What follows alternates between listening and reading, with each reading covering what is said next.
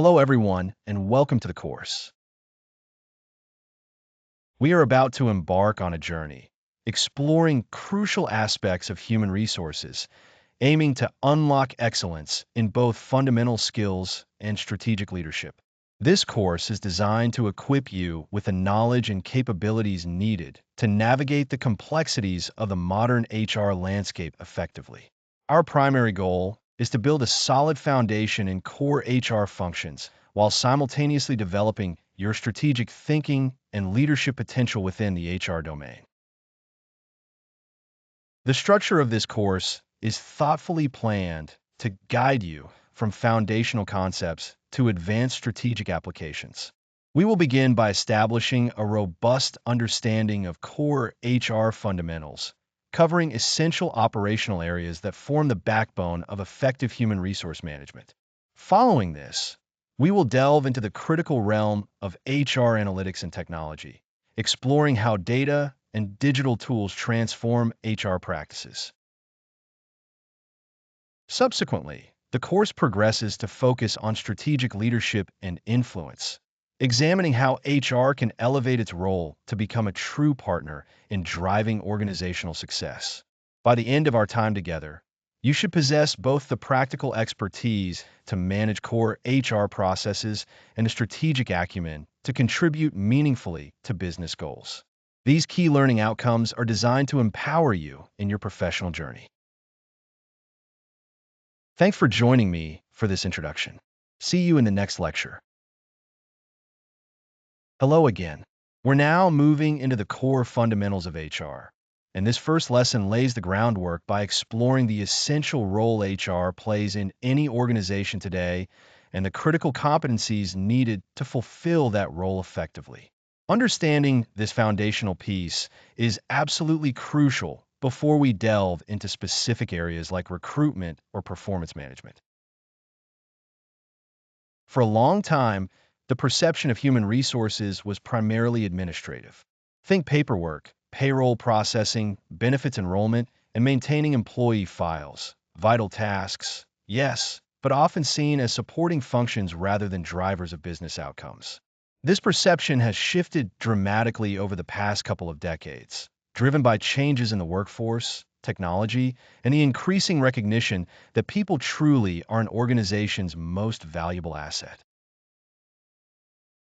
Today, HR professionals are expected to be strategic partners, sitting at the table with other business leaders and contributing directly to the overall strategy and health of the company. They are not just executing policies, but helping to shape them, ensuring that people's strategies align with and enable the achievement of broader organizational goals. This requires a fundamentally different mindset and skill set than the traditional administrative role. Becoming a strategic partner means understanding the business inside and out, its market, its financial state, its challenges, and its opportunities. HR needs to speak the language of the business and demonstrate how HR initiatives directly impact key performance indicators like profitability, innovation, customer satisfaction, or market share. It's about moving beyond metrics like time to hire in isolation and connecting them to business outcomes like speed to market for a new product. This elevated role demands a robust set of competencies, a blend of what we often call soft skills and hard skills. While the administrative fundamentals remain important, they are now the baseline, and the focus has shifted to capabilities that enable influence, insight, and strategic contribution. Without these skills, HR risks remaining a purely transactional function, unable to truly impact the organization's success. Let's start by examining some of these essential soft competencies, which are often about how we interact with others and navigate complex human situations. Communication is perhaps the most fundamental of these. It permeates every aspect of HR work. It's not just about talking clearly, but also about active listening, understanding nuances, and tailoring your message to different audiences. Whether it's an employee seeking guidance, a manager needing support, or an executive team discussing strategic shifts. Effective communication builds trust, clarifies expectations, and prevents misunderstandings that can otherwise derail individual performance or team collaboration. Think about delivering difficult feedback, explaining a new company policy, mediating a dispute, or presenting analytical findings. Each requires a specific communication approach to be effective and well received. Poor communication can quickly erode confidence in HR and create frustration throughout the organization. Another critical soft skill is conflict resolution, which is an almost daily occurrence in any workplace with diverse personalities and competing priorities. HR is often called upon to help navigate disagreements, mediate disputes between colleagues, or address grievances. Having the ability to listen neutrally, identify the root causes of conflict, and guide parties towards a constructive resolution is invaluable. Successful conflict resolution doesn't necessarily mean everyone walks away completely happy, but it should ensure that issues are addressed fairly, professional relationships are preserved where possible, and the workplace environment remains respectful and productive. Ignoring conflict or handling it poorly can lead to decreased morale, reduced productivity, and even legal issues. HR professionals must possess the patience, empathy, and structured approach needed to manage these challenging situations effectively. Stakeholder management is equally vital. HR interacts with a wide array of groups, all with different perspectives and needs. Employees want a positive work environment, fair pay, and development opportunities. Managers need support in leading their teams, clear guidelines, and access to talent. Executives require strategic insights and proof of HR's impact on the bottom line. Candidates expect a positive application and onboarding experience.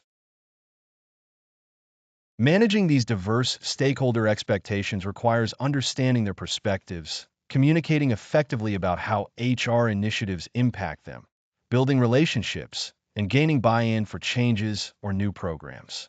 It's a balancing act, ensuring that policies and practices serve the broader organizational good, while also addressing the legitimate concerns and needs of individual groups. Failure to manage stakeholders effectively can result in resistance to change, lack of participation, and a perception that HR is out of touch or ineffective. Moving on to the hard skills, one that has become increasingly non-negotiable is analytical thinking. In a strategic HR role, decisions are no longer made based purely on gut feeling or anecdotal evidence. They are informed by data. This means HR professionals need to be comfortable with numbers, metrics, and basic analytical concepts. You need to be able to identify relevant HR metrics like turnover rate, employee engagement scores, cost per hire, or performance distribution. Collect and analyze data.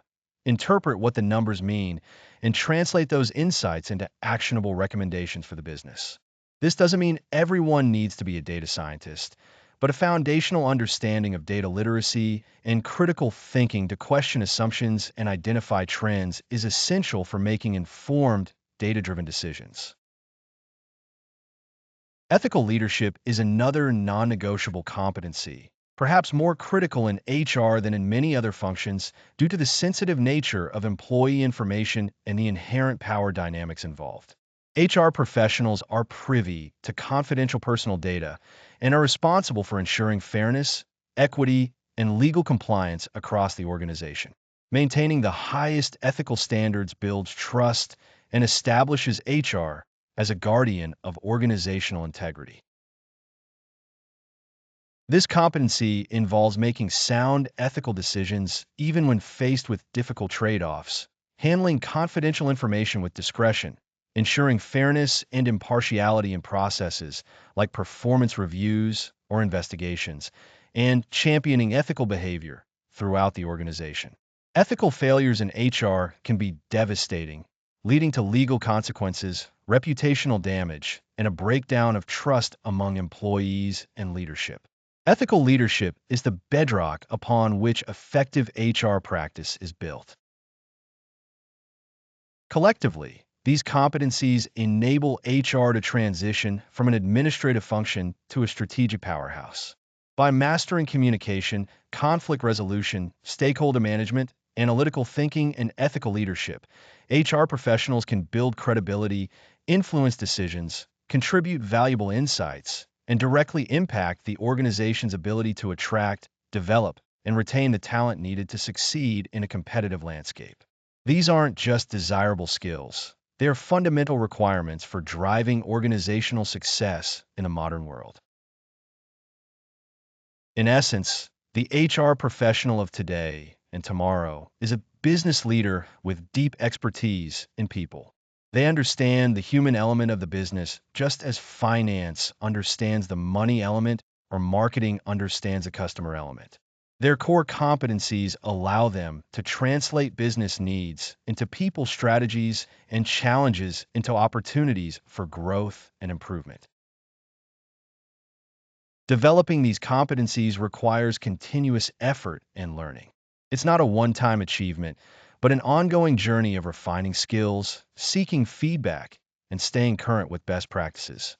You will encounter situations where these skills are tested, and each challenge is an opportunity to become more proficient and impactful. We've covered the evolving role and touched upon some core competencies that underpin it. As we move forward in this chapter, we will delve into specific HR functions where these skills are applied in practice. See you in the next lesson.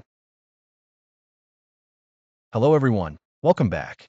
Today, we're diving into the essential world of building your team, specifically looking at recruitment and talent acquisition strategies. This is where the rubber meets the road in bringing the right people into your organization, which is arguably one of the most critical functions of any business aiming for success. Getting this right isn't just about filling seats. It's about building a foundation for future growth and innovation. Think about recruitment not just as posting ads and sifting through resumes, but as a strategic process designed to identify, attract, and select individuals who don't just have the skills, but also align with your culture and long-term goals.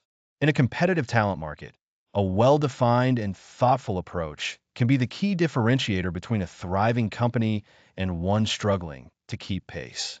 It requires more than just intuition. It demands a systematic method grounded in understanding both the market and your own needs. The landscape of talent acquisition is constantly evolving, driven by technological advancements, changing workforce expectations, and increased competition. Simply relying on traditional methods is no longer sufficient to consistently secure top performers or build a diverse team. We need to be proactive, innovative, and analytical in our approach if we want to build truly high-performing teams. A fundamental aspect of effective recruitment today is making it data-driven. This means moving away from purely gut feelings and anecdotal evidence towards using metrics and analytics to inform decisions at every step of the process. By measuring key indicators, we can identify what's working, what isn't, and where the bottlenecks exist within our talent pipeline. This allows for continuous improvement, ensuring that our efforts are efficient and effective. Consider metrics like time to hire, which measures the duration from the initial job posting or candidate contact to the candidate accepting an offer. A lengthy time to hire can indicate inefficiencies, a cumbersome interview process, or a lack of readily available talent, all of which need investigation.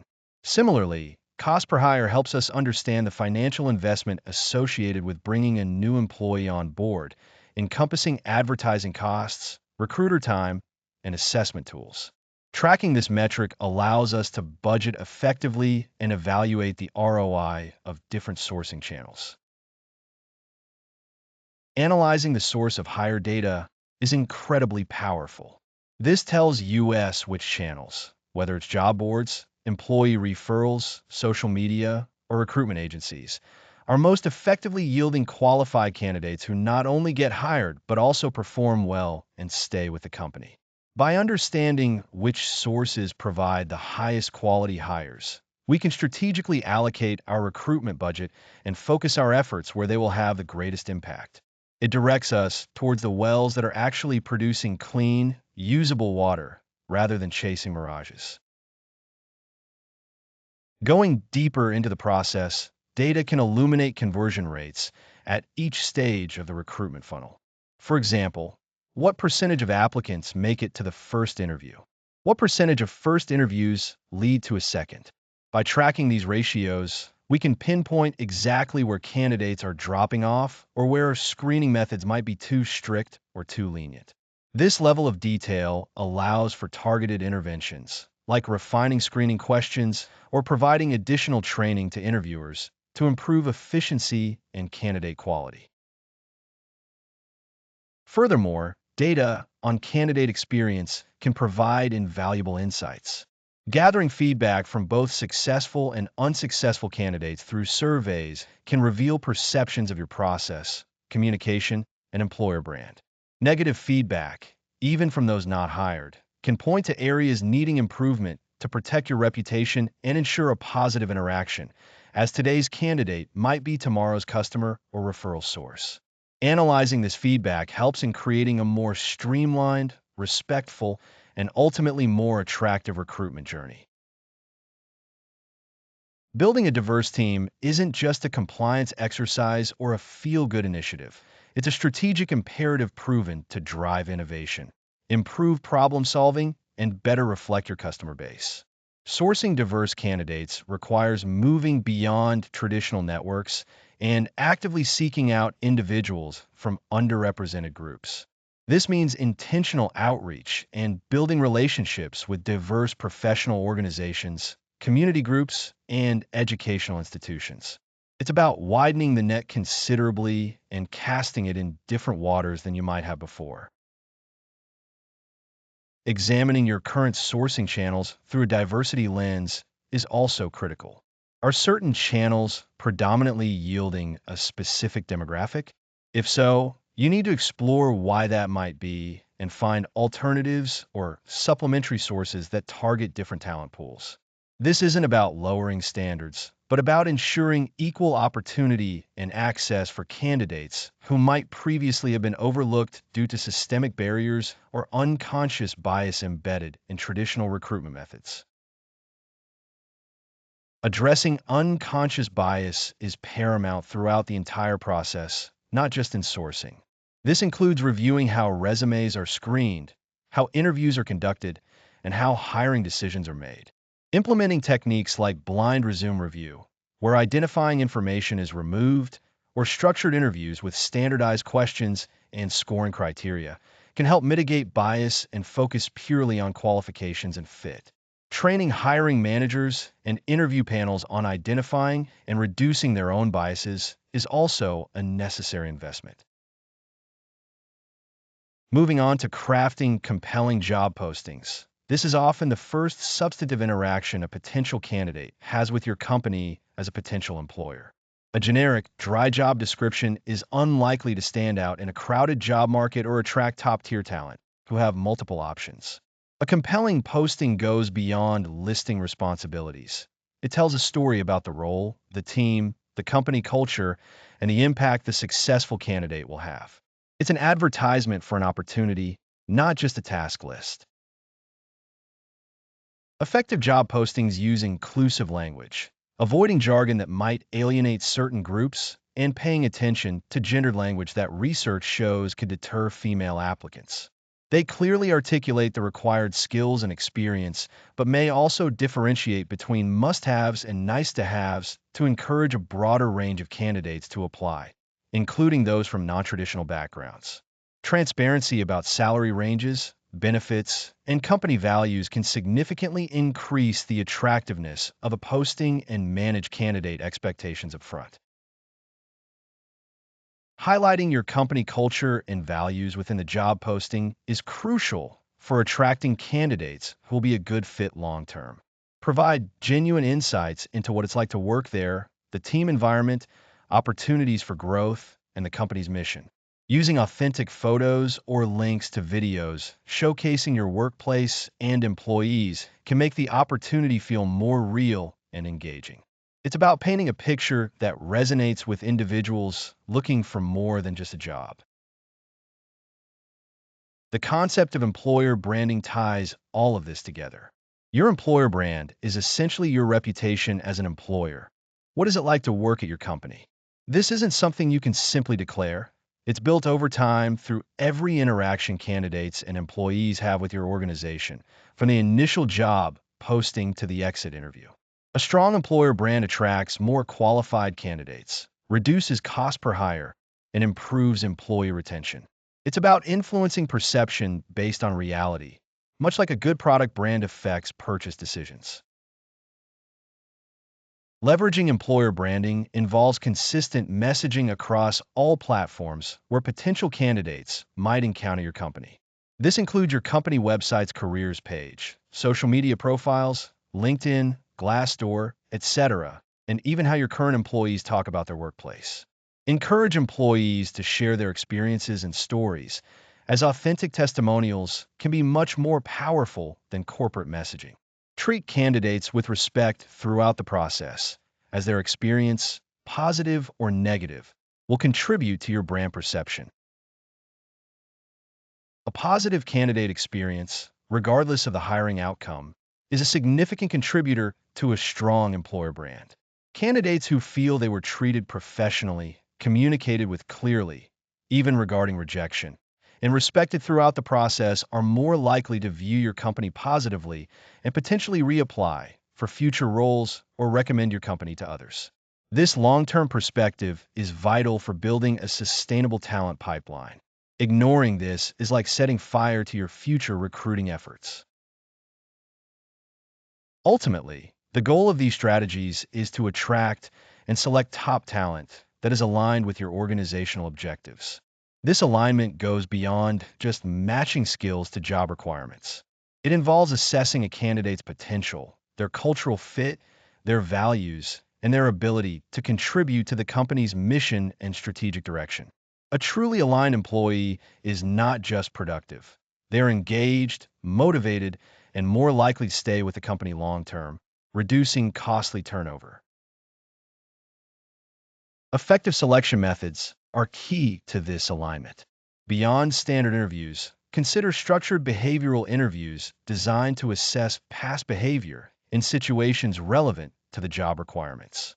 Assessments, whether skill-based tests, personality assessments, or situational judgment tests, can provide objective data points to supplement subjective interview impressions. Always ensure any assessment tools are validated and free from bias to ensure fairness and predictive validity.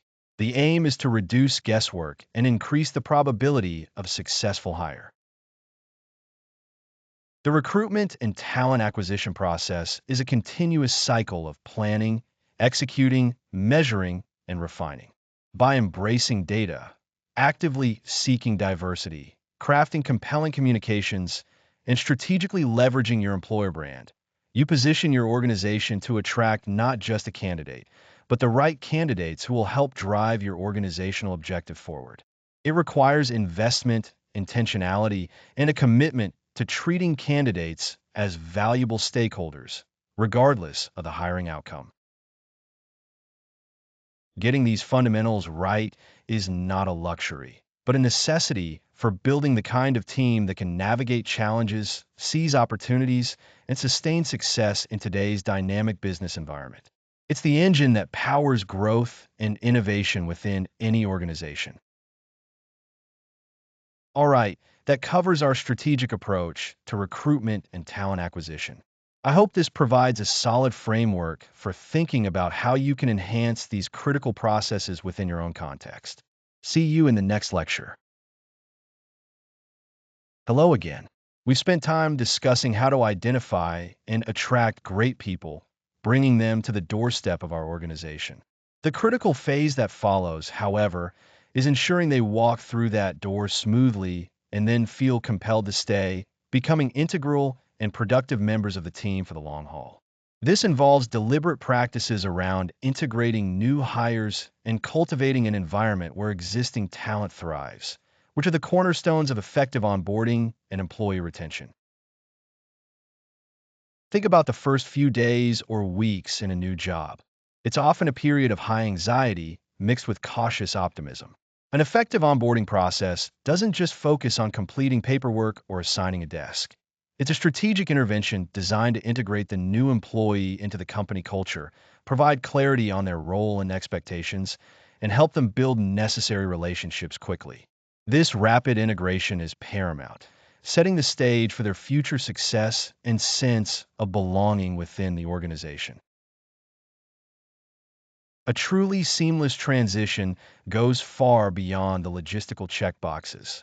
It means having their tools ready, their access configured, and a clear schedule for the first few days or even weeks, showing that their arrival was anticipated and valued. It involves introductions to key team members and stakeholders, not just a manager, ensuring they begin building a network of colleagues they can rely on and learn from. All of these details contribute to reducing the initial stress and accelerating their path to productivity. Fostering engagement starts from day one and continues throughout an employee's life cycle. During onboarding, engagement is about making the new person feel connected and part of the team, ensuring they understand the company's mission and how their role contributes to the bigger picture. This initial period is crucial for internalizing the culture and norms, which significantly impacts their long-term commitment and job satisfaction. An employee who feels connected early on is far less likely to feel isolated or consider leaving. One powerful tool for fostering both integration during onboarding and long-term engagement is the establishment of mentorship programs. Pairing new employees with more experienced colleagues provides a valuable resource for navigating unfamiliar territory, understanding unwritten rules, and gaining access to broader organizational knowledge. A good mentor acts as a guide, a sounding board, and a champion, helping the mentee build confidence and feel supported as they grow into their role and within the company. This isn't just beneficial for the mentee. It also develops leadership skills in the mentors and strengthens cross-team relationships. Developing robust retention strategies requires a deep understanding of why people choose to stay with an organization and, just as importantly, why they choose to leave. While compensation and benefits are certainly factors, they are often table stakes. Sustainable retention is built on a foundation of meaningful work, opportunities for growth, recognition, positive relationships with colleagues and managers, and a sense of purpose aligned with company values. Focusing solely on salary increases without addressing these other elements is like trying to fill a leaky bucket. Nurturing talent is inextricably linked to retention. Employees who feel their potential is recognized and invested in are far more likely to remain loyal. This isn't limited to formal training programs, although those are important. It also includes providing opportunities for challenging assignments, cross-functional projects, and discussions about career aspirations. When an organization actively supports an employee's development and shows them there's a future for them within the company, it builds a strong case for staying. The financial and structural costs of high employee turnover are significant and easily underestimated. Beyond the obvious expenses of recruitment and training new personnel, high turnover disrupts team cohesion, impacts productivity, and can damage institutional knowledge that walks out the door with departing employees. Implementing thoughtful retention strategies is not merely a nice-to-have HR initiative. It is a critical business imperative that directly impacts the bottom line and organizational stability. It's perhaps self-evident, but the quality of the onboarding experience has a profound and lasting impact on retention. A haphazard or unwelcoming onboarding process can plant seeds of doubt and dissatisfaction early on, leading to what's often called regrettable turnover within the first few months. Conversely, an experience that makes a new hire feel immediately valued, supported, and clear on their path significantly reduces early departure and sets a positive tone for their entire tenure. Getting the start right dramatically increases the probability of a long and successful journey. Effective retention strategies are multifaceted and require continuous attention, extending far beyond the initial onboarding phase. This includes establishing regular feedback loops, not just during formal performance reviews, but through consistent check-ins and opportunities for employees to voice concerns and suggestions. It also involves creating clear, albeit potentially flexible, career paths and demonstrating that there are opportunities for internal movement and advancement within the organization. A static environment where employees don't see a future is an environment where they will eventually look elsewhere. Cultivating a positive and inclusive work environment is also a cornerstone of effective retention. This encompasses everything from strong leadership and clear communication to a culture that values collaboration, respect, and work-life balance. When employees feel psychologically safe, respected, and supported by their colleagues and management, they develop a strong sense of loyalty and a desire to contribute to the collective success. These elements are often more powerful motivators for staying than purely transactional benefits, believe it or not. Measuring retention and engagement provides the data necessary to understand the effectiveness of these strategies and identify areas for improvement.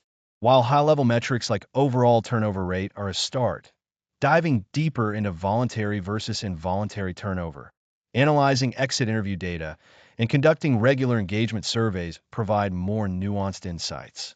Understanding why people are leaving and how engaged those who stay are allows for targeted interventions rather than guesswork. It's crucial to view both onboarding and retention not as isolated HR tasks, but as ongoing, integrated processes central to building a sustainable and successful workforce. Onboarding is the critical first step in the employee life cycle, seamlessly transitioning into the continuous effort of fostering engagement, growth, and satisfaction that defines effective retention. There is no finish line. It requires constant nurturing and adaptation based on feedback and the evolving needs of your people. See you in the next lecture. Hello again.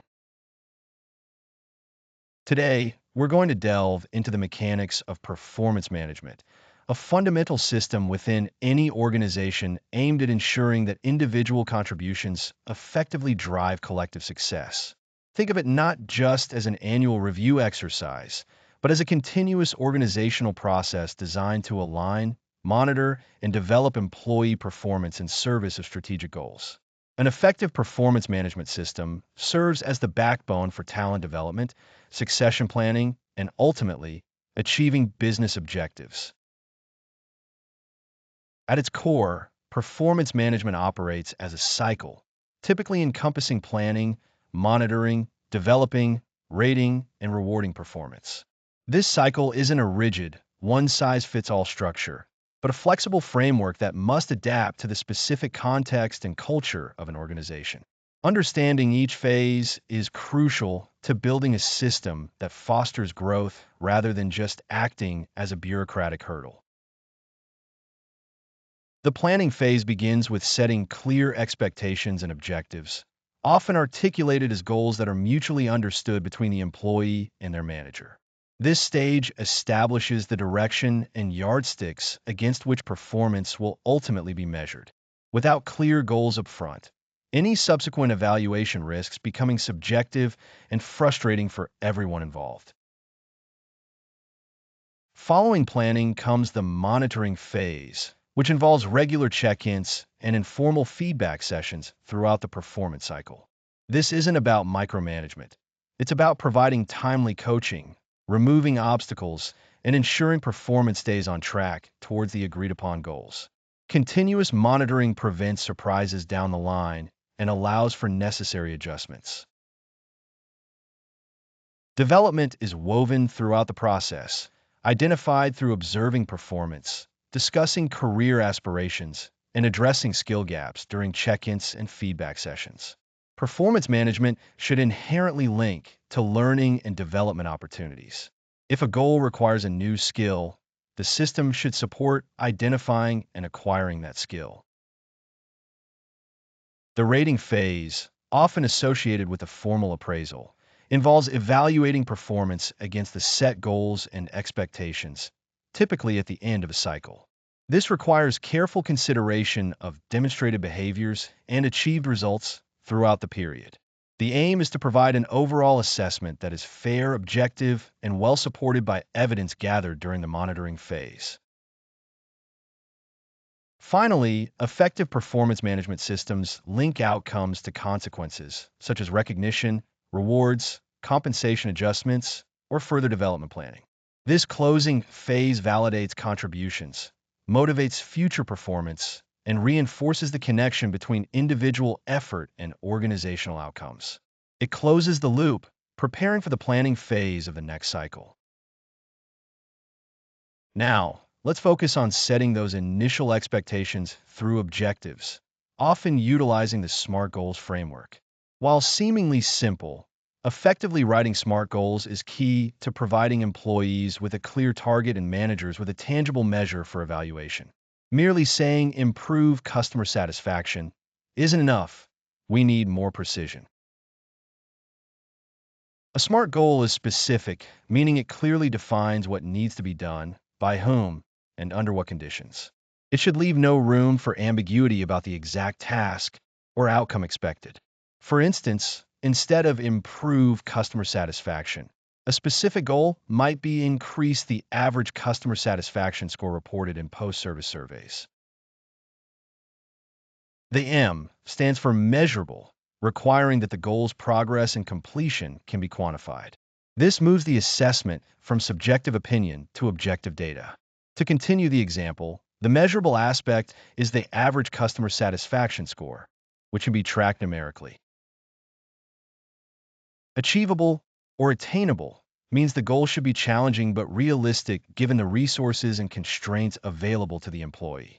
Setting goals that are impossible to reach is demotivating and counterproductive. Achieving the score increase should be a stretch, but within the realm of possibility for the employee with appropriate effort and support. Relevant means the goal aligns with the employee's role, team objectives, and the overall strategic priorities of the organization. It should contribute meaningfully to the bigger picture. Increasing customer satisfaction directly supports most business strategies focused on growth and retention. And finally, time-bound means the goal has a defined deadline or time frame for completion. This creates a sense of urgency and provides a clear endpoint for evaluation. Specifying within the next fiscal quarter makes the previously vague objective actionable and provides a clear deadline. Getting the manager and employee to collaborate on setting these SMART goals is vital. It ensures buy-in from the employee, who feels ownership over their objectives and alignment with the manager's view of priorities. This collaborative process sets a positive tone for the entire performance cycle. Moving into the appraisal phase, the objective is paramount. Appraisal should evaluate performance based on the concrete results and behaviors demonstrated against the preset goals and organizational competencies, not on personal feelings or biases. Relying on documented observations and data gathered during the monitoring phase is crucial for objectivity. Bias, both conscious and unconscious, can significantly undermine the fairness and effectiveness of performance appraisals. Common biases include the halo effect. Overall positive impression influences specific ratings. The Horn effect. Overall negative impression influences specific ratings. Leniency or severity bias. Tendency to rate everyone too high or too low. And recency bias, overemphasizing recent performance. Awareness and structure processes are the primary defenses. Incorporating multiple perspectives can enhance objectivity. While the manager's appraisal is central, input from peers, direct reports, and even customers' 360-degree feedback can provide a more comprehensive view of performance. Self-appraisals also give employees a voice and encourage reflection, though they must be considered alongside other inputs. Conducting the appraisal meeting itself requires preparation and skill. Both the manager and employee should review the performance period, gather relevant evidence, and reflect on accomplishments and areas for development. Planning the conversation ensures that key points are covered effectively and professionally. During the meeting, the manager should start by creating a comfortable environment and reviewing the purpose of the discussion. It's essential to discuss both achievements and areas for improvement using specific examples and data, linking back to the established goals and expectations. Active listening and encouraging employee participation are critical for a constructive dialogue. Documentation is not just administrative overhead. It's the bedrock of objective appraisal. Maintaining records of check-ins, feedback conversations, accomplishments, and challenges creates a factual basis for the final evaluation and supports consistency and fairness across the organization. Good documentation protects both the employee and the company. Delivering constructive feedback is perhaps the most challenging, yet most impactful part of the process. Feedback should be timely, meaning it's given as soon as possible after the relevant behavior or event occurs, rather than waiting months for a formal review. Delayed feedback loses its relevance and impact. Effective feedback is specific, focusing on concrete actions or behaviors and their impact, rather than vague generalizations about attitude or personality. Phrases like, when you did X in situation Y, it resulted in Z, are far more useful than, you need to have a better attitude. Providing specific examples helps the employee understand exactly what they need to change or continue doing. It's also beneficial to strive for balance, acknowledging successes and strengths alongside areas for development. Framing feedback positively, focusing on growth rather than criticism, encourages receptivity and motivates the employee to act. The goal is improvement, not blame. Difficult conversations require careful handling, often involving preparing what you want to say, anticipating potential reactions, and focusing on resolution rather than confrontation. Remaining calm, empathetic, and centered on the facts and desired future state helps navigate emotional responses and keep the discussion productive. Sometimes, simply stating the impact of behavior without judgment is the most powerful approach. Importantly, feedback should not be confined to the formal appraisal meeting. It's an ongoing practice woven into regular interactions. Cultivating a culture of continuous feedback, where employees and managers feel comfortable giving and receiving input casually and consistently, dramatically enhances engagement and performance agility throughout the year. This ongoing dialogue makes the formal review less of a shock and more of a summary. A truly effective performance management system ensures that individual performance aligns with and contributes directly to broader team and organizational objectives. This requires a process of cascading goals, where strategic priorities at the top of the organization are translated into specific, actionable goals for departments, teams, and ultimately, individual employees down the line. This ensures everyone is pulling in the same direction. Visible alignment motivates employees by helping them understand how their daily tasks contribute to the company's success. It provides a line of sight from individual effort to strategic outcomes. When employees see how their piece fits into the puzzle, they're more likely to be engaged and understand the importance of their work. Calibration is another crucial process, typically involving managers meeting together to review and discuss their proposed employee ratings before they are finalized. This cross-functional discussion helps ensure consistency in how performance standards are applied across different teams and departments. It mitigates manager bias and promotes fairness. Calibration sessions provide a forum for managers to justify their ratings with evidence and receive challenges or support from their peers and senior leaders. This collective scrutiny helps standardize evaluation criteria and identifies potential inconsistencies that could lead to perceptions of unfairness among employees. It's about making sure a meets expectations in one department means roughly the same thing in another. Addressing underperformance is an inevitable part of managing people, and a robust performance management system provides a framework for doing so constructively. Identifying performance gaps early through monitoring and feedback allows managers to intervene before problems become insurmountable. Ignoring underperformance erodes team morale and negatively impacts overall results. Formal processes for addressing underperformance often involve a performance improvement plan, or PIP. A PIP clearly outlines the specific areas needing improvement, the required level of performance, the support and resources the employee will receive, and a specific time frame for improvement. It's a structured approach to providing the employee with a clear path to success. While not solely a compensation system, performance management often links outcomes to recognition and reward structures. High performance might be linked to bonuses, salary increases, promotions, or other forms of recognition, reinforcing the value of their contribution. However, the system's primary purpose extends beyond just compensation. It's about development and alignment. Integrating performance data with compensation decisions should be transparent, ensuring employees understand how their appraisal results influence their pay and other rewards. This transparency builds trust in the system. The link between what you do and what you get should be clearly understood.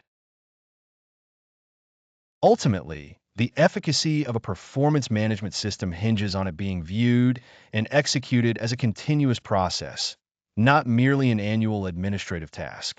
Regular check-ins, ongoing feedback, and dynamic goal adjustment are far more impactful than a single year-end evaluation. Building this rhythm is critical. Technology can play a significant role in enabling continuous performance management. Modern performance management software facilitates goal setting, tracks progress, supports regular check-ins, gathers feedback from multiple sources, and organizes documentation. These tools can streamline the process and make it more accessible and user-friendly. However, technology is just an enabler. The fundamental principles of clear communication, fairness, consistency, and a focus on development remain paramount.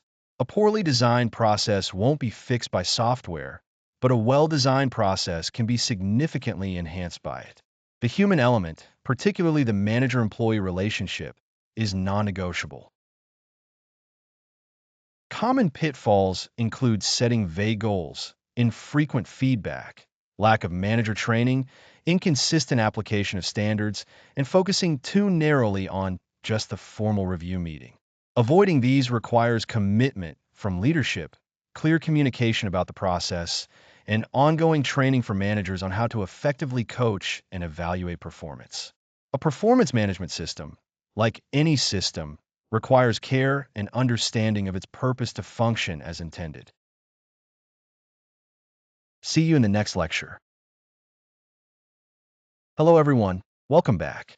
Today we delve into the crucial realm of learning and development programs, the engine that powers continuous growth and adaptation within any organization.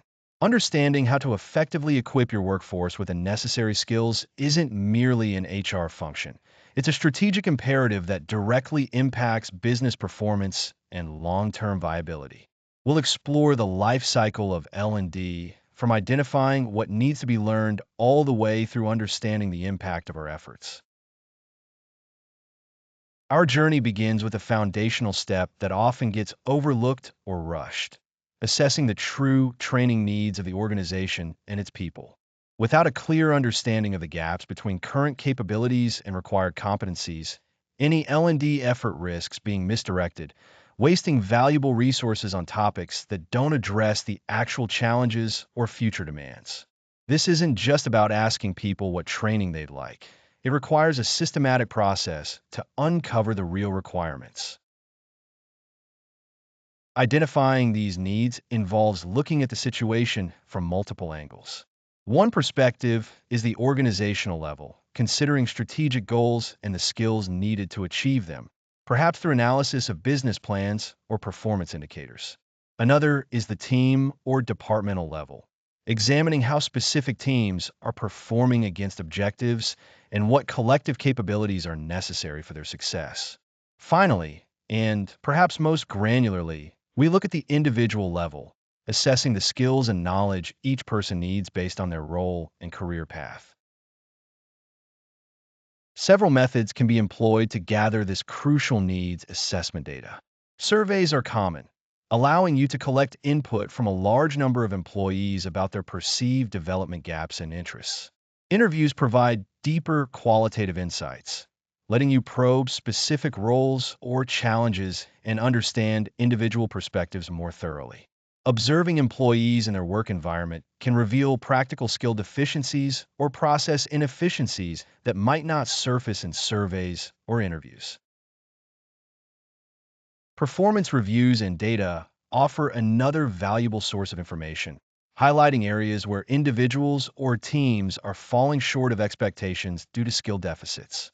Analyzing job descriptions helps clarify the required competencies for specific roles, providing a benchmark against which current skills can be measured.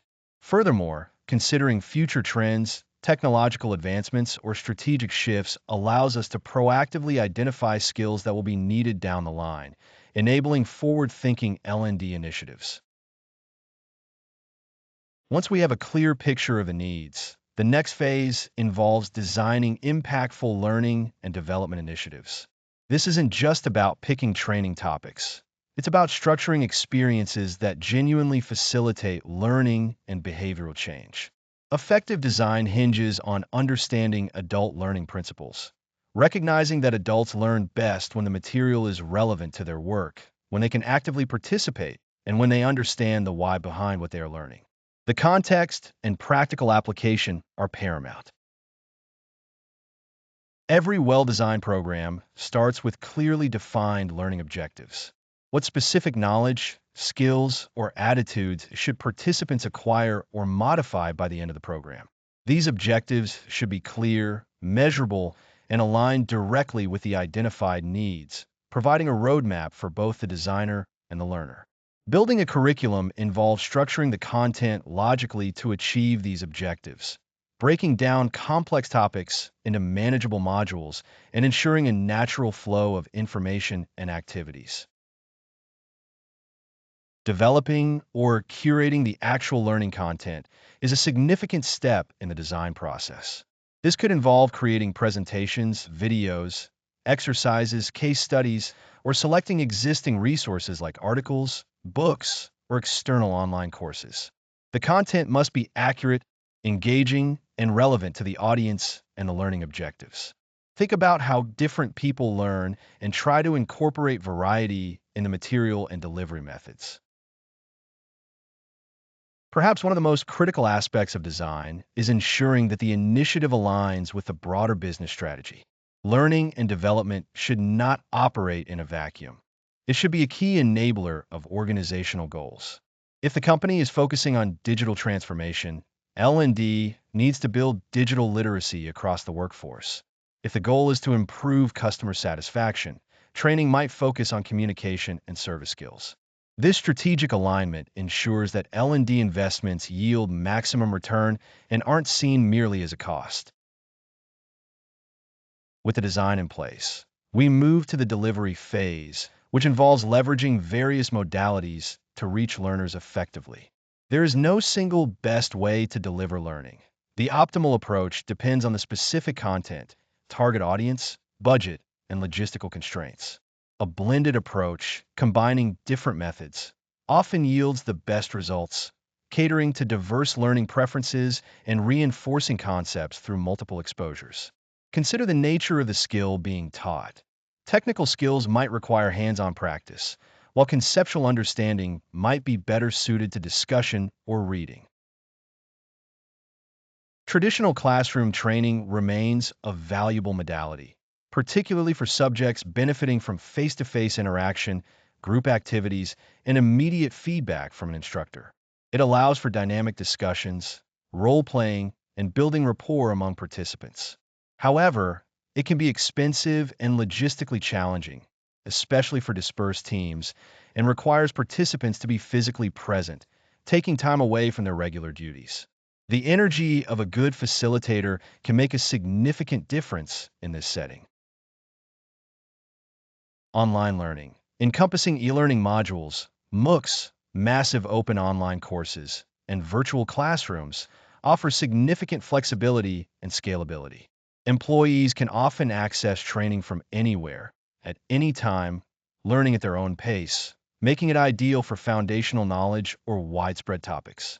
While cost-effective and convenient, it can sometimes lack the interactive depth of in-person sessions and requires learners to be self-disciplined. Designing engaging online content that holds attention is a key challenge here. On-the-job training, coaching, and mentoring are powerful modalities for applying learning directly in the work context. OJT involves learning by doing, often guided by a more experienced colleague. Coaching provides personalized guidance and support on specific skills or challenges. Mentoring offers broader career advice and wisdom from a senior member of the organization. These methods are highly practical and reinforce learning through immediate application, but they can be resource-intensive for the experienced personnel involved. Experiential learning and simulations provide safe environments for practicing skills and making decisions without real-world consequences. These can range from simple role plays to complex computer-based simulations that mimic real business scenarios. This modality is excellent for developing decision-making skills, teamwork, and handling critical situations, allowing learners to learn from mistakes in a low-risk setting. Setting up and maintaining simulations can be complex and costly, however.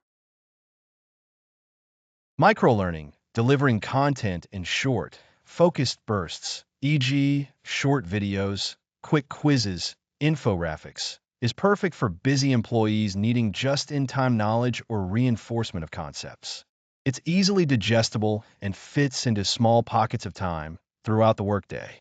While great for reinforcing specific points or providing quick tips, it's generally not suitable for teaching complex processes or deep conceptual understanding on its own. It works well as a supplement to other, more in-depth training. Once programs are delivered, simply checking attendance or completion rates isn't enough. We must systematically measure program effectiveness. Why measure? To understand if the initiatives are achieving their objectives, providing value for the investment, and identifying areas for improvement in future programs.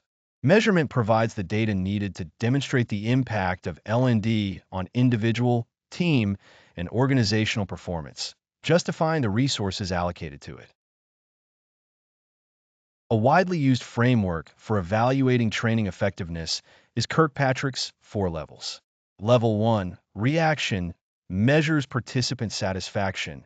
Did they like the program, the instructor, the materials? This is the easiest to measure, typically through post-training surveys, but it tells us little about whether learning actually happened or behavior changed.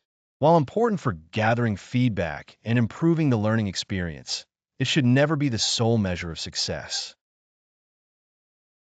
Level 2, learning, assesses the extent to which participants acquired the intended knowledge, skills, or attitudes. This can be measured through quizzes, tests, demonstrations, or assessments completed immediately after the training. This level confirms that attendees grasp the information, but still doesn't guarantee they will use it on the job or that it will affect performance. Showing learning has occurred is a step up from just measuring reaction. Level 3, behavior, focuses on whether participants applied what they learned back on the job. Are they using the new skill? Are they exhibiting the desired behavior change? Measuring this often requires observation, feedback from managers or peers, or self-assessments weeks or months after the training concludes. This level is much harder to measure than the first two, as numerous factors in the work environment can influence whether learning is transferred and applied. Support from managers is crucial here. Level 4, results, is the most impactful but also the most challenging to measure. This level asks, what was the impact on business outcomes? Did the training lead to increased productivity, improved quality, higher sales, reduced customer complaints, or lower turnover? Quantifying the direct link between a specific L&D program and business results can be difficult, as many other factors influence these metrics. This is where aligning L&D with strategic goals becomes critical, making it easier to draw a line between the learning intervention and the desired business impact. Some practitioners add a level 5, typically focusing on return on investment ROI. This level attempts to quantify the monetary benefits of the program and compare them to the costs, presenting the value in purely financial terms. Calculating L&D ROI can be complex and often involves estimating the value of the level 4 results, which itself can be challenging. However, for significant strategic L&D investments, attempting to calculate ROI or at least demonstrate clear business impact is essential for proving value to executive leadership. Beyond specific programs, a key objective for HR is to foster a culture of continuous improvement and skill growth throughout the organization. This goes beyond formal training events. It's about embedding learning into the everyday fabric of work. A culture of learning thrives when managers actively support employee development, providing opportunities for practice, coaching, and feedback. It's also about empowering employees to take ownership of their own learning journeys. Providing easy access to learning resources plays a vital role. This could be through a well-organized learning management system, LMS, internal knowledge bases, or curated external content. Promoting a growth mindset, the belief that abilities can be developed, encourages employees to embrace challenges and see failures as learning opportunities. When mistakes lead to learning rather than reprimand, people are more willing to stretch themselves and acquire new skills. Integrating learning into work routines can involve practices like debriefing after projects to capture lessons learned, peer-to-peer knowledge sharing sessions, or allocating specific time for deliberate practice or skill development. When learning is seen not as an interruption, but as an integral part of the job, it becomes a natural and continuous process. A strong learning culture is a competitive advantage, allowing the organization and its people to adapt quickly to changing circumstances. Effectively managing learning and development programs requires a strategic approach, starting with a robust needs assessment, followed by thoughtful design, versatile delivery, rigorous measurement, and culminating in the cultivation of a culture that embraces continuous learning. By attending to each stage with diligence and alignment with business objectives, HR can transform L&D from a set of isolated activities into a powerful engine for organizational success and employee growth. See you in the next lecture. Welcome back. We're going to delve into something absolutely fundamental to the employee-employer relationship: how people get paid and what else they receive for their work. This area, compensation and benefits, isn't just about numbers. It is the bedrock of fairness, motivation, and an organization's ability to attract and keep the talent it needs to function. Understanding the principles here is crucial because compensation and benefits are often the most tangible expression of an employee's value to the organization and a significant factor in their decision to join or stay. It impacts everything from the company's budget to employee morale and overall strategic effectiveness. Getting this right is not optional. It's a necessity for any thriving business. Let's start by considering compensation structures themselves, the fundamental framework that dictates how base pay is organized within a company. This involves defining different levels or grades for jobs based on factors like required skills, responsibility, effort, and working conditions.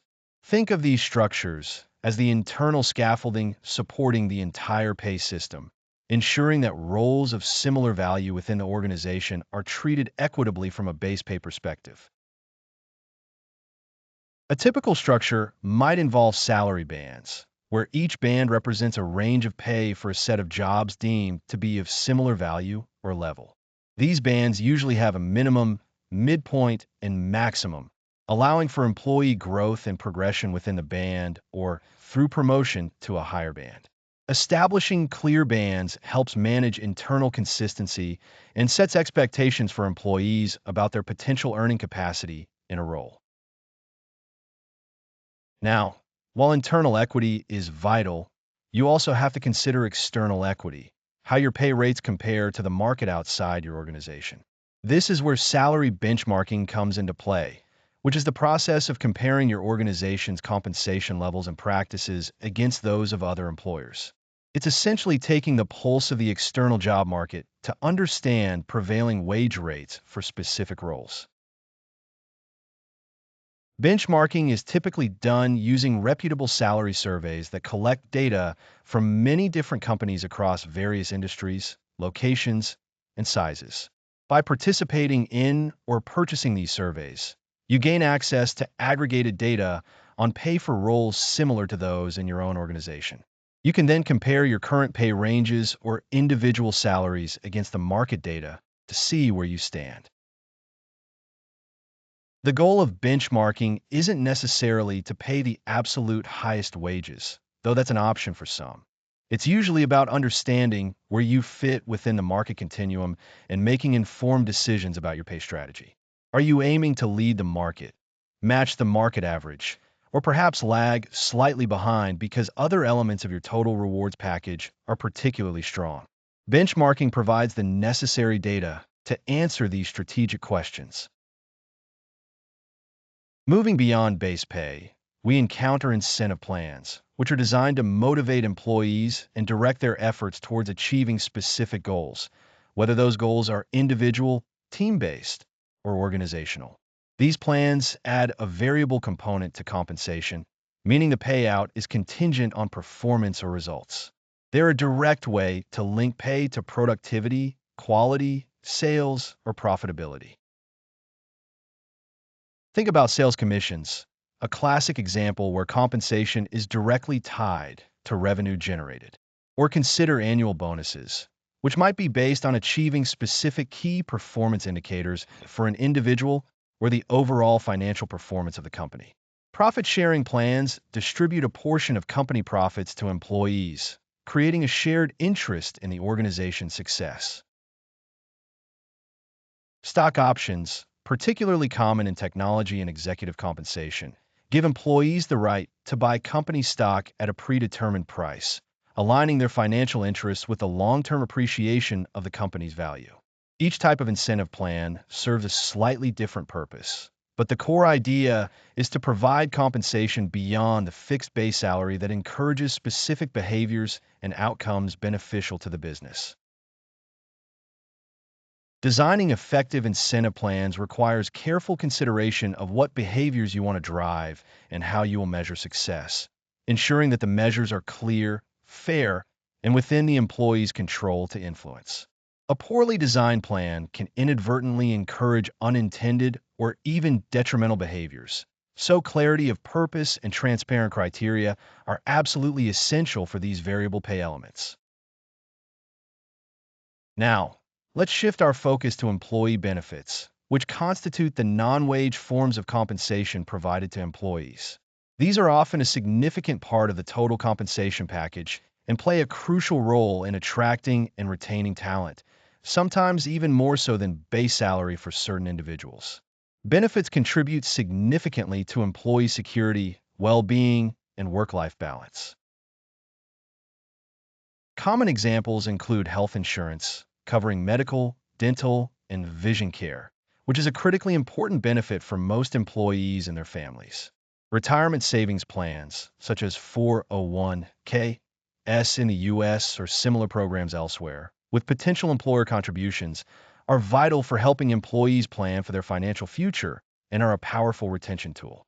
Paid time off, including vacation, sick leave, and holidays, allows employees to rest, recharge, and attend to personal matters. Other benefits might include life insurance, disability insurance, wellness programs, employee assistance programs for mental health support, and sometimes more unique offerings like tuition reimbursement or transportation subsidies. The specific mix of benefits offered is often influenced by industry norms, geographic location, company size, and the overall strategic goals of the organization. Competitive benefits can make a less than top-tier salary much more appealing to potential hires.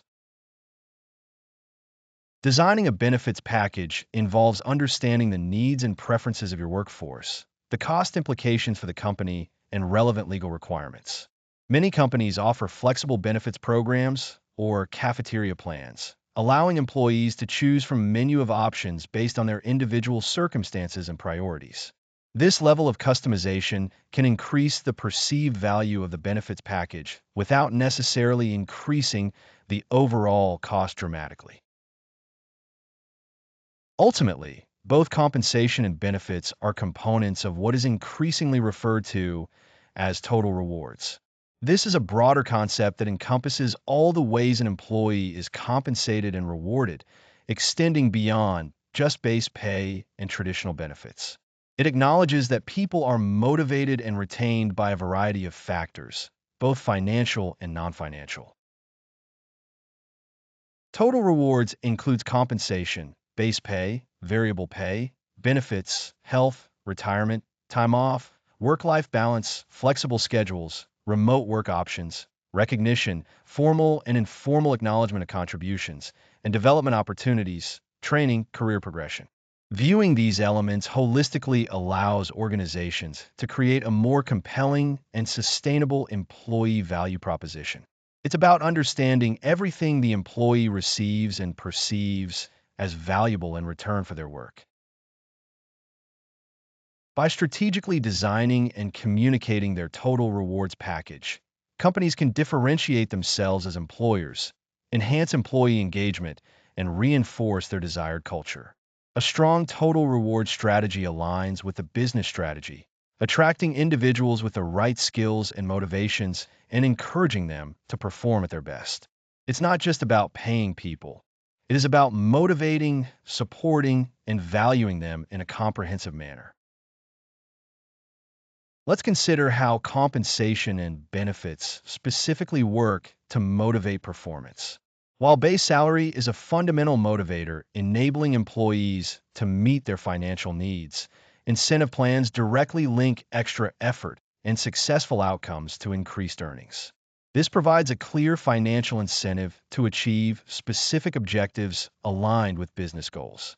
For example, a sales rep motivated by commission will focus on closing deals.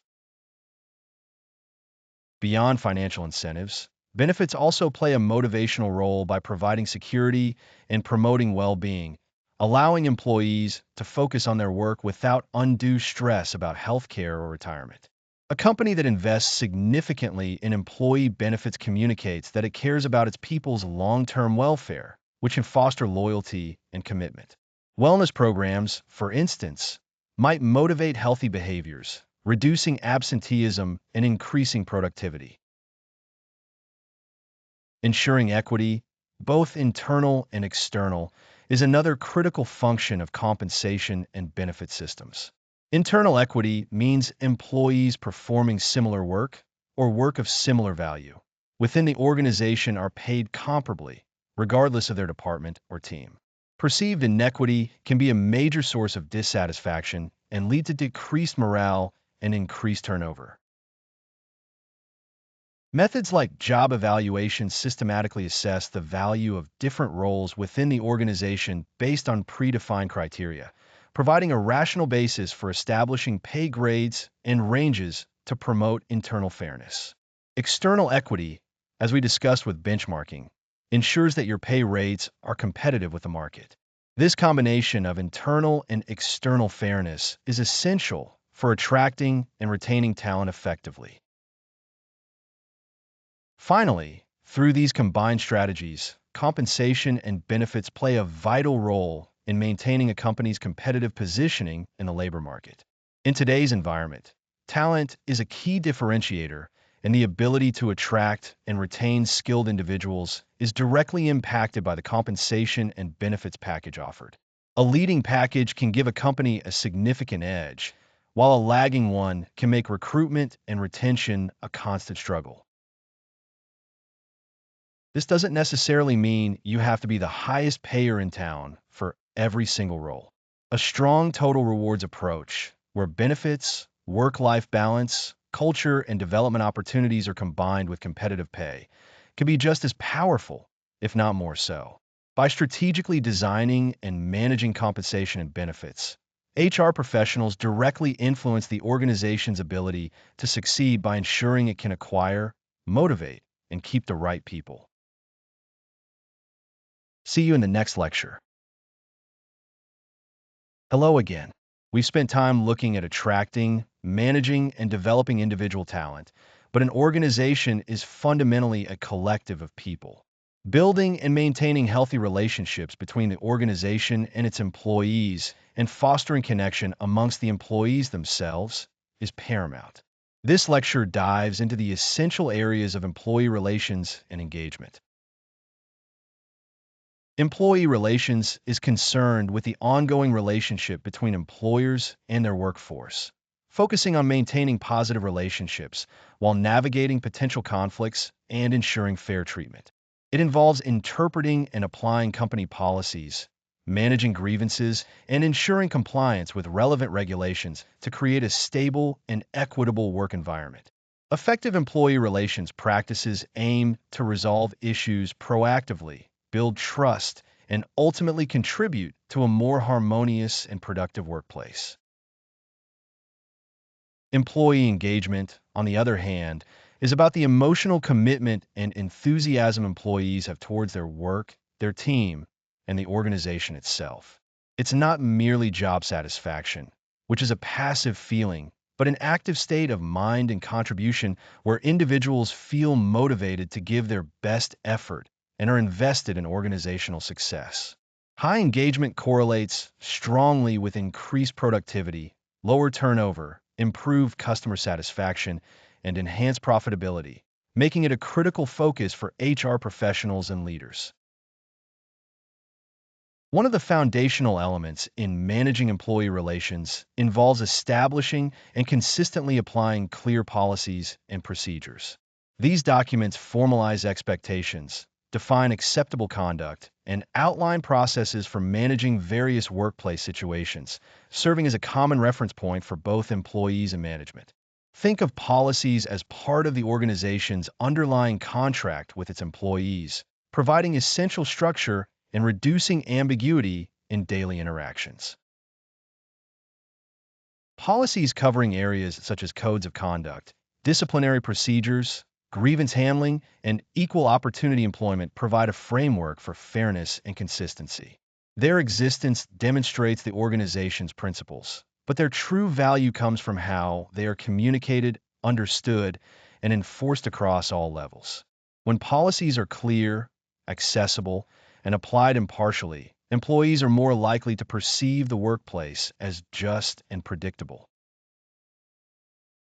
A lack of clarity in policies, or worse yet, inconsistent application, can quickly erode trust and become a significant source of employee dissatisfaction and legal risk. When employees are unsure of the rules or see them applied selectively, it breeds cynicism and undermines the perception of fairness. Therefore, maintaining up-to-date, clear, universally applied policies is not just administrative work. It's crucial to building a foundation of trust and managing expectations. Despite having clear policies, conflict is an inherent part of human interaction within any organization. Differences in personality, perspective, goals, or communication styles can all lead to disagreements, misunderstandings, and friction between individuals or teams. When conflict is left unaddressed or poorly managed, it can escalate, damage relationships, decrease productivity, and negatively impact the overall work environment. HR plays a crucial role as a neutral party in helping navigate workplace conflicts. This involves providing guidance, facilitating communication, and implementing resolution processes designed to address the root causes of the disagreement constructively. The goal is not simply to make the conflict disappear, but to find a resolution that is perceived as fair, allows parties to move forward, and ideally preserves working relationships. Various conflict resolution techniques are available, ranging from informal coaching and counseling to more formal processes like mediation or investigations. The appropriate approach depends on the nature and severity of the conflict, the parties involved, and the organizational context. Effective conflict resolution requires active listening, empathy, impartiality, and a commitment to finding mutually acceptable solutions whenever possible. Mediation involves a neutral third party, often an HR professional or a trained facilitator, who assists the disputing parties in communicating and negotiating a resolution themselves. The mediator does not impose a solution but guides the conversation, helps identify underlying interests, and encourages constructive dialogue. This approach is often beneficial for preserving ongoing working relationships, as the parties themselves are empowered to find their own path forward. In situations involving serious allegations like harassment, discrimination, or misconduct, a more formal investigation process is typically required. An investigation involves gathering evidence, interviewing involved parties and witnesses, and impartially determining the facts of the situation. The objective is to ascertain what happened, evaluate it against policy and legal standards, and make recommendations for appropriate action, which might include disciplinary measures. Ultimately, successful conflict resolution helps prevent minor issues from becoming major crises and demonstrates the organization's commitment to providing a safe and respectful workplace. By having robust processes in place and skilled individuals to manage conflict, organizations can mitigate risks, reduce stress, and maintain a focus on their core business objectives. It reinforces the idea that disagreements can be navigated constructively rather than destructively.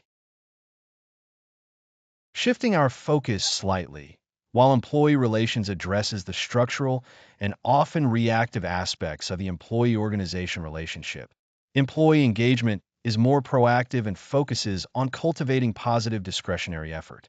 It's about creating an environment where employees want to contribute more than the minimum required, not because they have to, but because they are genuinely invested. Engagement is a significant predictor of not just how long someone stays, but how effectively they perform while there. An engaged employee is typically someone who understands their role's contribution to the bigger picture, feels valued and supported by their manager and colleagues, and has opportunities for growth and development.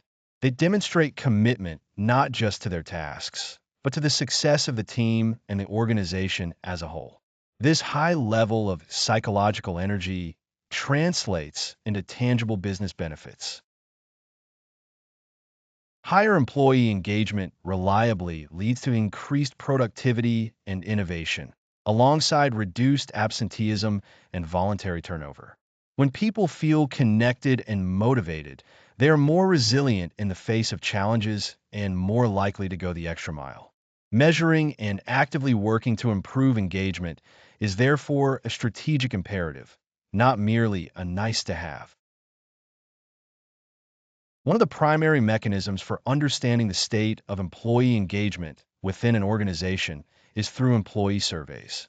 These can range from comprehensive annual surveys to shorter, more frequent pulse surveys focused on specific topics. Surveys provide a systematic way to gather feedback on various drivers of engagement, such as leadership, communication, opportunities for growth, recognition, and work-life balance. Designing effective engagement surveys involves crafting clear, unbiased questions and ensuring employee anonymity to encourage honest feedback. The survey platform and process must be perceived as secure. Otherwise, employees will be hesitant to share potentially negative but valuable insights. It's important to communicate the purpose of the survey clearly and manage expectations about how the results will be used. Collecting data is only the first step. The real value comes from analyzing the results to identify key strengths and areas for improvement. This involves segmenting data by department, team, or other demographics to pinpoint specific hotspots or issues. The most critical phase, however, is taking visible, meaningful action based on the insights gained from the survey. Failing to act on survey feedback can be worse than not conducting a survey at all, as it signals to employees that their opinions are not valued, eroding trust and further disengaging them. Action planning should involve managers and teams, focus on a few key priorities, and progress should be communicated regularly. This demonstrates responsiveness and reinforces that feedback is taken seriously, completing the feedback loop. Another powerful lever for driving employee engagement and fostering a positive culture is establishing effective recognition programs. Recognition is the act of acknowledging and appreciating employees' contributions, efforts, and achievements, validating their impact on the team and the organization. It signals that their work is seen and valued beyond just the completion of tasks. Recognition can take many forms, from formal awards and bonuses to informal verbal praise or a simple thank you. It can be top-down from managers, peer-to-peer, or across different teams. The most effective recognition is timely, specific, and linked to desired behaviors or outcomes that align with organizational values and goals. Well-designed recognition programs are equitable, transparent, and easy for employees to participate in, whether giving or receiving recognition. They should cater to different preferences, as what feels meaningful varies from person to person. For some, it might be public praise, for others, a private note or a development opportunity. Recognition reinforces positive contributions and encourages employees to repeat those behaviors. Linking recognition to specific organizational values, strategic objectives, or outstanding performance helps reinforce what is truly important for the business. It moves beyond just rewarding activity to celebrating contributions that genuinely drive success and exemplify the desired culture. Consistent, meaningful recognition fosters a sense of belonging and encourages employees to feel truly appreciated for their efforts. Underpinning both effective employee relations and high engagement is clear, consistent, and open communication. Communication is not just about broadcasting information. It's a two-way street involving listening and dialogue. It is the fundamental process through which trust is built, expectations are managed, and relationships are maintained. Organizations need robust channels for communicating information about policies, performance expectations, strategic direction, and company news. Equally important are channels for employees to provide feedback, raise concerns, ask questions, and feel heard. Transparency, even when delivering difficult news, is crucial for maintaining credibility and trust with the workforce.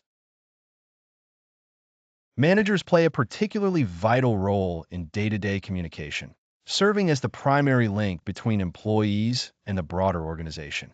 How managers communicate, their openness, frequency, activeness in listening, and ability to provide clear feedback significantly impacts employee perceptions and engagement levels. Empowering managers with communication skills is therefore a key HR responsibility. Bringing all these elements together, clear policies, fair conflict resolution processes, actively solicited and acted upon engagement feedback, meaningful recognition, and open communication, provides the building blocks for trust. When employees believe they will be treated fairly, their concerns will be heard, their contributions valued, and information is shared honestly, trust flourishes. This trust is the foundation upon which strong relationships and collaboration are built.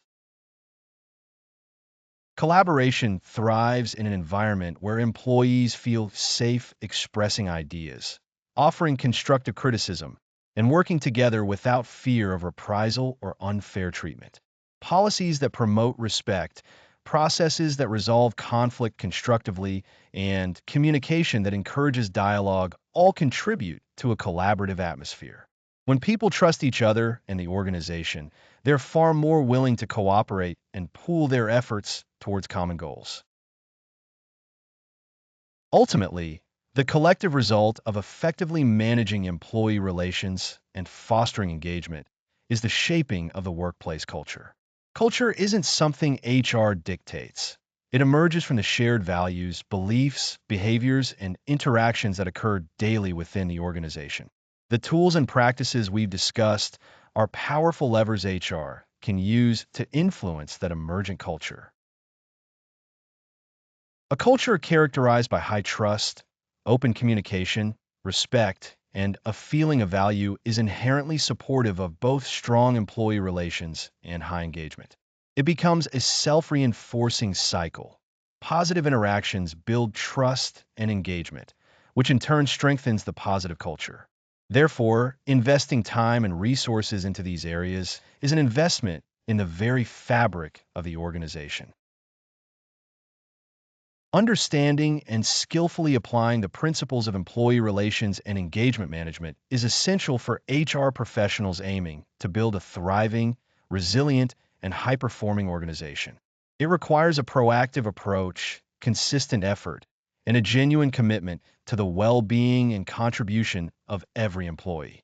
These practices are not isolated activities, but interconnected components of a holistic strategy for creating a workplace where people can do their best work and contribute meaningfully. See you in the next lecture. Okay, welcome back. Let's dive into the foundational principles of employment law and compliance, which is utterly critical for anyone working in HR. Understanding the legal landscape isn't just about ticking boxes or avoiding fines. It's fundamentally about building trust, ensuring fairness, and safeguarding both the employees and the organization itself. It's impossible to be an effective strategic partner or even manage basic HR functions like hiring or performance without a solid grasp of these rules. This knowledge forms the bedrock upon which compliant and ethical HR practices are built. Naturally, specific laws vary considerably depending on your geographic location. Whether you're in the United States, Europe, Asia, or elsewhere, but the underlying principles and categories of law are remarkably consistent across most developed economies. We're typically talking about areas like anti-discrimination, wage and hour regulations, workplace safety standards, and various types of mandated leave. Navigating this complex web requires diligence and a commitment to staying informed. One of the cornerstones of employment law is anti-discrimination, prohibiting unfair treatment based on protected characteristics. These characteristics commonly include race, color, religion, sex, including sexual orientation and gender identity in many places, national origin, age, disability, and genetic information. Ensuring equal opportunity in hiring, promotion, and all terms of employment is a fundamental legal and ethical requirement. Discrimination can manifest in different ways, often categorized as either disparate treatment or disparate impact. Disparate treatment is intentional discrimination, where someone is treated differently specifically because of a protected characteristic. Disparate impact, on the other hand, occurs when a seemingly neutral policy or practice disproportionately harms a protected group, even without a discriminatory intent. Recognizing the potential for both is vital in reviewing policies and procedures.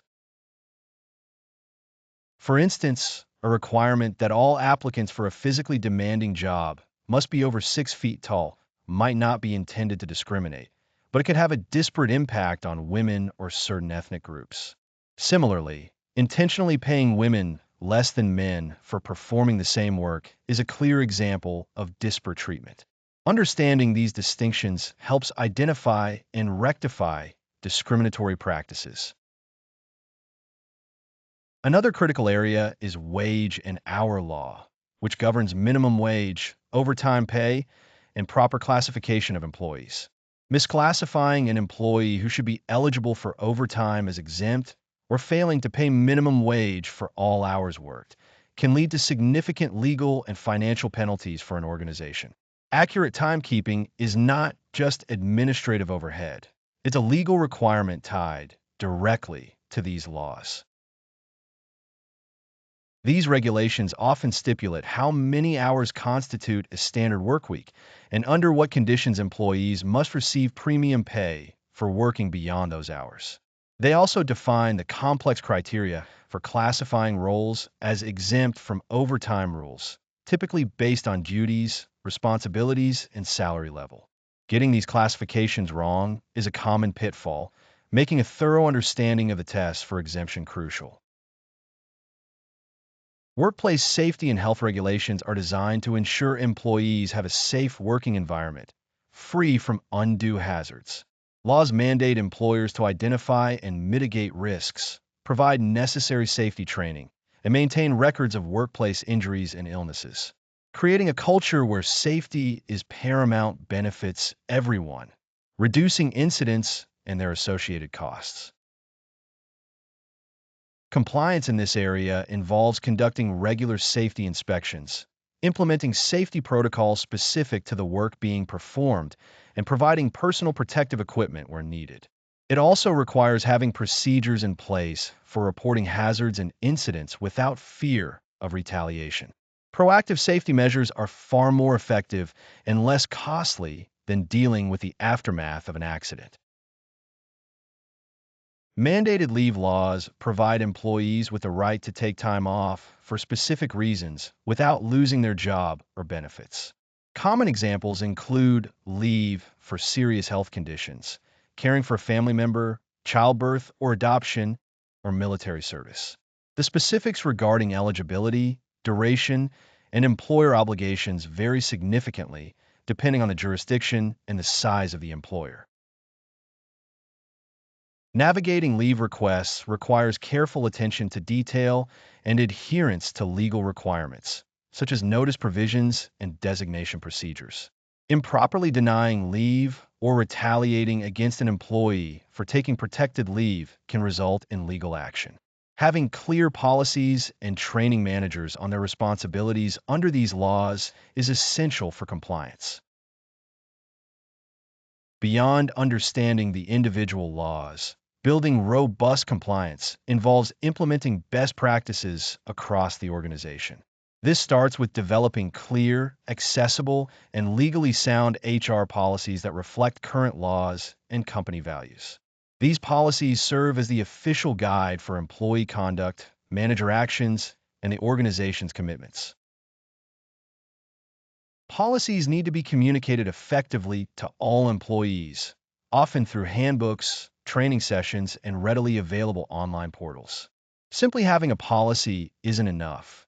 Employees and managers must understand what is expected of them and what their rights and responsibilities are. Regular training on key policies like anti-harassment, non-discrimination, and leave procedures is critical. Furthermore, compliance requires ongoing monitoring and internal audits to ensure that practices align with policies and legal requirements. This could involve reviewing hiring processes, payroll records, performance management documentation, and termination procedures. Identifying and correcting potential compliance issues proactively is far better than waiting for a complaint or lawsuit. Risk mitigation is a core outcome of effective employment law compliance. By adhering to legal standards and implementing sound policies, organizations significantly reduce their exposure to legal challenges, government investigations, fines, and costly litigation. A strong compliance program acts as a shield against potential liabilities. Consider the financial and reputational damage that a major class action lawsuit alleging systemic discrimination could cause. Even a single successful claim of wrongful termination or unpaid overtime can be incredibly expensive in terms of legal fees and settlements or judgments. Proactive investment in compliance is an investment in stability and sustainability. Given the dynamic nature of employment law, staying updated is not optional. It's a continuous necessity for HR professionals. Laws change, courts issue new interpretations, and regulatory agencies update their guidance. Relying on outdated information is a fast track to noncompliance. This means actively seeking out information from reliable sources, which might include legal counsel specializing in employment law, reputable HR professional associations, and official government websites for labor and equal opportunity agencies. Subscribing to legal updates and participating in relevant training are crucial habits for maintaining expertise in this area. Ultimately, Understanding and complying with employment law elevates the HR function from administrative support to a genuine strategic partner. It positions HR as the guardian of legal and ethical standards, contributing directly to a positive organizational culture, employee trust, and long-term business success. Compliance isn't a burden. It's a fundamental component of effective and responsible leadership. Thanks for joining for this important discussion. See you in the next lecture. Hello again. Welcome back. For too long, HR has been seen, sometimes justifiably, as simply an administrative function, processing payroll, managing benefits enrollment, handling compliance filings. While these tasks are undoubtedly necessary, they rarely demonstrate the true strategic value that human resources can bring to an organization. To move beyond this perception and genuinely influence business outcomes, we need to understand the language of business, and that means understanding numbers. Think about other departments within a company. Sales has revenue figures. Marketing has lead conversion rates. Finance has profit and loss statements. They all track key indicators of their performance and impact. HR, to be taken seriously at the executive table, must also quantify its contribution and demonstrate its effectiveness in a clear, objective manner. This is where HR metrics and analytics come into play. They provide the data points we need to measure what's happening with our workforce, identify trends, understand the impact of HR initiatives, and, crucially, make informed decisions rather than relying solely on intuition or anecdotal evidence. It's about moving from guesswork to evidence-based practice. So, we're not just talking about collecting data for the sake of having numbers. We're talking about transforming that data into actionable insights that drive improvements across the organization. This foundational understanding of metrics is the essential first step on that path, allowing us to speak with credibility and demonstrate concrete value. Before we dive into specific examples, let's clarify some terms you'll hear frequently in this space: metrics, key performance indicators, KPIs, and analytics. While often used interchangeably, they represent slightly different concepts in the data journey. Grasping the distinction helps us use the tools more effectively. A metric is essentially a raw unit of measurement. It's a calculation that gives us a number about a specific aspect of the workforce or HR processes. Think of it as a single data point or simple ratio. For instance, the number of employees who left the company in a specific month is a metric. The total cost incurred during the recruitment process for a position is another metric. These numbers are factual and provide a snapshot, but they don't necessarily tell you how well you read doing or what action to take on their own. A key performance indicator, KPI, on the other hand, is a metric specifically chosen because it directly relates to a strategic goal or objective. It is a measure that indicates how effectively an organization or an HR function is achieving its key business objectives. KPIs help us understand performance relative to expectations or targets. Using our previous examples, simply knowing the number of employees who left might be interesting, but tracking the voluntary turnover rate against a benchmark or a target percentage becomes a KPI if reducing voluntary turnover is a strategic goal. It signals whether our retention efforts are succeeding or failing. A KPI tells you if you're on the right track towards a defined business outcome. Finally, analytics is the process of examining metrics and KPIs, often in combination with other data, to uncover meaningful patterns, correlations, and insights. It involves more sophisticated techniques than simply calculating a metric, using statistical methods to understand why something is happening, predict future trends, or evaluate the impact of different factors. Analytics moves us from what happened, metrics/KPIs, to why it happened and what is likely to happen next, and ultimately, what can we do about it? This process transforms raw data into intelligence that can inform strategic decisions, identify root causes of problems, and forecast future workforce needs. It's the sophisticated layer on top of the raw numbers. Now, let's look at some fundamental HR metrics and KPIs that every HR professional should understand. These are commonly used across organizations and provide crucial insights into the health and effectiveness of your workforce and your HR operations. We will start with one of the most critical and frequently discussed, turnover rate. Turnover rate measures the percentage of employees who leave an organization over a specific period, typically a year. It's calculated by dividing the number of employee separations during the period by the average number of employees during that same period, then multiplying by 100. For example, if you had 10 separations in a month and an average of 200 employees, your monthly turnover rate is 5%. This is then often annualized. Why is turnover rate a crucial KPI? It's also important to distinguish between different types of turnover. Voluntary turnover is when an employee chooses to leave, which can signal issues the organization might influence. Involuntary turnover is when the organization terminates an employee, perhaps due to performance or restructuring.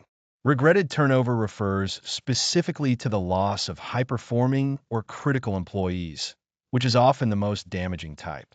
Tracking these separately gives you a much clearer picture. Next, let's consider time to hire. This metric measures the number of days it takes from the moment a job opening is approved until a candidate accepts the offer. It's calculated for individual roles or averaged across all hires over a period. A shorter time to hire generally means a more efficient recruitment process, which can save money and ensure roles are filled quickly to maintain productivity.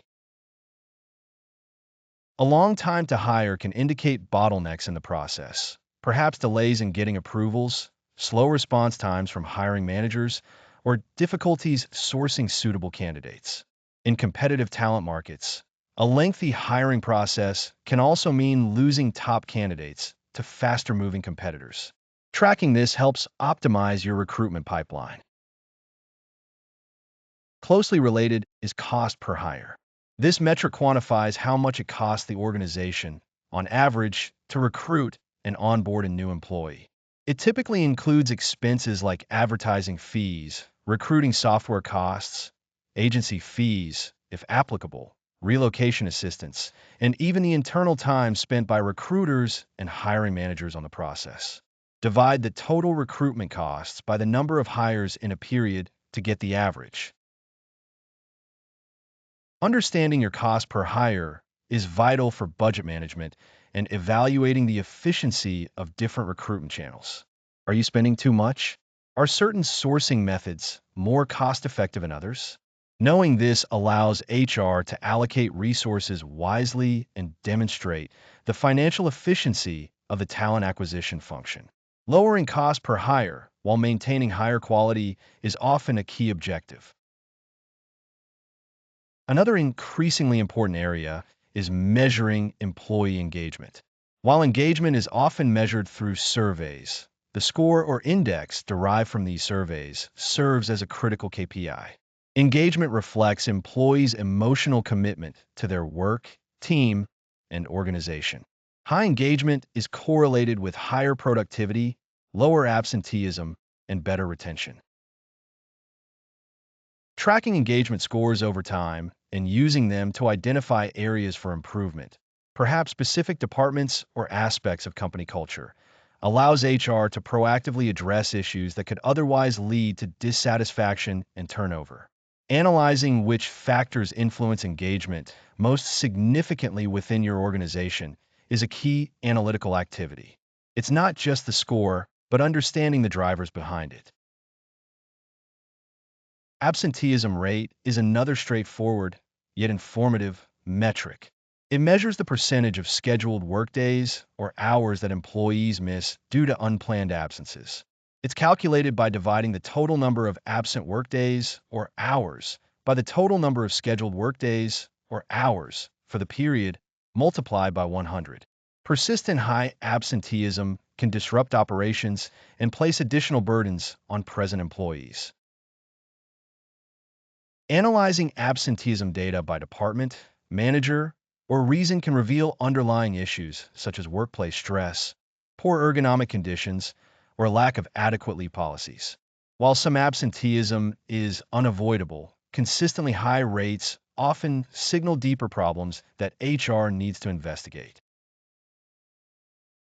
Moving into learning and development. While hard ROI can be challenging to prove directly for every training program, there are fundamental metrics to track.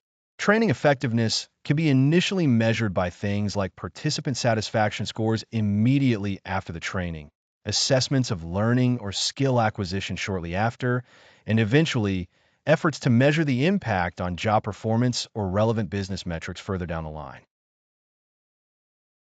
Tracking training costs, the number of employees trained, and employee participation rates are also important metrics for managing the L&D function efficiently. While level 4 metrics, business impact, are the ultimate goal, starting with levels 1 to 3, satisfaction, learning, behavior change, provides valuable data points to justify training investment and refine program content. These are just a few examples of foundational HR metrics. There are many others related to compensation, salary competitiveness ratios, diversity, representation percentages, performance management, distribution of performance ratings, and more. The specific metrics and KPIs that are most relevant will vary depending on your organization's industry, strategic priorities, and current challenges. The key is to choose metrics that align with business objectives. Once you have these metrics, the real work of analytics begins. It's not enough to just calculate a number and put it in a report. You need to analyze it in context. This involves techniques like benchmarking, comparing your metrics to industry averages or your own historical data, segmenting data, looking at turnover rates per department, or time to hire by role seniority, and identifying trends over time. The goal of HR analytics is always to move from basic reporting to providing insights that enable better decision-making. Can we correlate employee engagement scores with customer satisfaction data? Does longer time to hire impact the performance of new hires? By asking these kinds of questions and using data to explore them, HR moves from being a cost center or purely administrative function to a strategic partner providing measurable value. Of course, there are challenges. Data quality is paramount. Garbage in, garbage out, as the saying goes. Data might reside in different, disconnected systems, making aggregation difficult. Proving direct causality between an HR intervention and a business outcome can be complex when multiple factors are at play. These are real hurdles, but not insurmountable ones. Understanding the basics of these core metrics and beginning to think analytically about the data they represent is the essential starting point. It equips you with the tools to measure the impact of your work, communicate that impact to the business, and identify opportunities for improvement based on solid evidence rather than hunches. It enables you to have credible, data-backed conversations with line managers and senior executives, demonstrating how HR's actions directly contribute to things the business cares about, like profitability, efficiency, and growth.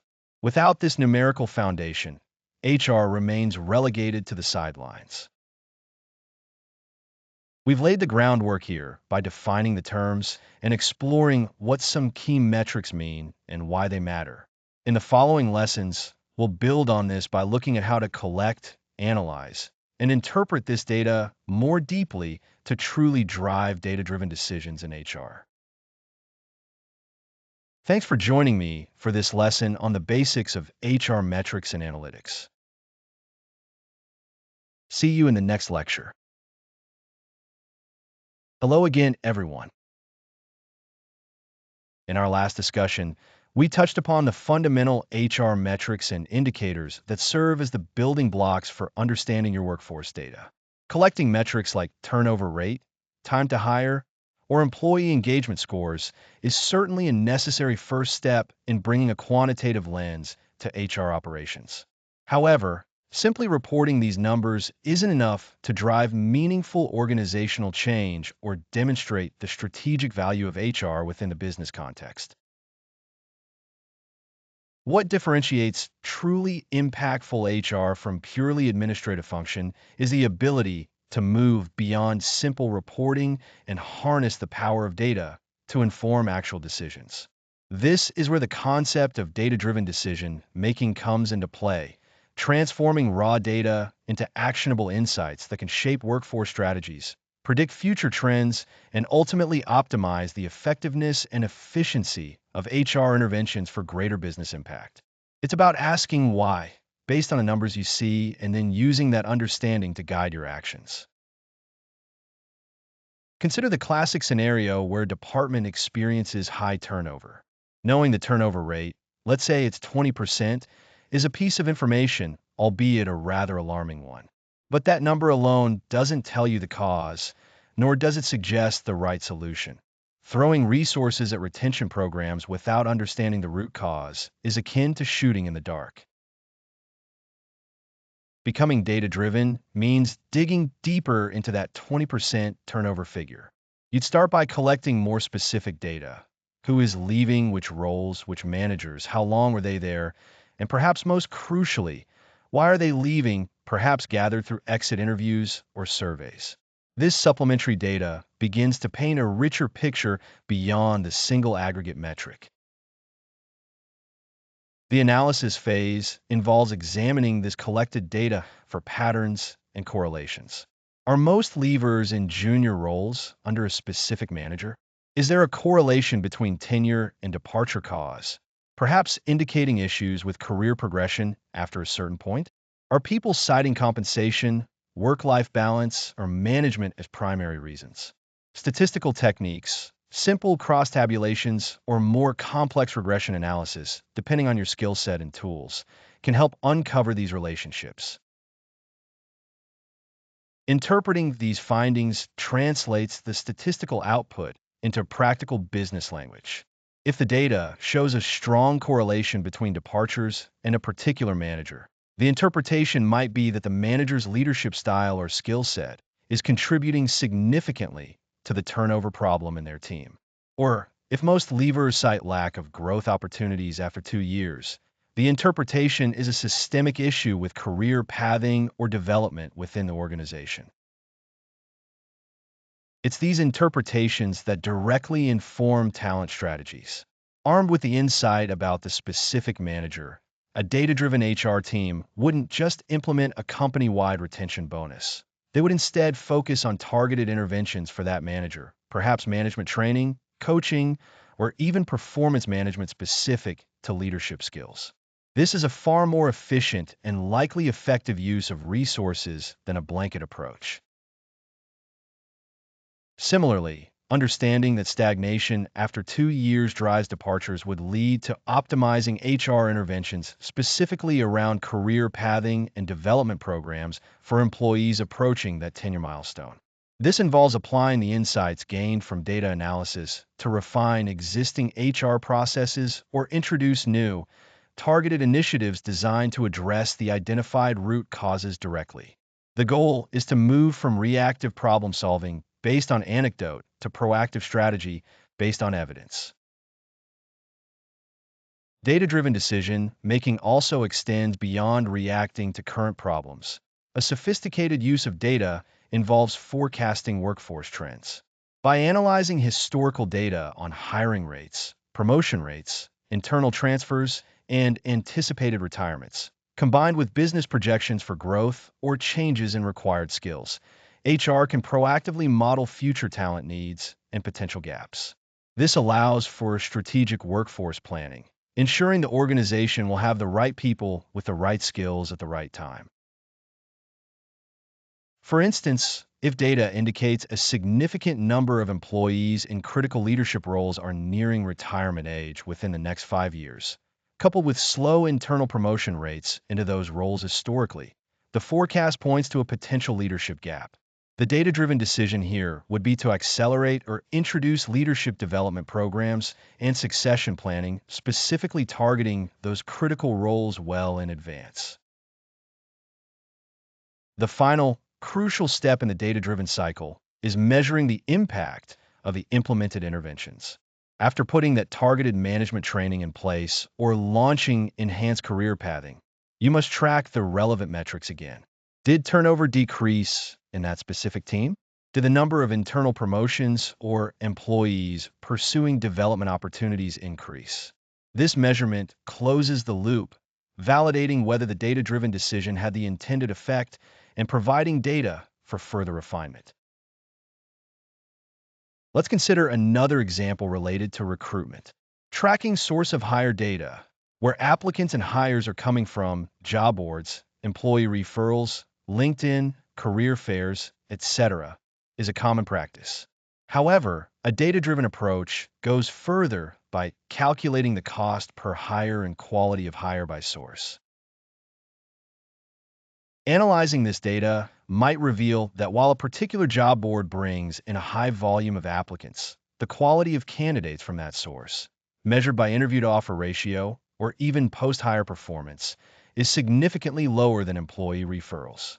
The cost per hire might also be higher for that job board compared to other sources.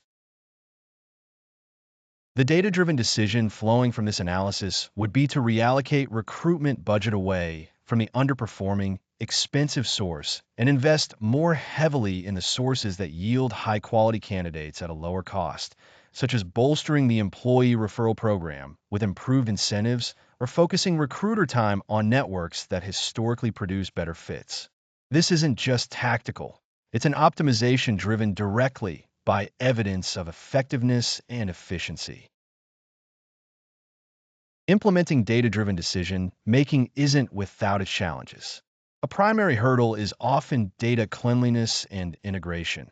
Getting accurate, consistent data from disparate systems, payroll, HRIS, applicant tracking, performance management, can be a significant effort. If the underlying data is flawed or incomplete, any analysis built upon it will be misleading. Another common barrier is the lack of analytical skills within the HR team.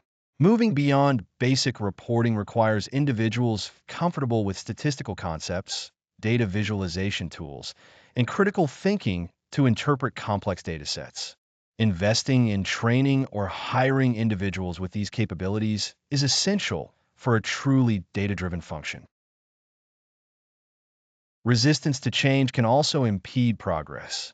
Some stakeholders, accustomed to making decisions based on intuition or long-standing practices, may be skeptical of data-based recommendations, especially if the data contradicts ingrained beliefs.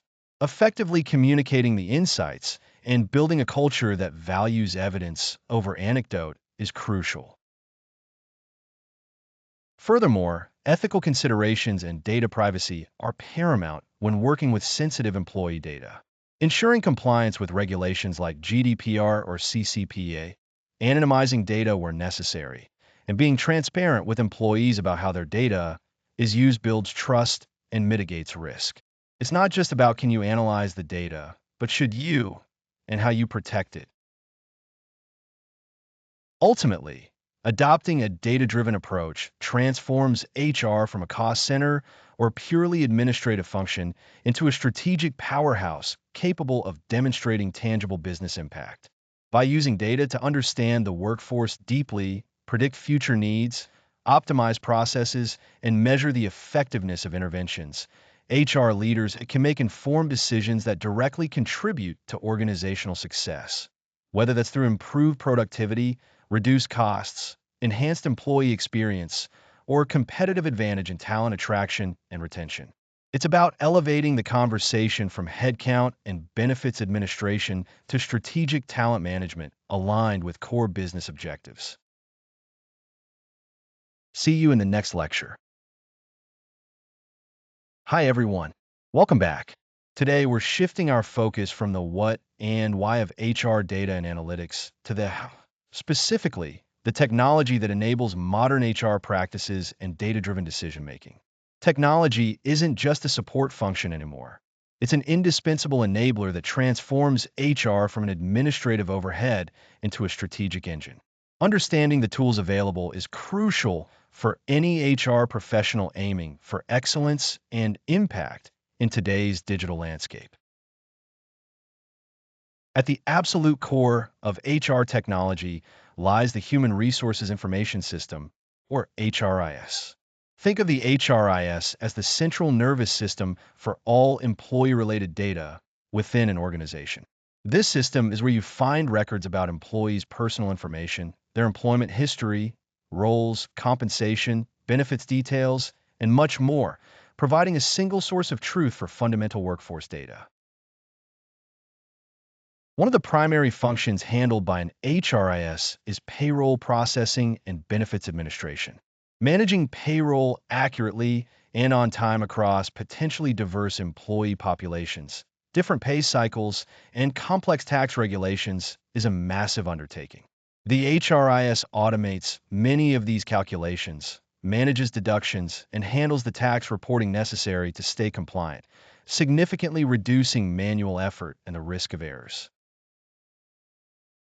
Beyond just paying people, the HRIS is also the engine for managing employee benefits. This includes tracking health insurance, retirement plans, leave balances, and other benefits offered by the company. Employees can often use self-service features within the HRIS to view their benefits, make selections during open enrollment, and update personal information, which greatly improves efficiency and the employee experience. Moving beyond core employee data, let's talk about applicant tracking systems, or ATS. As the name suggests, an ATS is designed specifically to manage the recruitment process from start to finish. It handles everything from posting job openings across various platforms to managing candidate applications, screening resumes, and coordinating communication with potential hires and the hiring team. The ATS streamlines several key stages of the hiring funnel, beginning with getting the word out about your openings. It allows recruiters to publish job descriptions simultaneously to job boards, social media, and the company career site, casting a wide net efficiency. Once applications start flowing in, the system can automatically parse resumes, extracting key information to build candidate profiles, saving significant time compared to manual data entry. Crucially, an ATS facilitates communication throughout the selection process, ensuring candidates are kept informed of their status and providing a central hub for feedback from interviewers. It tracks every touchpoint with a candidate, from initial application review through to offer acceptance. This process tracking is invaluable, not only for managing individual candidates, but also for generating reports on metrics like time to hire, source effectiveness, and candidate conversion rates, directly feeding into recruitment analytics. Another vital piece of the HR tech landscape, particularly in organizations focused on growth and development, is a learning management system, or LMS. An LMS provides a platform for delivering, tracking, and managing all aspects of employee training and development. It's where employees access online courses, register for in-person workshops, and where administrators manage training content and track compliance training requirements. An effective LMS typically hosts a comprehensive catalog of learning resources, including e-learning modules, videos, documents, and links to external courses. Employees can access this content on demand, allowing for flexible and self-paced learning. The system automatically tracks course completion, scores on assessments, and overall training progress, providing valuable data on employee skill development and engagement with learning initiatives. The reporting capabilities of an LMS are incredibly useful for understanding the impact and reach of your training programs. You can track which employees have completed mandatory compliance training, analyze completion rates for professional development courses, and even correlate training data with performance metrics or skill assessments. This feedback loop helps HR refine learning offerings and demonstrate the return on investment for training expenditures. While often integrated into broader HRIS or talent suites, dedicated performance management systems are also significant digital tools. These platforms structure and support the entire performance review cycle, from setting objectives and goals to conducting regular check-ins and formal performance appraisals. They provide a centralized place for employees and managers to track progress, document achievements, and facilitate constructive feedback conversations. Digital tools for employee engagement have also gained prominence, providing avenues for gathering feedback and fostering connection. These might include platforms for conducting pulse surveys or annual engagement surveys, social recognition systems where peers can acknowledge contributions, and internal communication hubs. Such tools provide mechanisms for HR to gauge the organizational climate and identify areas for intervention to improve morale and retention. A truly transformative aspect of HR technology is the employee self-service portal. By granting employees direct access to view and update their personal information, check pay stubs, manage benefits, request time off, and access company policies, these portals empower employees and dramatically reduce the administrative burden on the HR department. This shift frees up HR professionals to focus on more strategic, less transactional tasks. Beyond the major systems, a growing suite of automation tools is also impacting HR processes.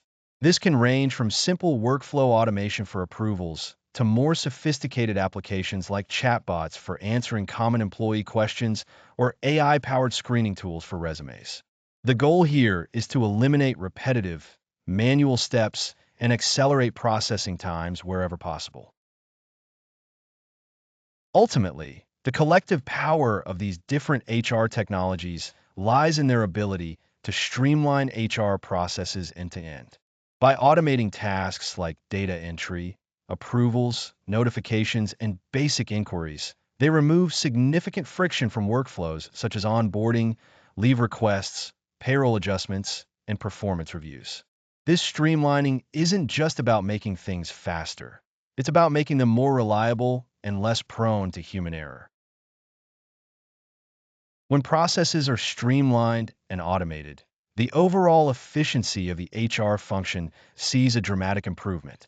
HR teams can handle a larger volume of requests with the same or fewer resources. Turnaround times for employee queries or management requests become shorter, and the time previously spent on administrative drudgery can be redirected towards more valuable activities. This shift allows HR to be more proactive rather than reactive. Implementing and effectively utilizing these digital tools significantly enhances the employee experience. Employees benefit from greater transparency, quicker resolution to their requests, easier access to information, and the ability to manage many aspects of their employment themselves through self-service. A positive interaction with HR processes facilitated by technology contributes directly to overall employee satisfaction and perception of the organization. Furthermore, digital HR systems are foundational for accurate data capture and accessibility, directly connecting back to our previous discussions on HR analytics. When employee data, recruitment metrics, training records, and performance information reside in structured, integrated systems, it becomes far easier to extract, analyze, and report on this data reliably.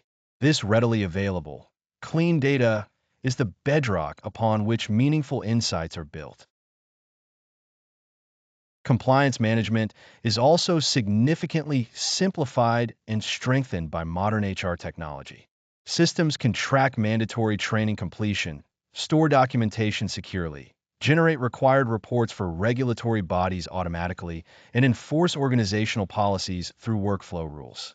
This automation and centralized tracking help ensure the organization meets its legal and ethical obligations consistently and effectively. By providing access to real-time, accurate data across various functions, HR technology directly supports strategic decision-making within the organization. Leaders can use workforce data from the HRIS for organizational restructuring, recruitment data from the ATS for workforce planning, training data from the LMS for skill development initiatives, and performance data for talent management and succession planning. The insights derived from these systems empower HR to advise the business strategically. However, implementing HR technology is not without its challenges. Organizations must carefully consider issues like integrating new systems with existing ones, managing data migration from legacy systems, ensuring user adoption among employees and managers, and addressing potential resistance to change. Thorough planning and change management are crucial for a successful rollout and ensuring the technology delivers the intended value. Choosing the right tools requires a thoughtful assessment of the organization's specific needs, size, complexity, and budget. It's important to evaluate vendors based on factors such as the system's scalability, its ability to integrate with other platforms, the quality of customer support, robust security features to protect sensitive employee data, and the system's overall user-friendliness for different user groups. A mismatch between the technology and the organizational context can lead to significant frustration and underutilization.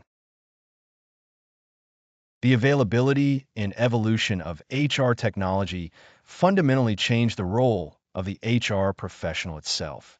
The focus shifts away from manual, transactional tasks towards more analytical, strategic, and employee-centric activities. HR practitioners increasingly need to develop digital literacy, data analysis skills, and the ability to partner with IT and vendors effectively to leverage these tools to their full potential. Looking ahead, the integration of technologies like artificial intelligence and machine learning into HR platforms is accelerating. These capabilities are enabling more sophisticated applications, such as predictive analytics for identifying flight risks, AI-powered candidate screening, automated scheduling bots, and personalized learning recommendations. This ongoing evolution means that staying current with HR technology trends will remain essential for HR professionals. In essence, HR technology and digital tools are no longer optional extras, but fundamental components of an effective and strategic HR function. They provide the necessary infrastructure to manage core processes efficiently, generate valuable data, enhance the employee experience, ensure compliance, and ultimately enable HR to contribute meaningfully to the organization's strategic goals. Embracing and mastering these tools is key to unlocking HR excellence in the modern era. Hope this provides a solid overview of the key HR technologies shaping the function today. See you in the next lecture. All right, welcome back indeed. Today, we're going to delve into the practical side of what we've been discussing, focusing on how to make the machinery of HR not just functional, but truly efficient. This involves looking critically at the processes we run day to day and finding ways to make them smoother, faster, and less wasteful. It's less about what we do and more about how we do it, and potentially why we're doing it that way in the first place. Think about any task you perform repeatedly or any sequence of steps that involves multiple people or systems. That's a process. Whether it's bringing a new person on board, handling a request for time off, or managing a performance review cycle, these are all processes with inputs, steps, and desired outputs. Understanding these processes is the first step towards improving them. The challenge often lies in the complexity that can build up over time, sometimes without us even noticing. Processes evolve organically, layers are added, and legacy steps that were once necessary might remain long after their purpose has vanished. Identifying these inefficiencies isn't always intuitive because we get used to the way things are done. This is where techniques like process mapping become invaluable tools. Process mapping is essentially creating a visual representation of a process, breaking it down into individual steps and activities. It clearly shows the sequence of events, who is involved at each stage, what decisions are made, and where information or materials flow. By visually laying out a process, you gain immediate clarity that a simple description often can't provide. You can see handoffs between teams, potential points of delay, or places where unnecessary work is being done. It transforms an abstract series of actions into a concrete map you can study and analyze for potential improvements. It's like looking at the blueprint instead of just describing the building. There are different ways to map processes, from simple flowcharts using basic shapes to more detailed diagrams like business process modeling notation, BPMN, but the core idea remains the same: illustrate the flow of work. For most HR tasks, a standard flowchart showing steps, decisions, diamonds, inputs/outputs, parallelograms, and terminators, ovals, is perfectly sufficient to get started. The goal isn't a perfect technical diagram, but rather a clear picture for analysis. Let's consider a common HR process, like processing a new hire's benefits enrollment. The current state might involve the new hire filling out paper forms, HR manually entering data into two different systems, sending physical forms to a third-party provider, and then waiting for confirmation emails. Mapping this out will show each step, the time it takes, and the points where errors could easily be introduced due to manual handling. Mapping reveals the as-is state, which is critical because you need to understand where you are before you can plan where to go.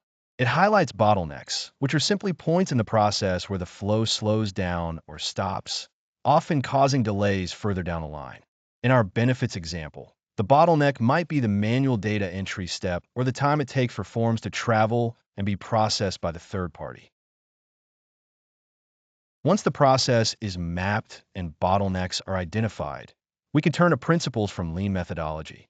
Lean originated in manufacturing, but its core ideas, focusing on delivering value to the customer, in HR, the employee or stakeholder, and eliminating waste, are highly applicable to administrative and service processes like those in HR.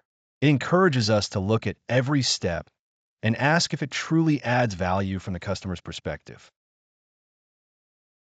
In Lean, anything that consumes resources but doesn't add value is considered waste, or muda in Japanese. There are typically 8 types of waste identified in Lean, many of which are highly relevant to HR workflows. Recognizing these different types of waste helps us pinpoint specific areas for improvement beyond just obvious bottlenecks. It provides a framework for systematic analysis. For instance, waiting is a common waste in HR. It's the time spent by an employee waiting for approval, waiting for a system update, or waiting for information from another department. Excess processing occurs when we do more work on a task than is required, perhaps asking for redundant information on multiple forms or adding unnecessary approval layers. Motion refers to unnecessary movement by people, like walking to a printer across the office just to retrieve a single document, or excessive clicking and navigating through disconnected software systems. Inventory isn't just physical goods. It can be excess paperwork waiting to be processed or a large backlog of unprocessed requests sitting idle.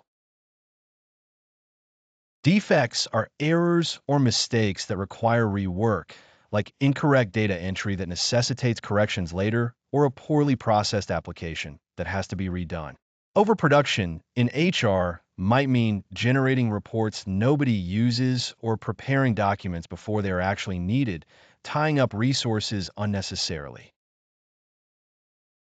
Less often cited but still relevant are intellect, underutilizing people's skills and creativity, and transportation, unnecessary movement of information, like excessive email forwarding or redundant approvals. Identifying these wastes using the Lean lens allows us to look at our process map and systematically highlight steps that are pure waste versus those that genuinely add value or are necessary support activities. The aim is to streamline by removing or minimizing the non-value-adding steps. Eliminating this waste directly contributes to reducing costs and accelerating service delivery. Less waiting means faster turnaround times for employees. Less excess processing means less staff time spent on redundant tasks, freeing them up for more strategic work. Fewer defects mean less time spent on correction and rework, saving both time and resources. Beyond mapping and identifying waste, The philosophy of continuous improvement, or Kaizen, is crucial. It's not about a one-time fix, but fostering a culture where everyone is encouraged to look for small improvements all the time. It's the idea that incremental changes consistently applied can lead to significant overall gains in efficiency and effectiveness over time. The familiar Plan Do Check Act (PDCA) cycle is a fundamental model for continuous improvement. First, plan the change. Identify the problem or opportunity for improvement. Analyze the root cause using your process map and waste analysis, and develop a potential solution. This stage involves setting clear objectives for what you want to achieve with the change. Next, do the change on a small scale, perhaps piloting it with a limited group or a few transactions. This minimizes risk and allows you to observe the change in action without disrupting the entire system.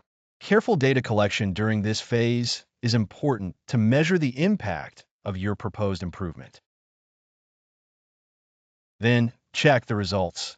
Analyze the data collected during the do phase against the objectives you set in the plan phase. Did the change lead to the intended improvement? Did it introduce any new problems or unintended consequences? This step is crucial for learning whether your proposed solution was effective. Finally, act. If the change was successful and achieved the desired results, standardize it and implement it more broadly. If it wasn't successful, or if new issues arose, use the lessons learned to start the cycle again with a revised plan. This iterative process ensures that improvements are sustained and continually refined. It's not a project with a deadline, but an ongoing way of working. Applying this to our benefits enrollment example, after mapping the process and identifying waste, manual data entry, waiting for physical forms, we might plan to introduce a digital form that automatically populates some data fields and submits electronically to the third party. We do this by piloting the new form with a small group of new hires. In the check phase, we compare the time taken, the number of errors, and employee feedback for the pilot group against the old paper-based system. If the results show faster processing and fewer errors, we act by rolling out the digital form to all new hires and potentially automating the data transfer further in the future.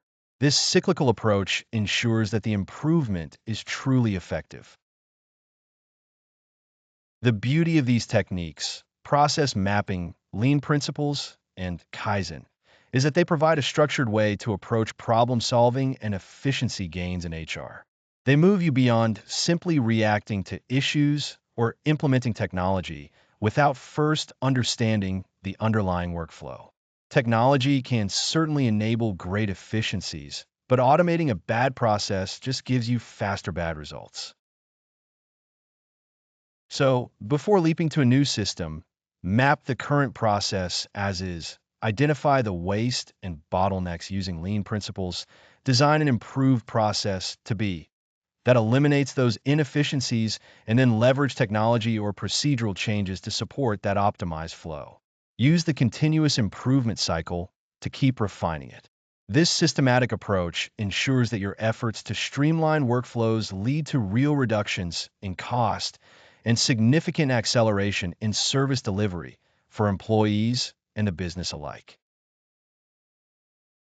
It's about fostering a mindset where everyone in HR, and indeed the organization, is encouraged to question how things are done and look for ways to make them better. This isn't just about efficiency.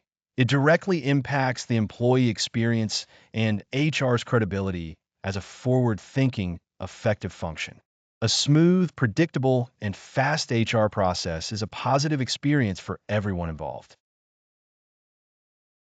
By rigorously applying, see you in the next lecture. Hello again, and welcome back.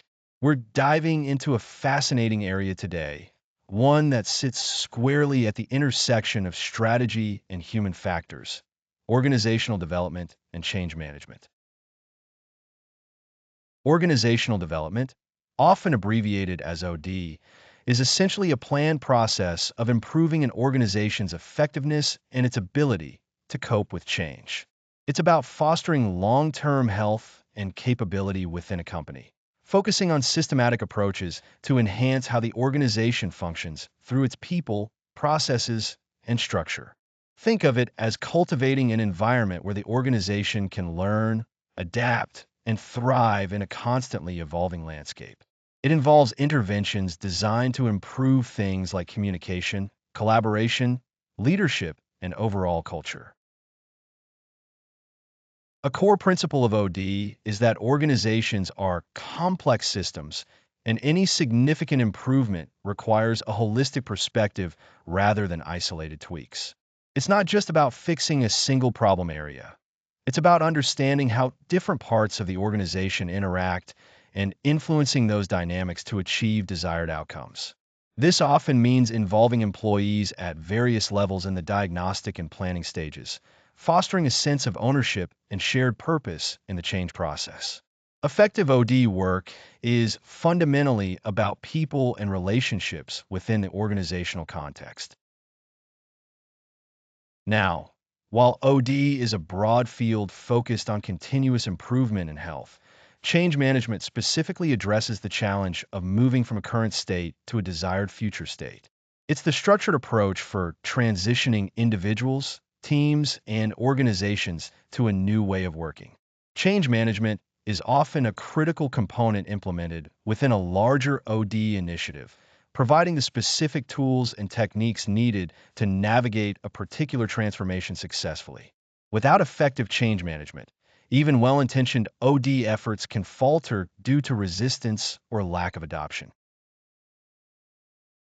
There are several well-known models that practitioners use to guide change initiatives, each offering a slightly different lens on the process.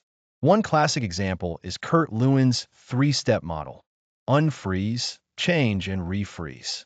This model suggests that before change can occur, the existing norms and structures must be destabilized, unfreeze. The actual change is then implemented, change, and finally, the new ways of working are solidified into the culture, refreeze, to make them stick. It's a simple yet powerful framework for understanding the basic dynamics of preparing for, enacting, and embedding change. Another widely recognized model is John Kotter's 8-step change model, which provides a more detailed roadmap for leading major organizational changes. Kotter's steps begin with creating a sense of urgency and building a guiding coalition, emphasizing the need for momentum and strong leadership from the outset. It then moves through developing a vision, communicating for buy-in, empowering action, generating short-term wins, and sustaining acceleration, culminating in anchoring new approaches in the culture. This model highlights that successful transformation is a phased journey, not a single event, requiring persistent effort and strategic focus throughout. Beyond these overarching models, a critical preparatory step in any change effort is conducting a thorough stakeholder analysis. Identifying who will be affected by the change, how they will be affected, and what their current perspectives, concerns, and levels of influence are is absolutely vital for planning.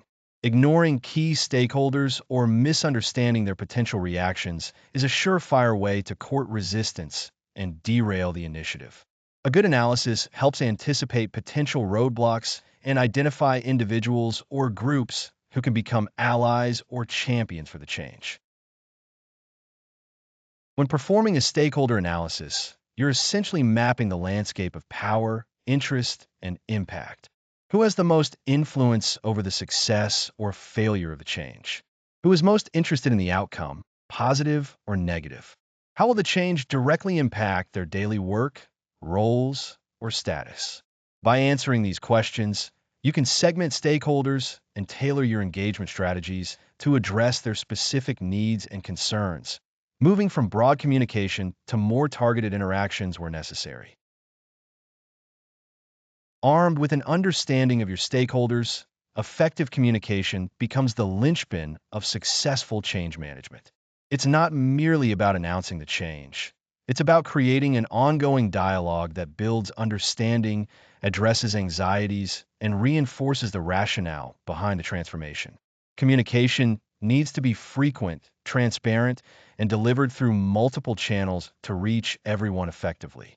It should explain why the change is happening, what it means for individuals, and how it will benefit the organization in the long run.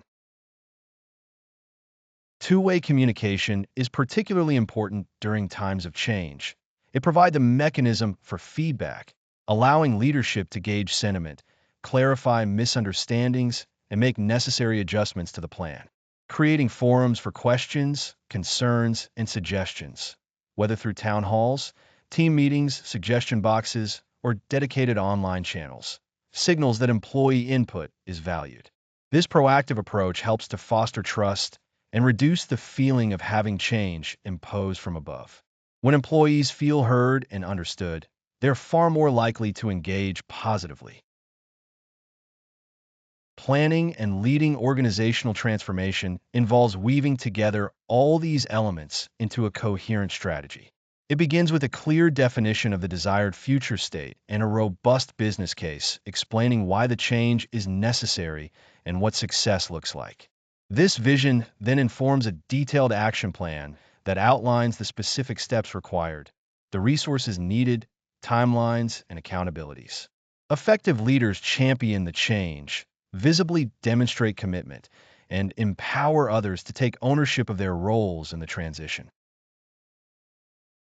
Anticipating resistance is not about assuming people are inherently against progress, but recognizing that change naturally disrupts routine, requires new skills, and can breed uncertainty or fear of the unknown. Planning involves identifying potential sources and forms of resistance, which might manifest as passive noncompliance, active opposition, or simply apathy, and preparing strategies to mitigate them. This could involve additional training, providing extra support, involving resistors in the process, where appropriate, or addressing underlying cultural issues that might be fueling the resistance.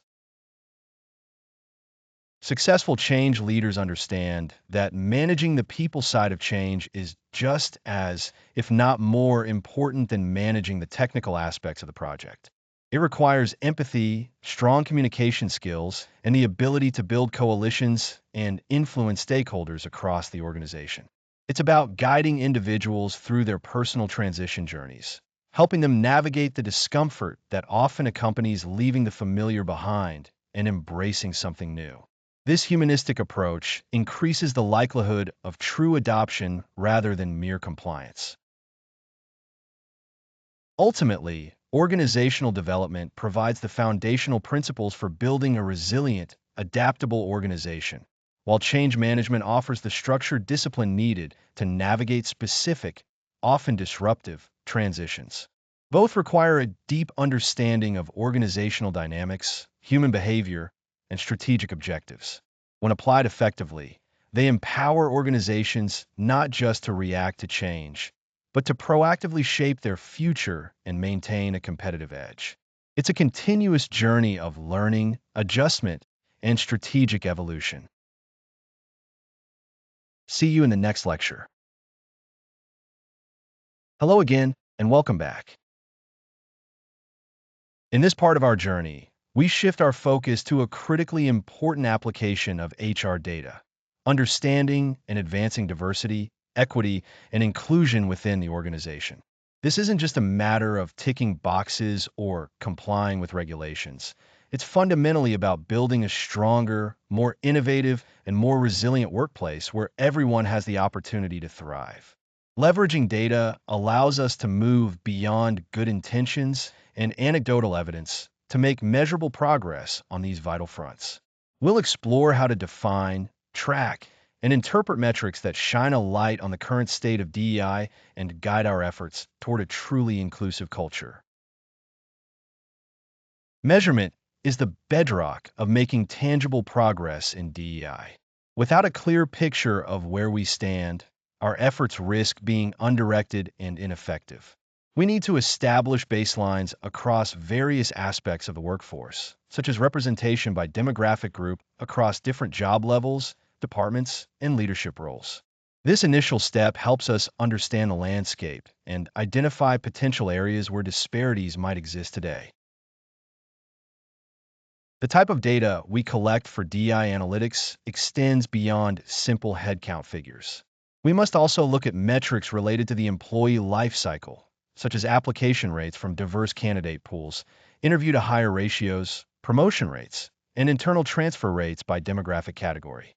Retention rates, including voluntary and involuntary turnover segmented by group, offer crucial insights into whether certain employees feel supported and see a future within a company.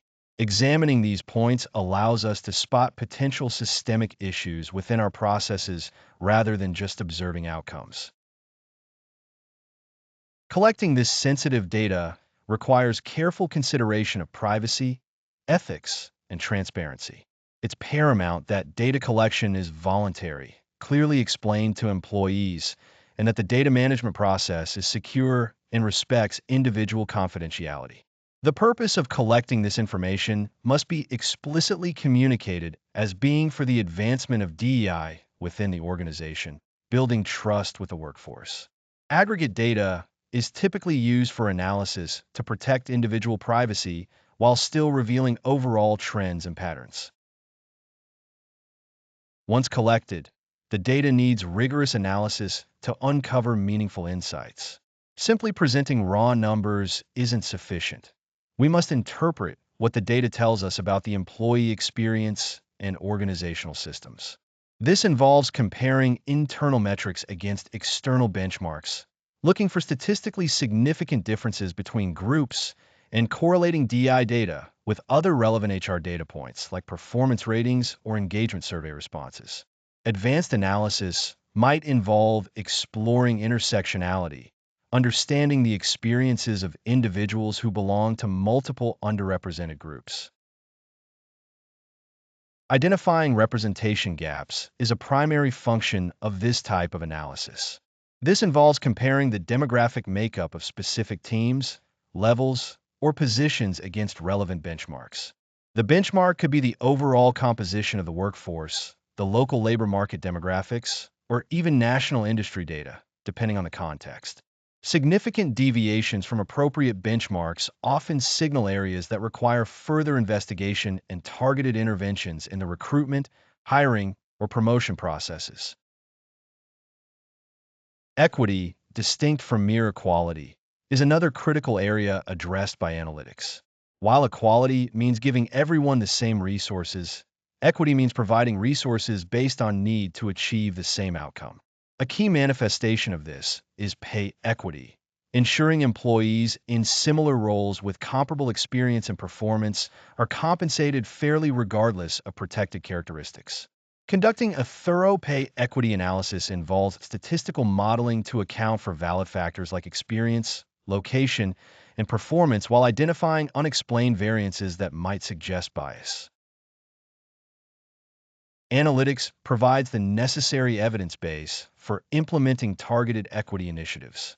If, for example, analysis shows a disparity in promotion rates for a particular demographic group into leadership roles, this insight can drive the creation of a specific leadership development program or mentorship initiative aimed at members of that group. Similarly, if onboarding data reveals that employees from certain backgrounds are leaving the company within the first year at a higher rate, it signals a need to revisit and potentially redesign the onboarding experience to be more inclusive. Data helps us prioritize which initiatives will have the most impact. It's crucial to implement initiatives that are truly tailored to the root cause identified by the data, rather than applying generic solutions. For example, if pay equity analysis reveals unexplained wage gaps, the targeted initiative must involve salary adjustments to close those specific gaps, alongside a review of compensation processes to prevent future disparities. If retention data highlights issues for remote employees, the focus should be on initiatives supporting remote engagement and inclusion. Without the analytical diagnosis, the treatment is guesswork. Tracking progress is an ongoing necessity. DEI analytics isn't a one-time project, but rather a continuous cycle of measurement, analysis, action, and remeasurement.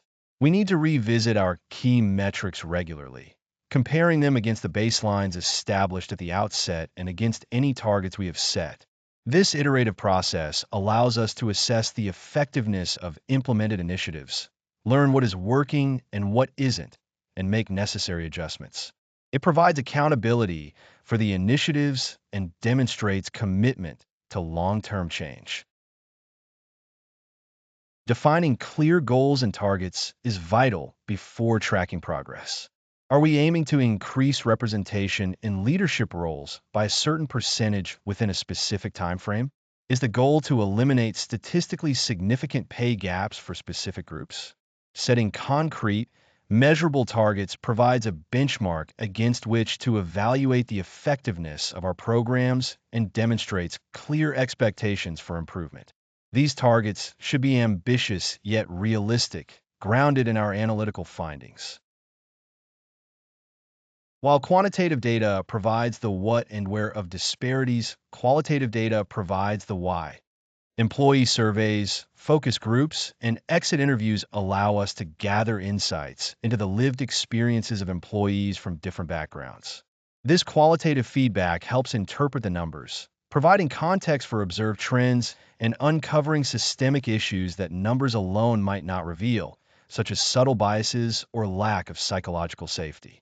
Combining quantitative and qualitative data provides a much richer and actionable understanding of the organization's culture and climate. The ethical dimensions of using DI data cannot be overstated. This data must be used responsibly and only for its intended purpose of fostering a more equitable and inclusive workplace. It must not be used for discriminatory purposes or in ways that single out or stigmatize individuals or groups. Transparency with employees about data usage and robust data security measures are non-negotiable requirements when working with sensitive demographic information. The goal is empowerment and systemic improvement, not labeling or judgment. Ultimately, effective DI analytics contributes significantly to business success. Organizations with diverse and inclusive cultures are often more innovative, perform better financially, and have higher employee engagement and retention rates. By using data to identify and address inequities, HR becomes a strategic driver of these positive outcomes, aligning workforce practices with broader business objectives and reinforcing the value proposition for all employees. It demonstrates that the organization values every individual's potential and experience. Integrating DEI analytics into HR technology platforms is increasingly common and beneficial. Modern HR information systems, HRIS, and dedicated analytics tools can automate data collection, facilitate reporting dashboards, and even perform basic statistical analysis. Leveraging technology streamlines the process, making it easier to monitor key metrics regularly and disseminate insights to relevant stakeholders across the organization. This technological support enables HR professionals to spend more time on interpreting the data and designing interventions rather than manual data crunching. So, moving beyond mere compliance or PR, DI analytics provides the framework and the evidence required to systematically build a workplace where diversity is celebrated, equity is ensured, and every individual feels a genuine sense of belonging and inclusion. It's a continuous process of learning, adapting, and improving, guided by the insights derived from our workforce data.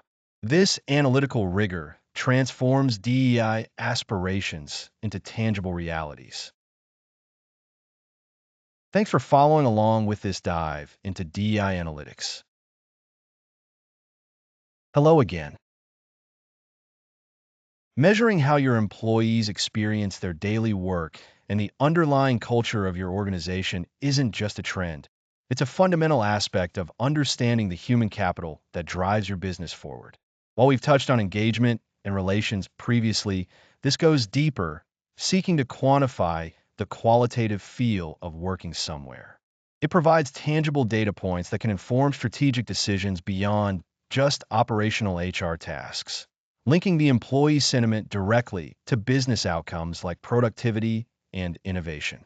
We've established the importance of data in HR, and here we see it applied to perhaps the most human-centric aspects of work, individual feeling, and collective atmosphere. Without systematic measurement, our understanding of employee satisfaction, belonging, and overall morale is often anecdotal or based on intuition, neither of which is reliable for making significant organizational changes. These measurement techniques offer a way to move from subjective observation to objective analysis, allowing for a more precise understanding of what's working and what isn't within the workplace. The goal is to create a feedback loop, ensuring employees feel heard and demonstrating that their input is valued and acted upon.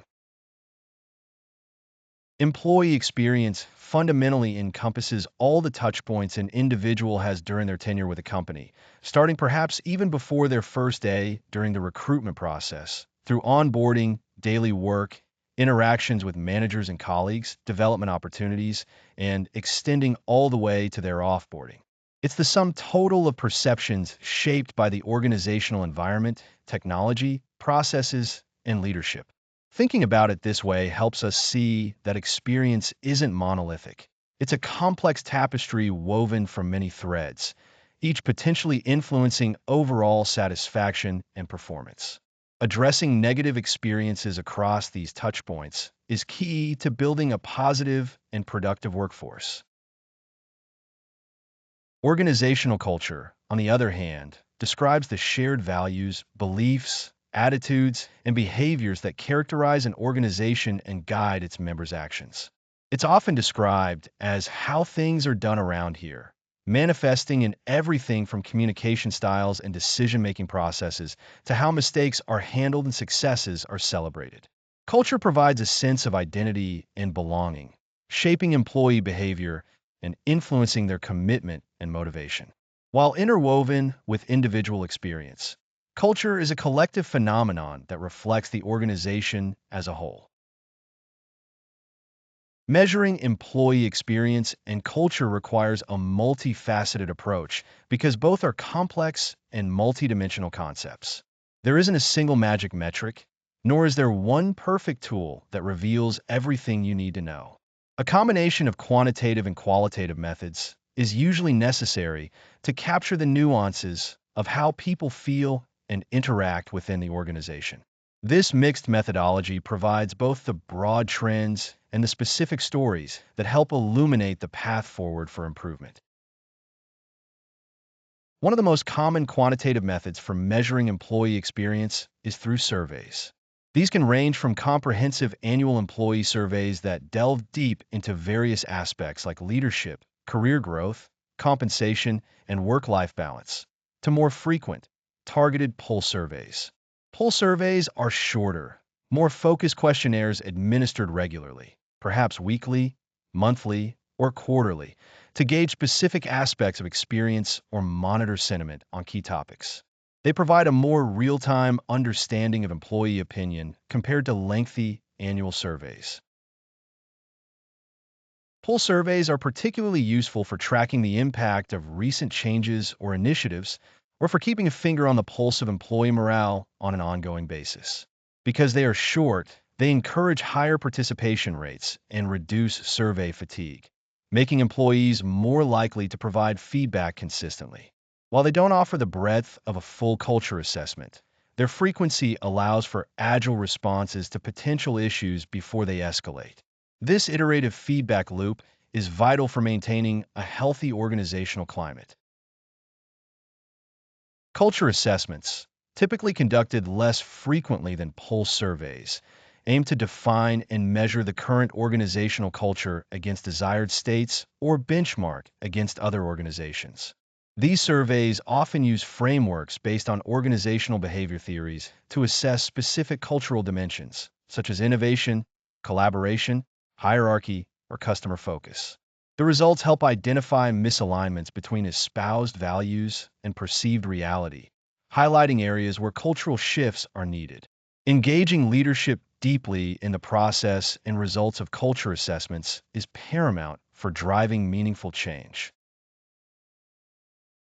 Beyond structured surveys, sentiment analysis offers a way to extract insights from unstructured text data, such as open-ended comments in surveys, feedback forms, or even internal communication platforms, provided privacy and ethical guidelines are strictly adhered to and employees are aware and consenting if data outside of formal feedback channels is used.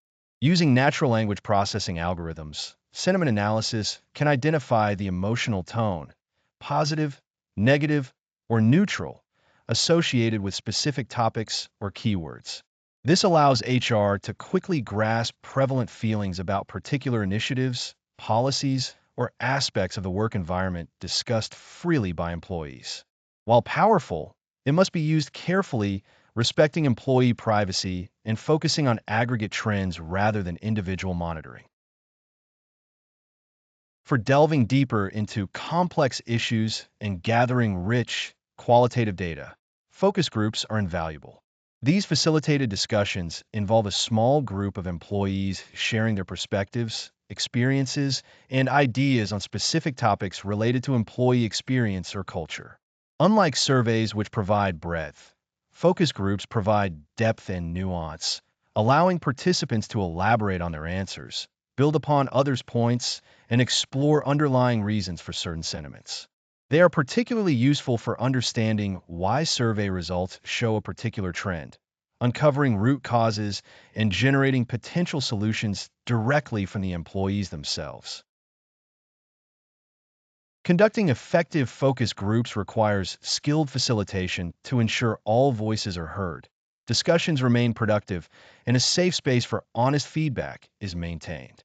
The insights gained are qualitative and represent the views of a small sample, so they should be used to complement quantitative data, providing context and deeper understanding rather than definitive statistical proof. Combining survey data, identifying what is happening with focus group findings, explaining why offers a powerful foundation for action. Carefully selecting participants to represent different demographics and roles within the organization is also crucial for obtaining a balanced perspective. Other methods contributing to understanding employee experience include exit interviews, which provide insights from departing employees about their reasons for leaving and their overall experience, and increasingly, stay interviews, which proactively gather feedback from current high-performing or critical employees about why they choose to stay and what might cause them to leave. Analyzing data from performance reviews, training participation, and internal mobility can also indirectly inform our understanding of the employee journey and identify potential pain points or areas of success.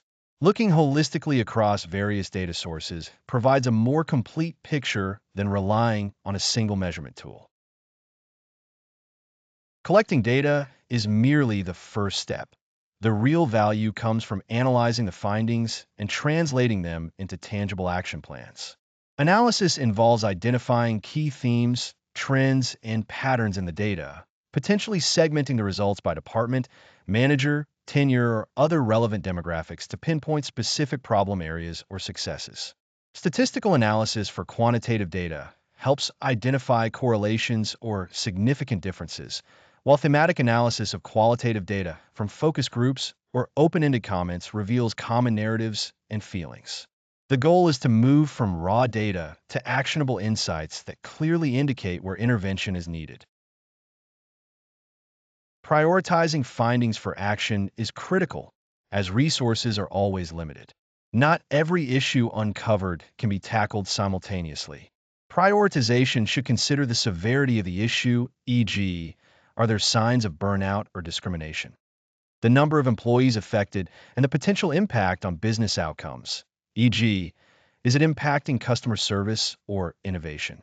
Leadership buy-in on the prioritized areas is essential to ensure resources and support are allocated effectively for the implementation of action plans. Sometimes, even addressing a smaller, easily fixable issue visible to everyone can build trust and momentum for tackling larger challenges. Involving employees in the development of action plans is a powerful way to build trust, increase ownership, and ensure the solutions developed are practical and relevant. This could involve forming small working groups or committees comprised of employees from different levels and departments to brainstorm solutions for a specific issue identified in the data. When employees are part of crafting the solution, They are more likely to support and champion the necessary changes, leading to greater success in implementation. This collaborative approach also reinforces the message that their feedback was genuinely valued and taken seriously. Action plans must be specific, measurable, achievable, relevant, and time-bound, much like SMART goals. If survey data reveals concerns about lack of career growth opportunities, an action plan might involve implementing a new mentorship program, developing clearer career pathing resources, or training managers on development conversations with specific timelines and assigned owners. If focus groups highlight issues with cross-functional collaboration, the plan might include structured cross-team projects, workshops on collaboration skills, or changes to team structures. The actions taken should directly address the root causes identified in the data. Regular and transparent communication of the findings and the actions being taken back to the employees is crucial for completing the feedback loop. Employees invest their time and energy providing feedback, and seeing that their input leads to visible change reinforces their willingness to participate in future surveys and initiatives. Ignoring feedback or failing to communicate outcomes can lead to cynicism and reduce participation in subsequent measurement efforts. Sharing aggregate results and outlining the planned improvements demonstrates accountability and commitment to building a better workplace. Ultimately, effectively measuring employee experience and culture and acting on the findings has a direct impact on employee satisfaction and retention. When employees feel heard, valued, and see positive changes occurring, their satisfaction with the organization increases. A positive employee experience, fostered by a healthy culture, creates an environment where people want to stay and contribute their best work. By systematically understanding employee sentiment and organizational dynamics, HR can proactively address issues that could lead to dissatisfaction and turnover, building a more stable, productive, and engaged workforce. This isn't merely about making employees happy. It's about creating the conditions for organizational success. See you in the next lecture. Hello again, and welcome back. We're now moving into a different kind of territory within HR, one that looks not just at where we are today, but where we need to be tomorrow. It requires us to put on our strategic hats and think proactively about the people capabilities the organization will need to thrive in a constantly evolving landscape. This isn't just about filling open positions. It's about foresight, prediction, and intentional design regarding our future workforce.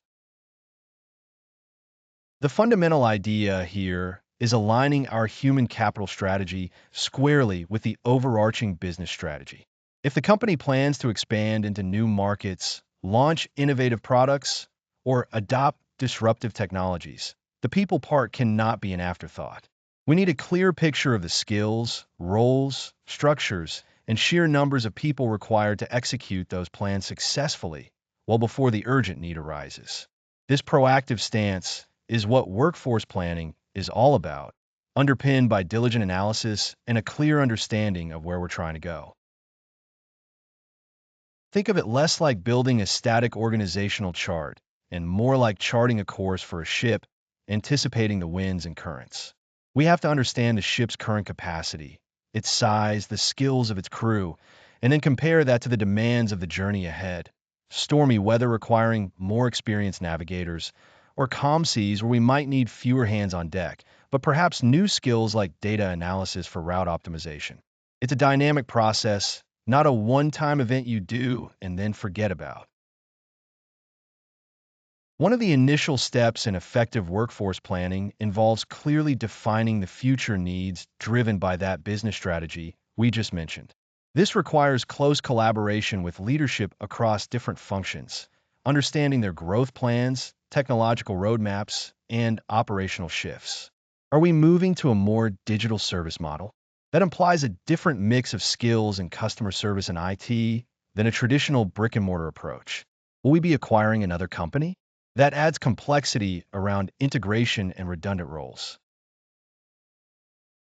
This step isn't just about asking department heads if they think they'll need 5 more people next year. It's about understanding the capabilities those future roles will require. What specific technical skills, soft skills, or leadership qualities will be essential.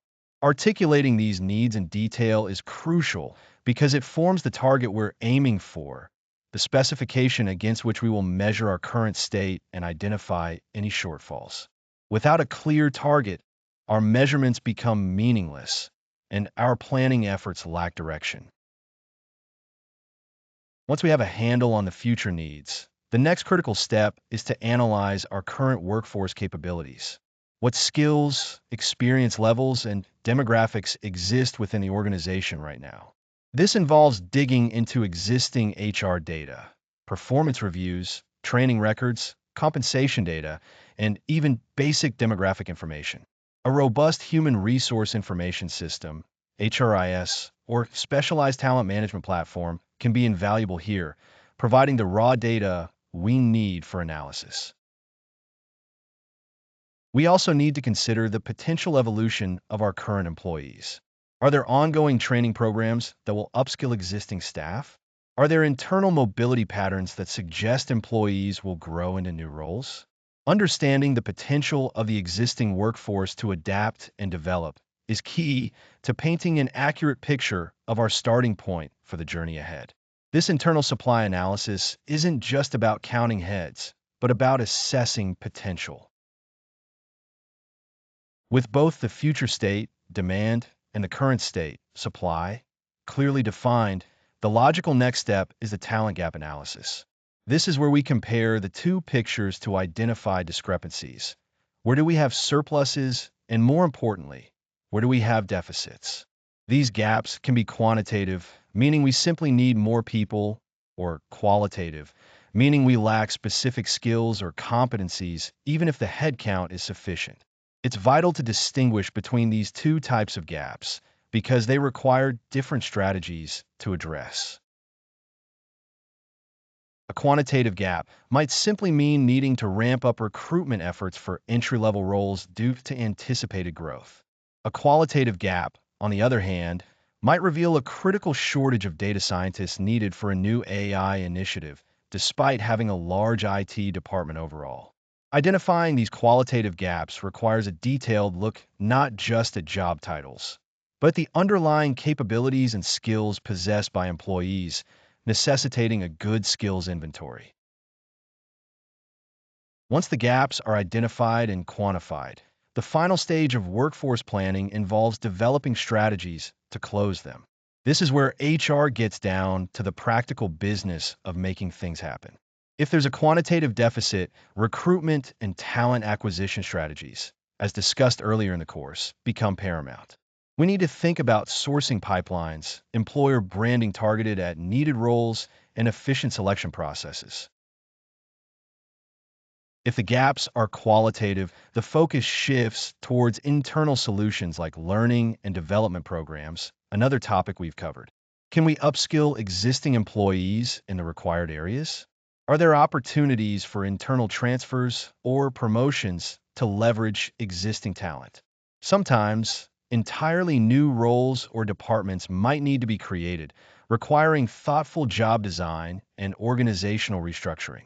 The strategies chosen must be realistic, taking into account budgets, timelines, and the feasibility of execution within the organization's culture. Now, workforce planning on its own can feel a bit static if you assume a single, predictable future. But the business world is anything but predictable. This is where scenario modeling comes into play, adding a layer of realism and flexibility to the planning process. Instead of planning for the future, we plan for potential futures. What if market growth doubles? What if a major competitor enters our space? What if a new technology disrupts our industry faster than expected? Scenario modeling involves defining a few plausible alternative futures, often a base case, an optimistic case, and a pessimistic case, and then projecting the workforce needs for each scenario.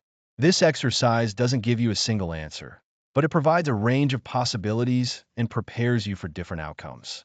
By understanding the workforce implications of each scenario, the organization can be more agile and ready to pivot its HR strategies as the future unfolds, rather than being caught flat-footed. For instance, in the optimistic growth scenario, you might discover you'll need to double the size of your sales team within 18 months and hire engineering talent for new product lines. In the pessimistic scenario, due to economic downturn, you might identify areas where workforce reductions might be necessary or skills need to shift dramatically to serve a different customer base. Planning for these divergent possibilities allows for preemptive thinking about the strategies required for each path.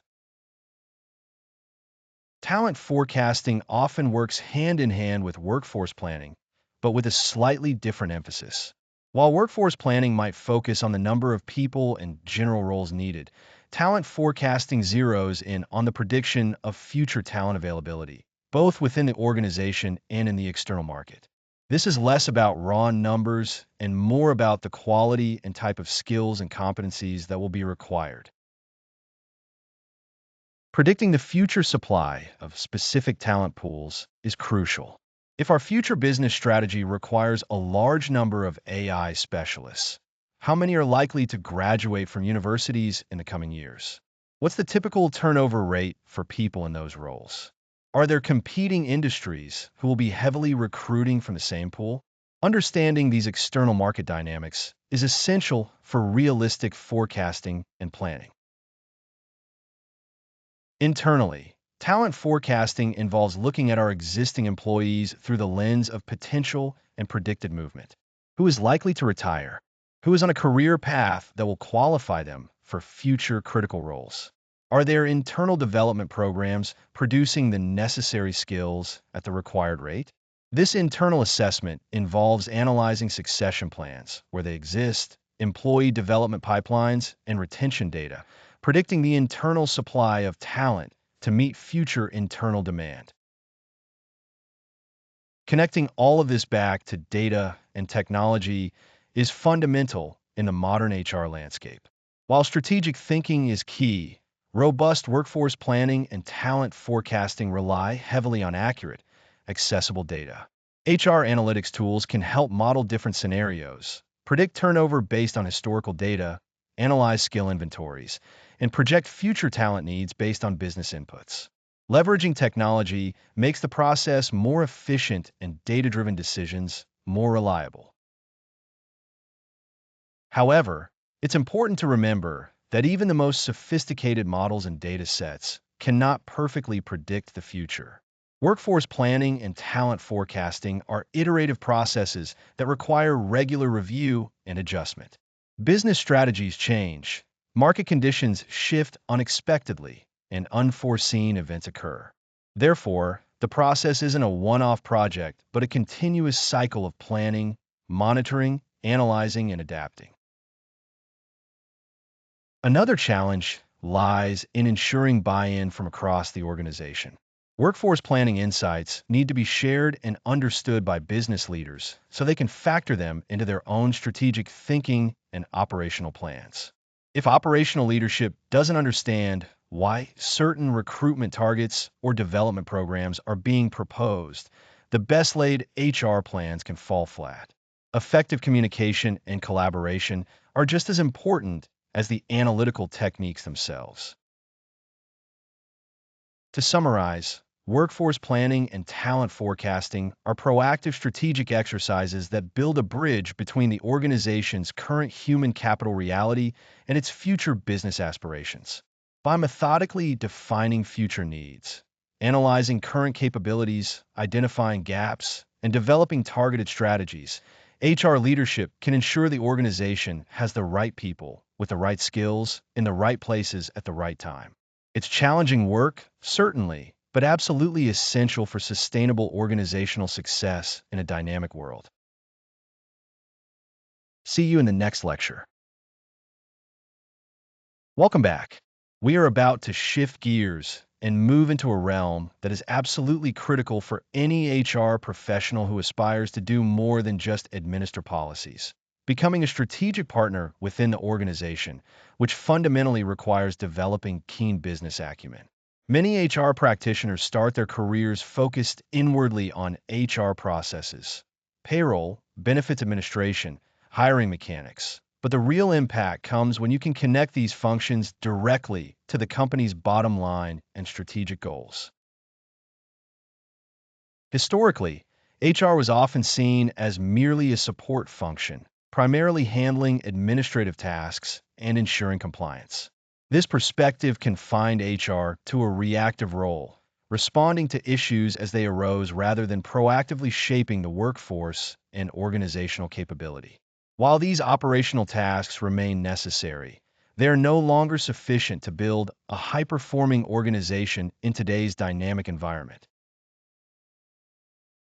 To evolve into a strategic partner, HR must fundamentally change its viewpoint, looking outward at the business challenges and opportunities the company faces. This means understanding the industry landscape, the competitive pressures, and the financial health of the organization. It's about grasping the big picture and identifying how HR initiatives can directly contribute to achieving those overarching business objectives, not just running HR programs in isolation. Developing business acumen is arguably the most vital step in this transformation. It's the ability to understand how a business makes money, what drives its success, and what obstacles it faces. Without this knowledge, HR is merely applying generic practices without tailoring them to the specific context and needs of the organization, leading to initiatives that miss the mark or fail to gain traction with business leaders. Think about a company in the retail sector. Its success might depend heavily on supply chain efficiency, inventory turnover, customer engagement, and managing seasonal peaks. For HR to be strategic in this context, it needs to understand how workforce planning impacts supply chain reliability, how training affects customer service scores, or how compensation structures influence employee retention during busy periods. Similarly, a software company's key drivers might include speed of innovation, ability to attract and retain top engineering talent, and managing project timelines effectively. HR in this scenario would need to prioritize programs that foster rapid skill development, create an attractive compensation and benefits package that competes for scarce talent, and implement performance management systems that encourage timely project delivery and collaboration. Understanding these industry-specific nuances is part of developing robust business acumen. A critical component of business acumen is financial literacy. While you don't need to be a certified public accountant, understanding basic financial statements and metrics is non-negotiable for strategic HR. Being able to speak the language of finance builds credibility with executive leaders and allows HR to frame its initiatives in terms of costs, investments, and returns, which are the terms they use to evaluate other business functions. Consider the profit and loss (P&L) statement. This shows the company's revenues, costs, and profits over a period. HR professionals should understand how workforce costs, salaries, benefits, training contribute to the overall expenses and look for ways HR practices can positively impact revenue or reduce controllable costs. For example, understanding that high employee turnover directly increases recruitment and training costs allows HR to make a data-driven case for investing in retention programs. The balance sheet provides a snapshot of the company's assets, liabilities, and equity at a specific point in time. While less directly impacted by day-to-day HR operations than the P&L, it still offers insights. Understanding concepts like working capital and long-term debt can inform decisions about compensation structures or the feasibility of large-scale HR technology investments, ensuring HR plans are aligned with the company's financial capacity and obligations.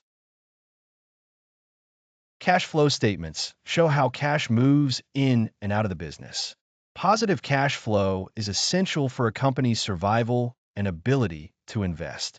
HR initiatives like managing payroll cycles efficiently, negotiating benefits contracts, or implementing voluntary benefits programs can impact cash flow and being aware of this impact demonstrates financial awareness. Furthermore, understanding the overall cash position helps HR justify spending on initiatives by linking them to future cash generation or cost savings. Beyond the basic statements, strategic HR professionals need to understand key financial metrics and ratios relevant to the workforce. Metrics like revenue per employee indicate how efficiently the company is utilizing its human capital to generate income. Understanding the cost per hire helps evaluate the efficiency of recruitment processes, and calculating the return on investment, ROI, for training programs demonstrates their financial value. Calculating ROI for HR initiatives involves comparing the cost of the program to the financial benefits it yields. For instance, a leadership development program might have a direct cost for facilitators and materials, but its benefit could be measured by reduced management turnover, improved team productivity leading to increased revenue, or faster project completion resulting in cost savings.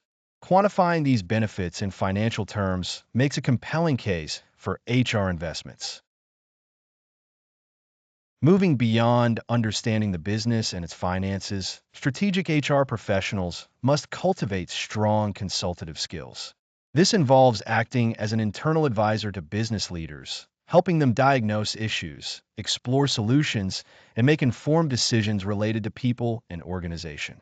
It's about shifting from taking orders to proactively identifying problems and proposing solutions that address both people needs and business requirements.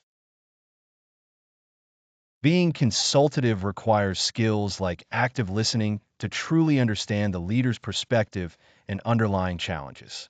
It involves asking probing questions to get to the root cause of issues, rather than just addressing surface-level symptoms. For example, if a manager reports high stress on their team, a consultative HR partner wouldn't just suggest a stress management workshop. They would explore the team's workload, processes, leadership style, and organizational structure to identify systemic issues contributing to the stress. Once problems are diagnosed, the consultative HR professional collaborates with leaders to design and implement effective solutions. This might involve organizational design changes, process improvements, targeted training, changes to performance management, or adjustments to team structures. The key is that the solution proposed is tailored to the specific business problem and context, drawing on HR expertise, but integrated with the leader's operational knowledge. It's a partnership model based on mutual respect and shared responsibility for outcomes. Another facet of consultative skill is the ability to influence executive decision-making. Gaining a seat at the strategic table isn't just granted. It's earned by consistently demonstrating value and speaking the language that executives understand, the language of business impact, risk, and return. This requires confidence, clear communication, and the ability to present complex HR realities in a way that highlights their strategic implications. To influence effectively, HR must present data-driven insights, not just anecdotes or HR jargon, showing how talent trends affect market share, how engagement scores correlate with customer satisfaction, or how diversity metrics relate to innovation can be powerful. Framed correctly, using relevant financial metrics in business context, HR data becomes a strategic asset that informs critical organizational decisions, securing buy-in and resources for HR initiatives. Aligning HR initiatives with organizational goals is the ultimate expression of HR's strategic partnership role. Every major HR program, from talent acquisition strategies to compensation plans, from training programs to performance management systems, should have a clear line of sight to the overall business strategy. If the business goal is to enter a new market, HR should be focused on acquiring talent with specific regional expertise or language skills, designing compensation structures that are competitive in that new geography, and developing cultural assimilation programs. Conversely, if the business prioritizes cost reduction, HR might look at optimizing health benefit costs, renegotiating vendor contracts for HR technology, or implementing more efficient recruitment processes that reduce time to hire and associated expenses. This intentional alignment ensures that HR is not just busy doing things, but busy doing the right things that directly contribute to the company's success and support its strategic direction. It transforms HR from a cost center into a value creator. Developing these capabilities, business acumen, financial literacy, consultative skills, and the ability to align and influence is not a one-time event, but a continuous journey for HR professionals. It requires proactivity in seeking out information about the business, asking questions, building relationships across departments, and continuously learning about the industry and financial markets. It's about making a conscious effort to step outside the traditional HR boundaries and immerse oneself in the broader business context. By embracing this strategic mindset and acquiring these essential business and consultative skills, HR can transition from being seen as administrators to becoming indispensable partners who drive organizational performance and help the company achieve its most ambitious goals. It's a fundamental shift that unlocks HR's full potential and significantly elevates its impact within any organization. See you in the next lecture. Welcome back. In the previous lessons, we've established the critical foundation of core HR functions and begun exploring how HR professionals can elevate their role to become true strategic partners within an organization by developing strong business acumen. Now, simply possessing knowledge of the business or having brilliant HR strategies isn't sufficient. These insights and initiatives must navigate the complex social landscape of the workplace to actually take root and deliver value. Effective strategic HR delivery fundamentally relies on the capacity to influence others, guiding decisions and actions towards desired outcomes that align with organizational goals. Our focus today is squarely on developing and wielding key leadership and influence skills, specifically persuasion, negotiation, stakeholder engagement, and emotional intelligence, which are indispensable tools for the modern HR leader operating at any level. Without the ability to effectively communicate, build consensus, manage differing viewpoints, and connect with people on a human level, even the most well-designed HR programs or policies are likely to encounter resistance or fail to gain the necessary momentum for successful implementation. Think of it this way. You might architect the perfect system, but it won't run if you cannot persuade the machine operators to use the correct inputs or troubleshoot issues collaboratively. At its heart, strategic HR isn't merely about executing processes or administering policies. It's about shaping the organizational environment, influencing culture, and guiding human capital decisions that directly impact performance and profitability. This means engaging effectively with executive leadership to champion investments in people, collaborating with line managers to implement performance improvement plans, and connecting with employees to foster engagement and navigate change. Each of these interactions, and countless others daily, requires a nuanced application of influence. Merely possessing authority is rarely enough.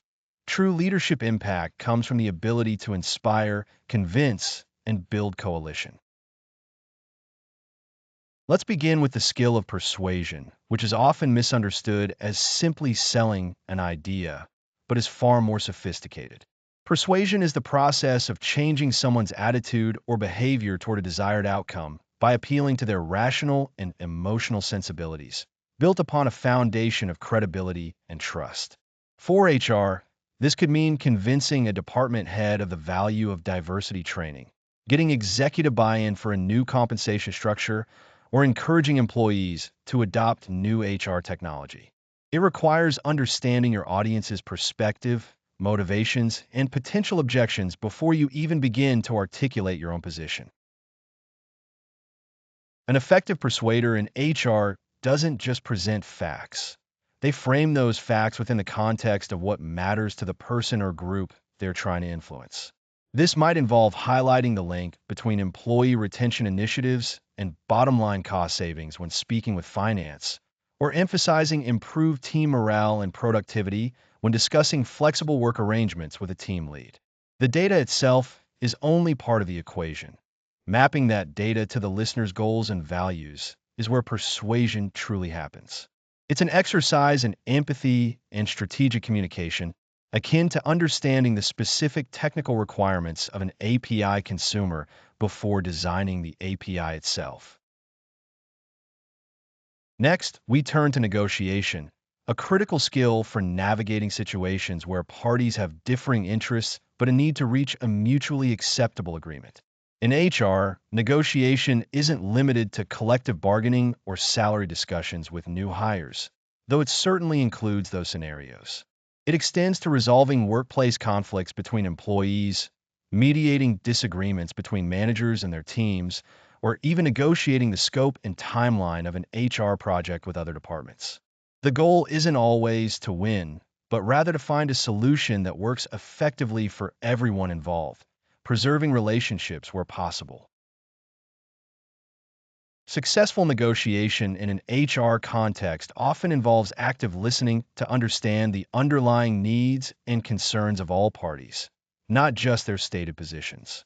It requires creative problem solving to identify potential trade-offs and opportunities for mutual gain, moving beyond a fixed pie mentality. Furthermore, maintaining composure and professionalism, especially in high-tension situations, is paramount, as emotional reactions can quickly derail productive dialogue. This disciplined approach mirrors the careful consideration software architects give to trade-offs between conflicting requirements like performance, security, and usability. All must be balanced. Stakeholder engagement is the systematic process of identifying, analyzing, and planning interactions with those individuals or groups who have an interest in or could be affected by HR activities or decisions. For any significant HR initiative, whether it's implementing a new performance review system or rolling out a wellness program, understanding who your stakeholders are and what matters to them is fundamental to success. Failing to engage key stakeholders early and effectively can lead to resistance, misunderstandings, and ultimately, the failure of the initiative. This process involves mapping out who the relevant stakeholders are. They could be employees, managers, executives, union representatives, or even external regulators, and then assessing their level of influence, their interest in the initiative, and their current attitude towards it. Based on this analysis, an HR professional develops a tailored communication and engagement strategy for each group, ensuring their concerns are heard and addressed, and building support along the way. It's about building bridges and ensuring that the communication lines are open and bidirectional, much like designing a distributed system where different services need clear, reliable channels to coordinate their actions. Finally, let's discuss emotional intelligence, a topic that has gained significant traction in recent years for good reason. Emotional intelligence, often abbreviated as EI or EQ, refers to the capacity to recognize, understand, manage, and effectively use one's own emotions, as well as to recognize, understand, and influence the emotions of others. For HR professionals, whose work is inherently centered around people and often involves navigating sensitive situations, a high level of emotional intelligence is not just beneficial, but arguably essential. The core components of emotional intelligence typically include self-awareness, understanding your own emotions and their impact, self-regulation, managing disruptive impulses and moods, social awareness, understanding the emotions, needs, and concerns of others, and relationship management, the ability to build rapport and manage relationships effectively. Possessing these capabilities allows HR professionals to remain calm under pressure, empathize with employee struggles, provide psychologically safe spaces for difficult conversations, and inspire confidence and trust. Without this ability to connect and manage the human element, technical or process expertise in HR will only get you so far. Let's consider how these skills come together in practice with a few examples. Imagine you need to secure budget approval from the executive team for a significant investment in leadership development training. This isn't just about presenting a cost-benefit analysis, though that's part of it, linking back to business acumen. It requires persuading executives of the strategic necessity, negotiating the specific allocation and timing, engaging relevant stakeholders like VPs who will benefit most directly, and using emotional intelligence to understand their potential reservations or priorities and respond appropriately. A purely transactional request is likely to fail. Or consider mediating a dispute between two high-performing employees whose conflict is disrupting team productivity. This situation calls for negotiation skills to guide them toward a resolution, stakeholder engagement to understand the impact on the wider team and manager, persuasion to help them see the benefits of collaboration over conflict, and significant emotional intelligence to create a safe environment for dialogue, manage heightened emotions, and facilitate empathy between the individuals. It's a complex interplay of human dynamics that demands more than just following a policy. Implementing a major organizational change, such as a restructuring or the adoption of new collaborative software, is another prime example where influence skills are paramount for HR. You must persuade leadership of the need for change, negotiate the implementation details, engage potentially resistant employees and managers as key stakeholders throughout the process, and use emotional intelligence to address anxieties, build resilience, and foster adoption. The technical or process aspects of a change are often less challenging than managing the human reaction to it. Developing these skills is an ongoing journey. It starts with self-awareness, understanding your own communication style, your negotiation tendencies, how you react under pressure, and your own emotional triggers. Seeking feedback from colleagues, mentors, or managers can provide invaluable insights into how your attempts to influence are perceived by others. Practice in low-stakes situations helps build confidence before tackling more challenging scenarios. Active listening is fundamental to mastering all these influence skills. It means truly hearing and understanding the other person's perspective, needs, and emotions, rather than just waiting for your turn to speak. This builds trust, demonstrates respect, and provides you with the crucial information needed to tailor your approach, whether you are persuading, negotiating, or engaging stakeholders. It's about receiving the full signal, complete with nuances and context, rather than just registering the explicit data packet. Furthermore, building credibility over time is the bedrock upon which effective influence rests. Consistency in message and behavior, demonstrating competence and integrity, and delivering on commitments all contribute to others' willingness to be influenced by you. When your track record consistently shows that you are knowledgeable, reliable, and act with good intent, your capacity to persuade, negotiate, and engage is significantly enhanced. Influence isn't just about the interaction, it's built on the history of interactions. Ultimately, mastering leadership and influence skills is what distinguishes truly strategic HR professionals from administrative ones. While core HR functions are the necessary foundation, the ability to navigate the social and political currents of an organization, to build consensus, resolve conflict, and inspire action is what allows HR strategies to translate into tangible business outcomes. These skills empower HR to not just support the business, but to actively shape its trajectory. By continuously refining your capacity to persuade, negotiate effectively, strategically engage stakeholders, and operate with high emotional intelligence, you position yourself as an indispensable partner capable of driving significant positive change within your organization. These are the capabilities that elevate HR from a cost center or support function to a true value driver and a source of competitive advantage. It's about becoming an active agent in the system, capable of altering its state and behavior, rather than just a monitoring tool.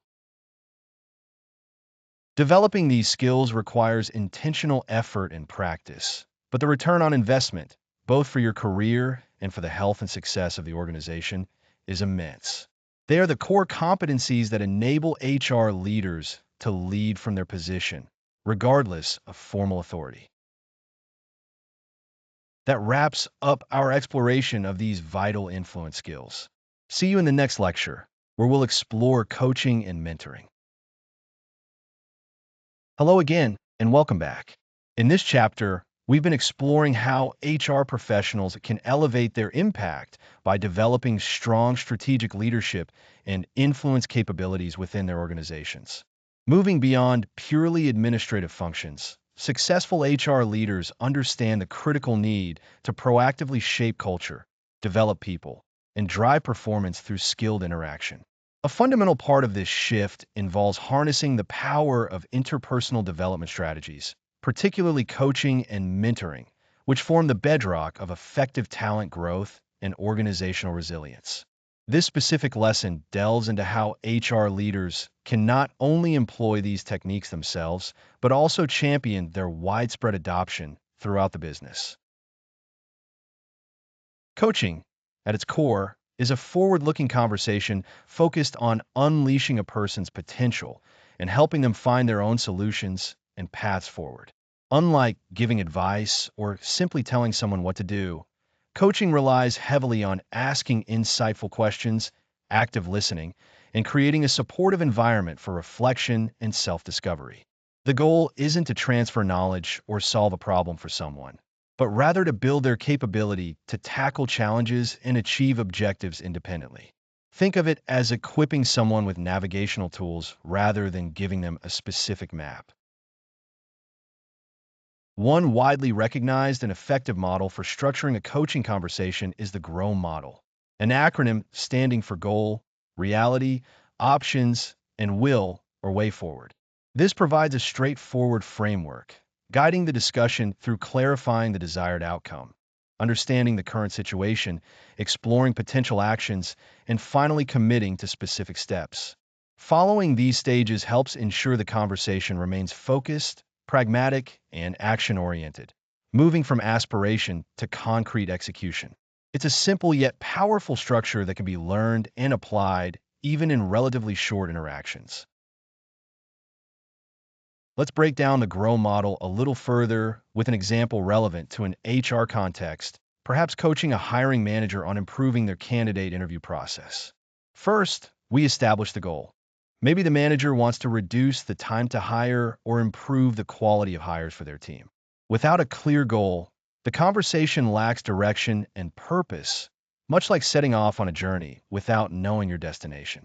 Clarifying the specific desired outcome is the essential first step. Next comes reality. Here, the coach helps the manager explore the current situation without judgment. Questions might include, what is currently happening with interviews for your team? What results are those bringing you?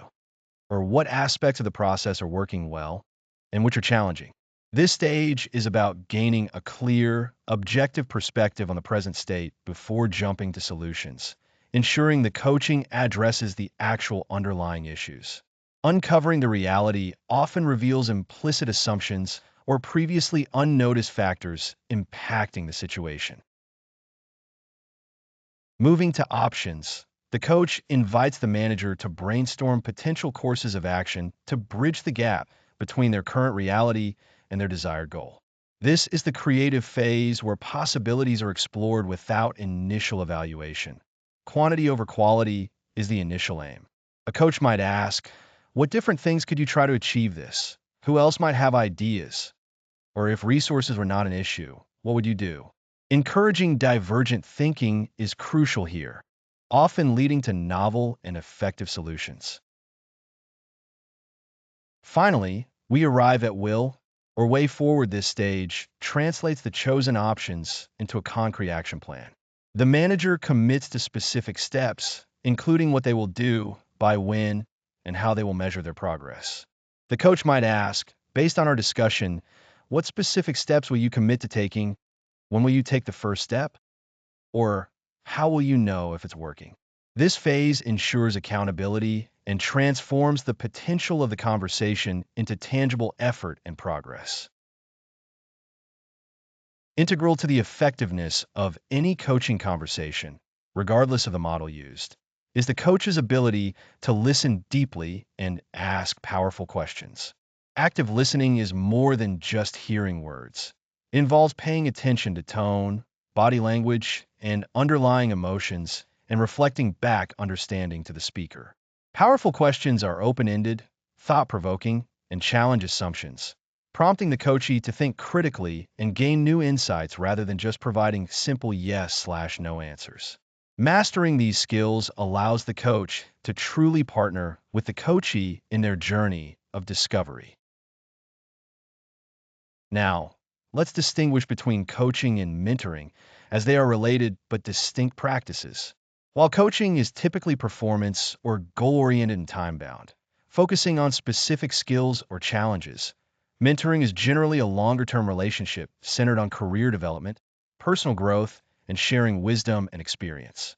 A mentor often has more senior experience than the mentee and acts as a trusted advisor, guide, and role model, helping the mentee navigate their career path and professional landscape. The dynamic is often one of benevolent guidance rooted in personal history and perspective. Mentoring frameworks can range from highly structured, formal programs managed by the HR department with specific pairings and goals, to completely informal relationships that develop organically between colleagues. Formal programs often involve training for both mentors and ments, clear expectations, and periodic check-ins to ensure the relationship is productive. Informal mentoring, while valuable, relies heavily on chance connections and personal initiative, lacking the structured support that formal programs can provide. Both types can be beneficial, but formal programs offer broader access and consistency. A fascinating development in mentoring is reverse mentoring, where a younger or less experienced employee mentors a more senior colleague, often on topics like technology, social media, or current cultural trends. This flips the traditional hierarchy, offering unique perspectives and fostering cross-generational understanding within an organization. It acknowledges that valuable insights flow in multiple directions and can significantly broaden the perspectives of senior leadership. Embracing this can signal an organization's commitment to continuous learning at all levels. For a mentoring relationship to be successful, clearly setting expectations and goals up front is paramount for both parties. The mentor and mentee should discuss what they hope to gain from the relationship, how often they will meet, and what topics they will focus on. This initial conversation prevents misunderstandings and ensures alignment on the purpose and direction of their engagement. A well-defined scope, while allowing for flexibility, lays a solid foundation for a productive long-term connection. The benefits of mentoring extend far beyond the mentee. Mentors gain new perspectives, refine their leadership and communication skills, and experience the satisfaction of contributing to someone else's growth. Organizations benefit from increased knowledge transfer, improved employee engagement and retention, facilitated succession planning, and a stronger culture of development. Investing in mentoring is truly an investment in the human capital and future leadership pipeline of the business. Effective feedback is a critical component of both coaching and mentoring, as well as fundamental to general performance management and development conversations. Providing constructive feedback helps individuals understand their impact on others and identify areas for improvement, while receiving feedback allows for self-correction and continuous learning. However, delivering feedback skillfully is an art that requires practice and an understanding of different approaches. Poorly delivered feedback can be demotivating and counterproductive. Several models exist to structure behavioral feedback, making it more objective and actionable. The STAR method is a classic example, particularly useful for providing feedback based on specific past events. STAR stands for situation, task, action, and result. You describe the situation, the specific task or goal, the action the person took, and the result of that action. This structure ensures the feedback is concrete, focused on observable behavior and illustrates the consequence of that behavior, making it much easier for the recipient to understand and act upon. Here's an example using STAR. Imagine giving feedback to a project manager. You might say, during the executive update meeting this morning, situation, your task was to present the project's status concisely. Task. However, you spent 15 minutes detailing technical dependencies. Action, which resulted in us running out of time to discuss risks, a key agenda item our stakeholders needed to hear. Result. This breaks down the event clearly and links the action directly to its tangible impact on the outcome of the meeting. Another useful model is SBI, which stands for Situation, Behavior, and Impact. This is similar to STAR, but often simpler to use in the moment. You describe the specific situation where the behavior occurred, the specific behavior you observed, and the impact the behavior had. For instance, using the same project manager example.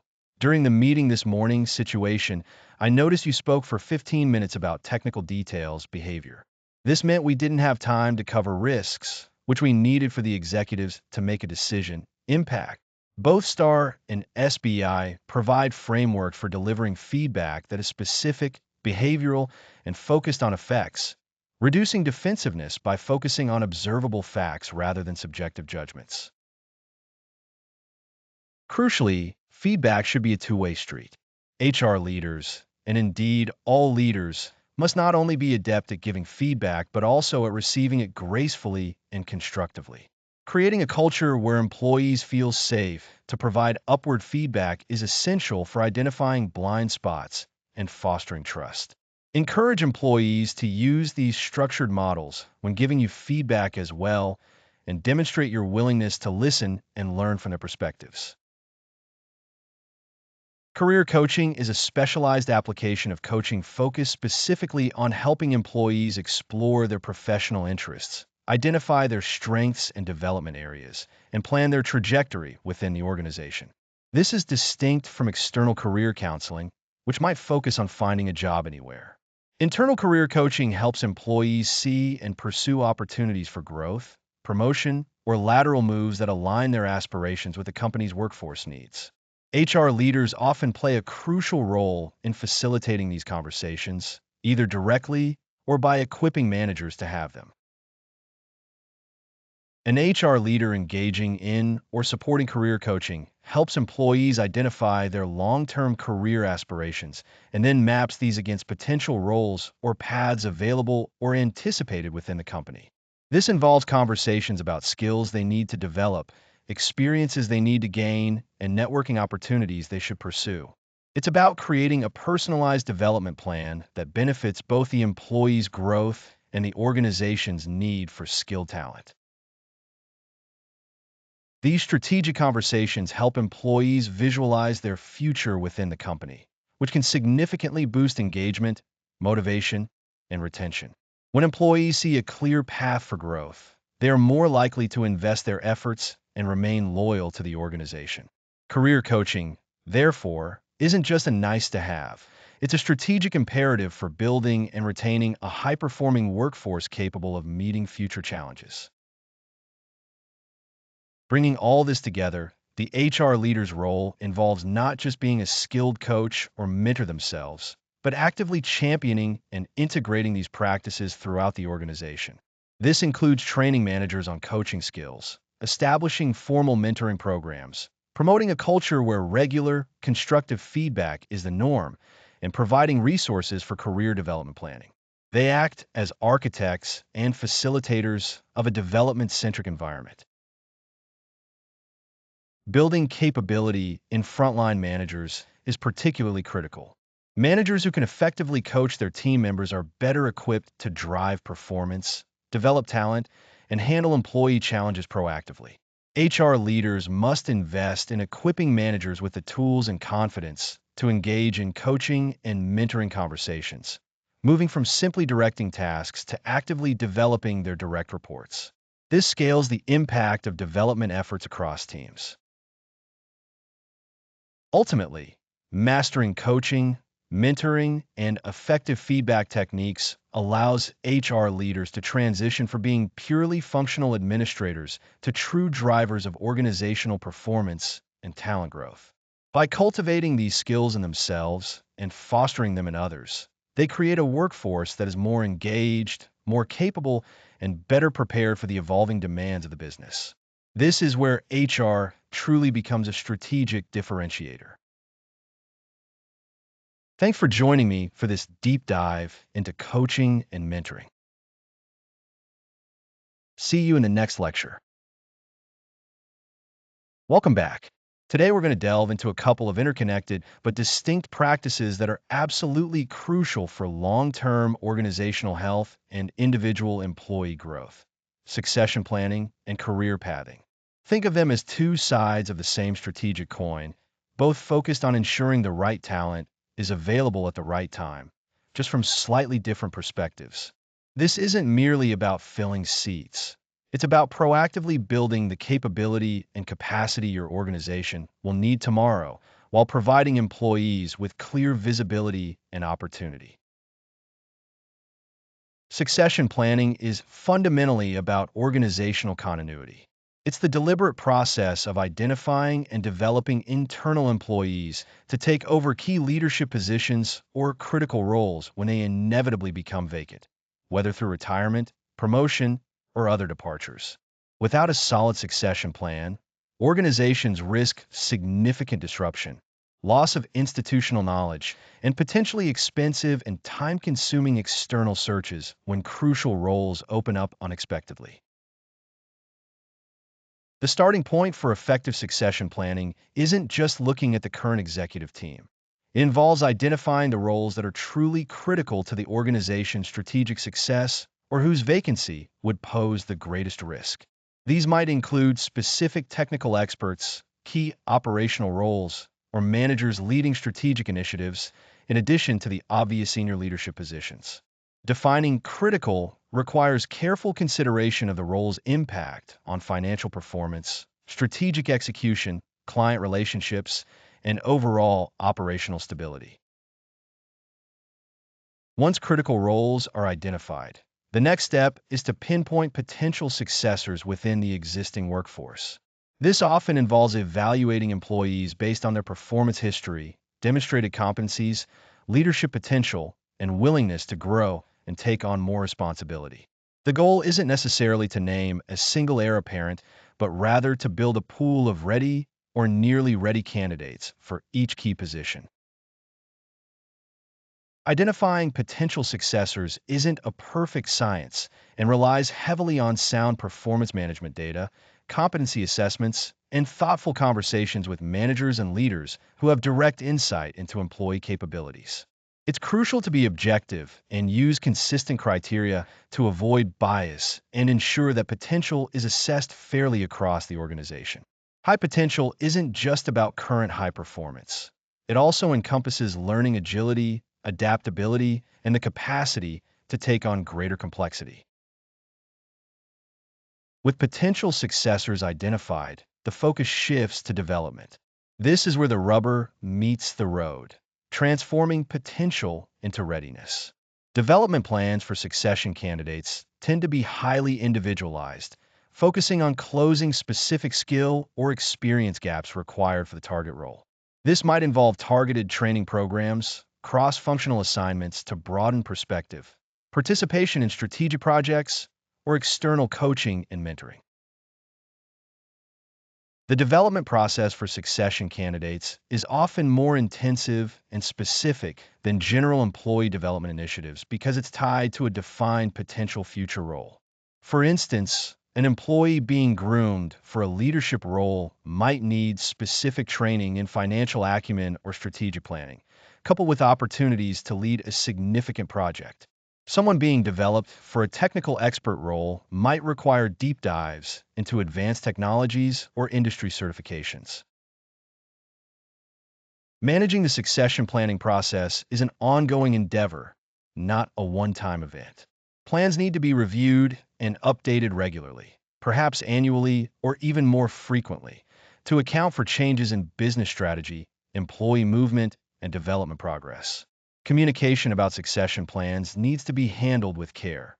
While employees identified as high potential often benefit from knowing they are on a development track, explicitly naming successors prematurely for specific roles can be demotivating for others and limit flexibility. Shifting our focus now to career pathing. This practice is more employee-centric, although it serves crucial organizational goals as well. Career pathing provides employees with a clear visual or descriptive map of potential roles they could hold within the organization and the skills, knowledge, and experiences typically required to move between them. It outlines not just upward movement, but also lateral opportunities or moves into specialist tracks. The primary goal of career pathing is to foster internal mobility and provide employees with a sense of growth and future within the company. When employees can see potential next steps and understand what it takes to get there, they are more likely to feel engaged, motivated, and invested in their development and their tenure with the organization. This transparency helps reduce uncertainty and empowers employees to take ownership of their professional journey. Creating career path frameworks usually involves mapping existing roles and defining logical progression routes based on increasing levels of responsibility, complexity, or specialization. These paths should ideally be flexible, acknowledging that careers aren't always linear and that various entry and exit points or lateral transfers are possible and often beneficial. It's about illustrating possibilities, not rigid requirements. A well-defined career framework typically includes descriptions of different job levels within a function or across job families, outlining the core competencies, required skills, and typical experiences needed at each level. This provides a tangible benchmark for employees to assess their current standing and identify areas where they need to develop to reach their next desired role. It connects individual effort to anticipated advancement. Managers play a vital role in facilitating career pathing discussions with their team members. They can help employees understand the available paths, assess their current skills against future role requirements, and identify suitable development activities. These career conversations are distinct from performance reviews. They're forward-looking dialogues focused purely on growth aspirations and potential next steps. While the organization provides the map through career pathing, the responsibility for navigating it ultimately rests with the individual employee. Employees need to actively explore potential paths, communicate their aspirations to their managers, seek feedback, and proactively pursue the development opportunities needed to acquire the necessary skills and experience. It's a partnership between the employee and the organization. It's essential that career paths are aligned with the organization's strategic direction and structure. Creating paths for roles or functions that are not central to the business or that are being de-emphasized would be misleading and counterproductive. The pathways described should realistically reflect where the organization is growing and where opportunities are likely to arise in the future. Now, how do succession planning and career pathing connect? While distinct, they are deeply complementary. Career pathing helps build the broad pool of talent from which potential successors can be identified. By providing clear growth opportunities, career pathing encourages employees to develop a wide range of skills and gain diverse experiences, making them more suitable for future critical roles. It strengthens the internal talent pipeline organically. Conversely, the specific development plans designed for succession candidates can often leverage or influence the broader career pathing frameworks. For instance, if succession planning identifies a critical need for leadership skills across several roles, this might lead to the creation or enhancement of management development programs that become part of standard career paths for aspiring leaders at different levels. The needs identified at the top inform the pathways provided lower down. Both practices contribute significantly to organizational success. Succession planning ensures leadership bench strength and operational stability, safeguarding against critical talent risks. Career pathing boosts employee engagement, reduces turnover by offering internal growth opportunities, and helps attract talent who value development and long-term potential. Together, they create a powerful system for talent management. Implementing effective succession planning and career pathing isn't without challenges.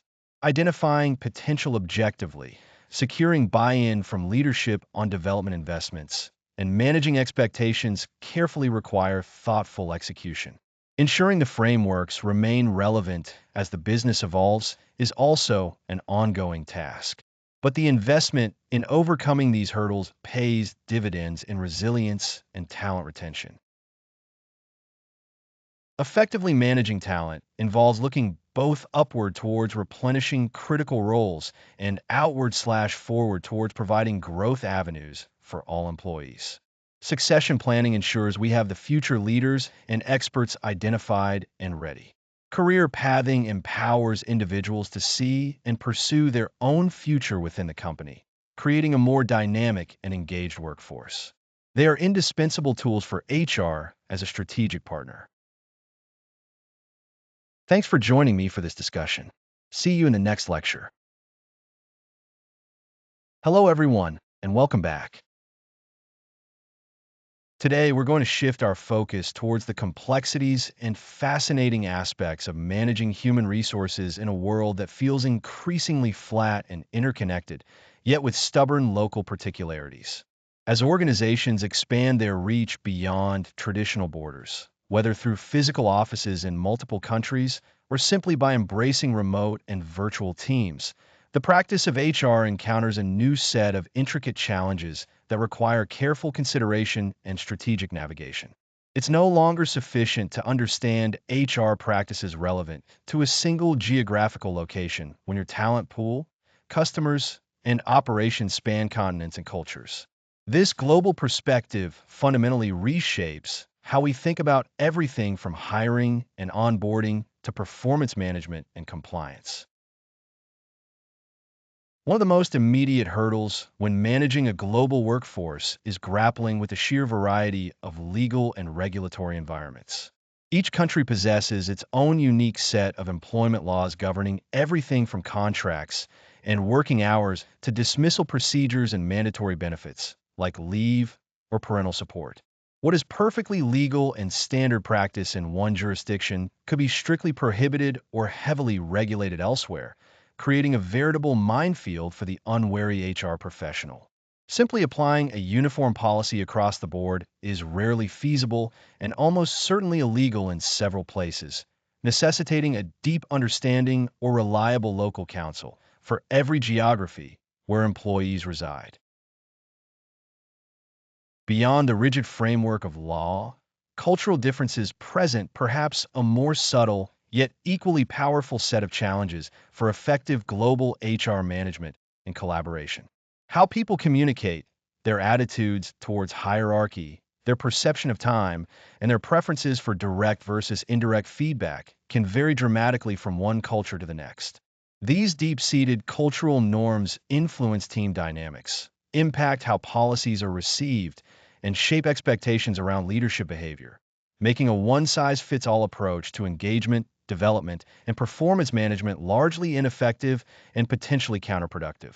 Successfully bridging these cultural gaps requires a significant investment in building cultural intelligence and promoting empathy across teams.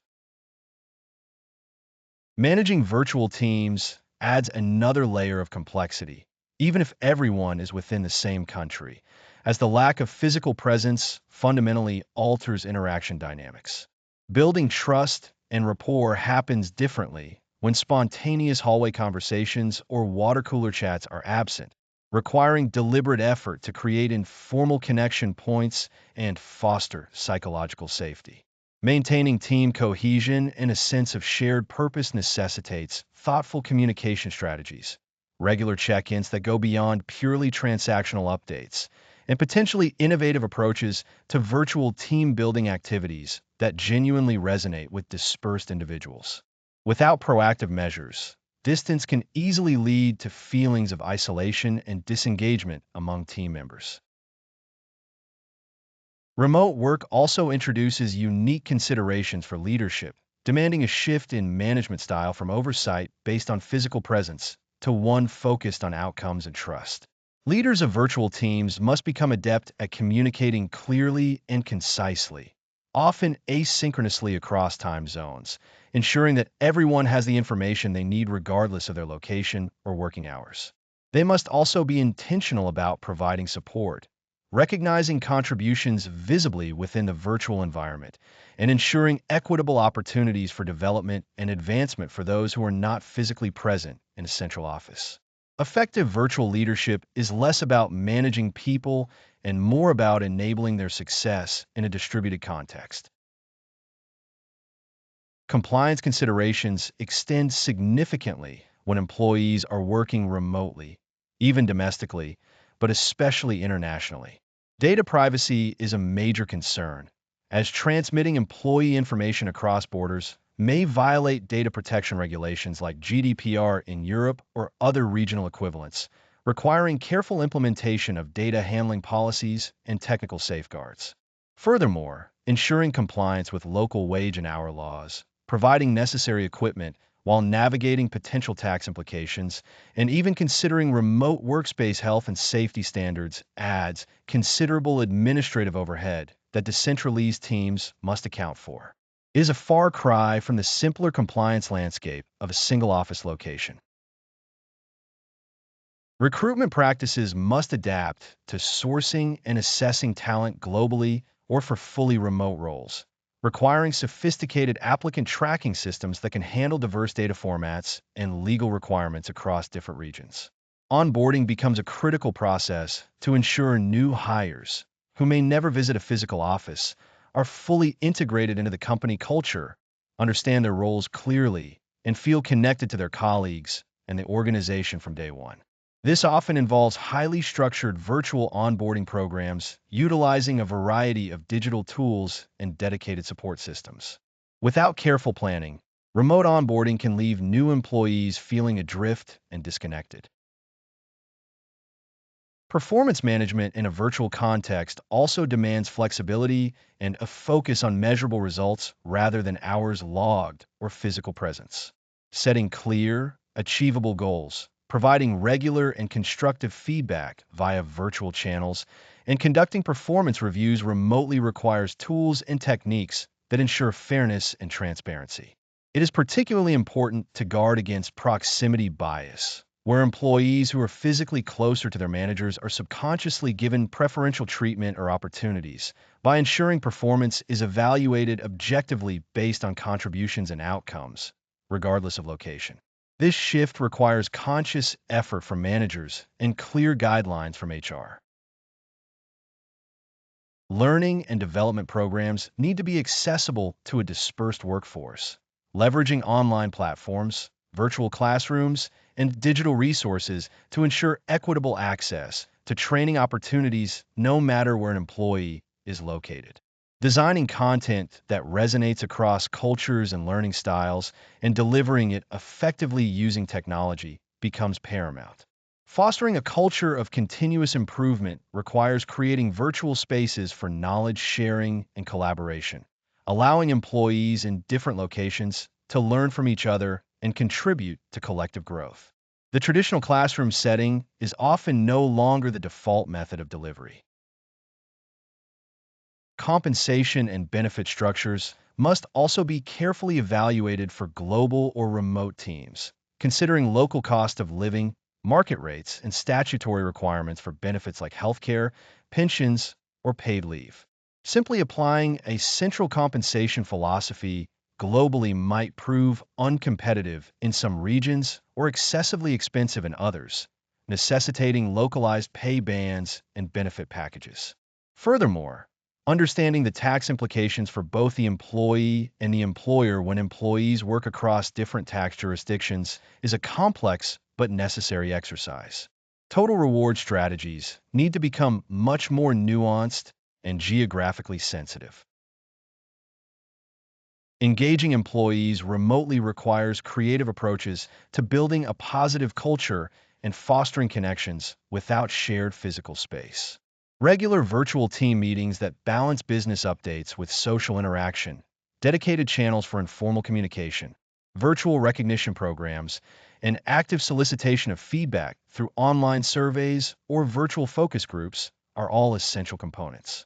Managing employee relations remotely also means having clear policies around remote work expectations, data security, and handling grievances that arise in a virtual environment, requiring robust digital documentation and communication tools.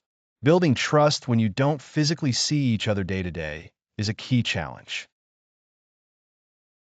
Compliance with employment law principles becomes incredibly complex when dealing with employees in multiple countries, as laws vary dramatically regarding contracts, working hours, minimum wage, leave entitlements, anti-discrimination regulations, and termination procedures. Each jurisdiction has its own distinct legal framework, and organizations must navigate these varied requirements, often with the help of local legal counsel, to ensure their practices are lawful. Failing to comply with local employment laws can expose the organization to significant legal risks, fines, and damage to reputation. It's a continuous learning process and requires diligent attention to detail across multiple legal systems. Furthermore, understanding the nuances of handling sensitive employee data across borders, particularly regarding recruitment, payroll, and performance data, is paramount due to varying data protection laws. Implementing robust data privacy policies and ensuring compliance with international standards and local regulations is not merely good practice, but a legal imperative. This involves carefully assessing where employee data is stored, processed, and transmitted, and ensuring that necessary consents and legal bases for processing are in place for each relevant jurisdiction. Data breaches involving employee information across multiple regions can lead to severe penalties and loss of trust. Managing payroll and benefits for a global workforce involves dealing with different currencies, tax systems, social security contributions, and mandatory benefit schemes specific to each country. Establishing relationships with local payroll providers, understanding international tax treaties, and ensuring timely and accurate compensation payments across diverse financial and regulatory environments is a significant operational challenge. Benefit schemes such as healthcare, retirement plans, and mandatory leave also differ substantially, requiring HR to design or administer benefit packages that are compliant, competitive, and relevant to employees in each location. It is a complex logistical puzzle needing meticulous management. Cross-cultural differences impact not just communication, but also deeply held values and expectations around work-life balance, hierarchy, and decision-making processes. In some cultures, direct feedback might be seen as aggressive, while in others, indirect communication could be perceived as evasive or unclear. Decision-making styles can range from highly centralized and hierarchical to consensus-driven and collaborative, influencing how teams operate and how changes are adopted. HR policies related to feedback, team structure, and performance evaluations may need significant adaptation to be effective and perceived as fair across different cultural contexts. A failure to appreciate these nuances can lead to misunderstandings and conflict within global teams. Engaging employees across diverse global locations also involves considering culturally specific motivators, recognition preferences, and approaches to career development. What motivates an employee in one country may be very different from what is valued elsewhere, influencing the design of incentive programs and recognition schemes. Career pathing and development opportunities need to be accessible and relevant to employees regardless of their geographical location or cultural background, ensuring equitable access to growth opportunities across the entire global workforce. This requires HR to think creatively about how talent mobility and development initiatives are designed and implemented in a distributed environment. Virtual team management requires specific strategies to maintain team cohesion and prevent feelings of isolation. Implementing virtual team rituals, such as regular non-work-related check-ins, online social events, or shared virtual activities can help build camaraderie and a sense of belonging. Providing resources and support for managing the challenges of remote work, such as setting boundaries between work and personal life, maintaining physical and mental well-being, and ensuring a suitable home workspace, is crucial for employee morale and productivity. HR plays a vital role in equipping both managers and employees with the tools and knowledge to thrive in a virtual setting. Leading virtual teams effectively relies heavily on strong communication skills and the ability to leverage technology to replicate aspects of in-person interaction. This means mastering virtual meeting etiquette, using collaborative platforms effectively, and ensuring equitable participation from all team members regardless of their location or connectivity issues. Leaders must be intentional about creating opportunities for dialogue, providing timely feedback, and fostering a transparent flow of information to keep everyone aligned and engaged. It's about leading with empathy and understanding the unique challenges and opportunities presented by the virtual environment. Compliance also involves ensuring that remote work arrangements themselves comply with employment regulations, especially regarding aspects like working hours, minimum wage, and employee classification, e.g., preventing misclassification of employees as independent contractors. Establishing clear remote work agreements that outline expectations, responsibilities, and compliance requirements is essential.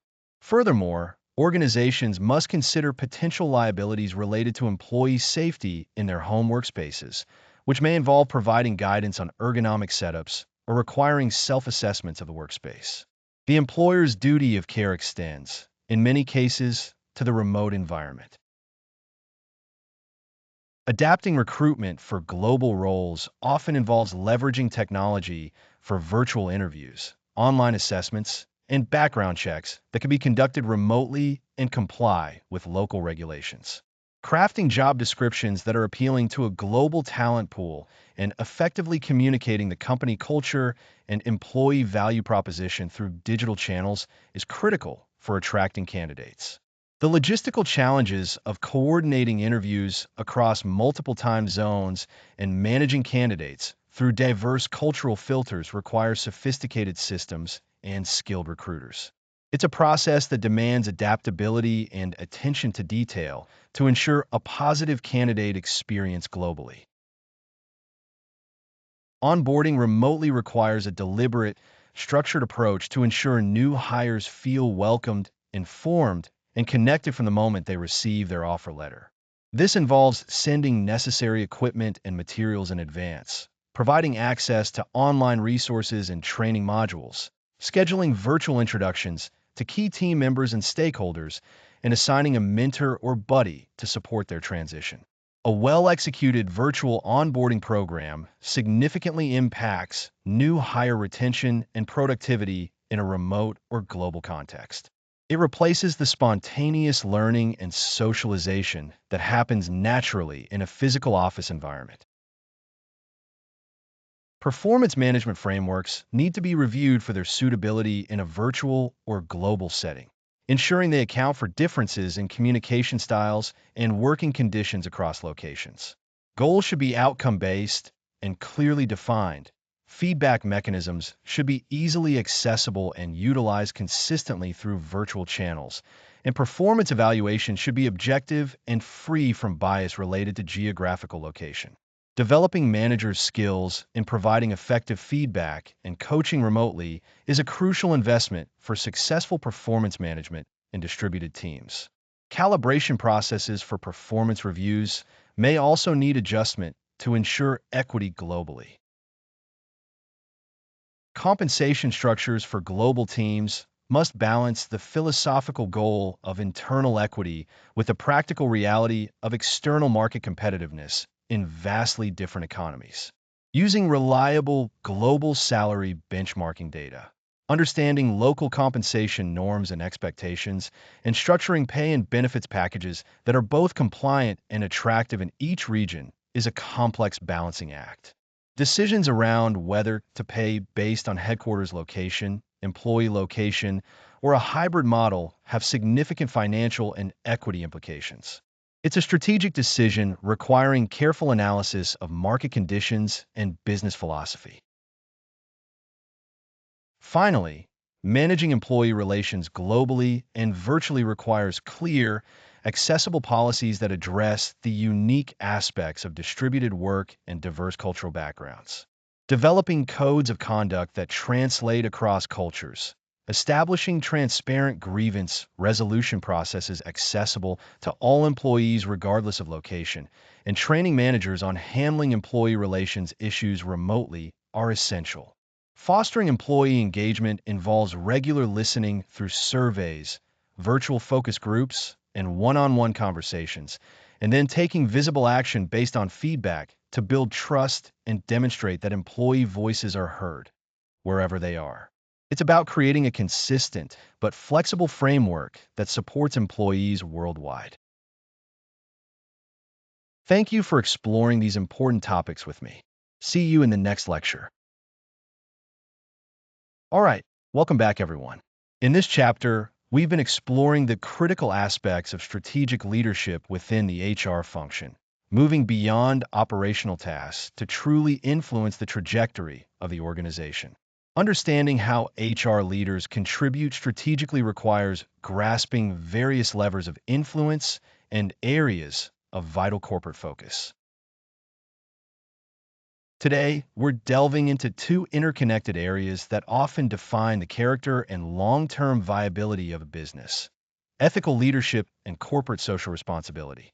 These aren't just abstract concepts. They are practical imperatives that shape culture, manage risk, and fundamentally impact how an organization interacts with its internal and external stakeholders. We'll explore what these terms mean in practice, look at frameworks for navigating complex situations, and crucially, understand the pivotal role HR plays in championing these principles throughout the company. Ethical leadership, at its heart, is about doing the right thing, even when it's difficult or unpopular, and guiding others to do the same. It's not merely about avoiding illegal activities. It involves making decisions and fostering a culture based on moral principles, integrity, and fairness. An ethical leader acts as a moral compass, their behavior setting a clear standard for everyone else within their sphere of influence. This kind of authentic leadership builds profound trust and credibility, essential currencies in any organization. Think for a moment about the alternative. A lack of ethical leadership can lead to corrosive mistrust, low morale, and ultimately, significant financial and reputational damage when questionable practices come to light. Conversely, when leaders consistently demonstrate integrity, it encourages employees to report concerns without fear of retribution and fosters a sense of psychological safety, which is critical for innovation and honest communication. The principles guiding an ethical leader become embedded in the organizational DNA over time, shaping its resilience and public perception. While personal ethics form the bedrock, ethical leadership in a corporate context also relies on established frameworks to navigate complex situations. These frameworks provide structured ways to analyze dilemmas and arrive at justifiable conclusions. One common approach involves considering the potential consequences of a decision for all stakeholders, sometimes called a utilitarian perspective, focusing on maximizing overall good or minimizing harm. Another lens might focus on duties and rules, evaluating if the decision adheres to universal moral principles or established company codes of conduct, irrespective of the immediate outcome. We might also consider a virtue ethics perspective, asking what a person of high moral character would do in a given situation, focusing on cultivating traits like honesty, courage, and fairness within oneself and others. Often, a pragmatic approach integrates elements of several frameworks, perhaps weighing consequences while still adhering to fundamental rules and seeking to embody organizational values. The key is to move beyond gut feeling and apply a consistent, defensible rationale to ethical challenges, particularly when competing interests are involved. So, where does HR specifically fit into this picture of nurturing ethical leadership?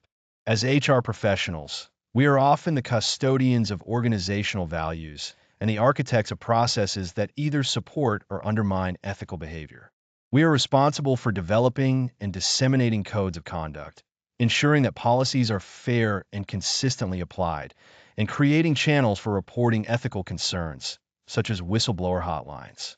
Our own conduct as HR professionals must exemplify the highest ethical standards, serving as role models for the entire workforce. Furthermore, HR plays a crucial role in embedding ethical considerations into leadership development programs and performance management systems. We can design training that helps managers identify and navigate ethical dilemmas, providing them with tools and language to discuss these issues with their teams. Incorporating ethical conduct as a performance criterion, even in a qualitative sense, signals its importance and reinforces expectations throughout the organization. This elevates ethics from an abstract concept to a tangible element of job responsibility for everyone. Consider the process of recruitment and selection. HR leaders committed to ethical practices ensure fairness, transparency, and non-discrimination at every stage. In employee relations, handling grievances and disciplinary actions requires impartiality and adherence to due process. Even in seemingly administrative areas like compensation and benefits, ethical leadership demands transparency and equity in pay practices and benefit distribution. Every facet of HR operations presents an opportunity to reinforce or erode the organization's ethical foundation.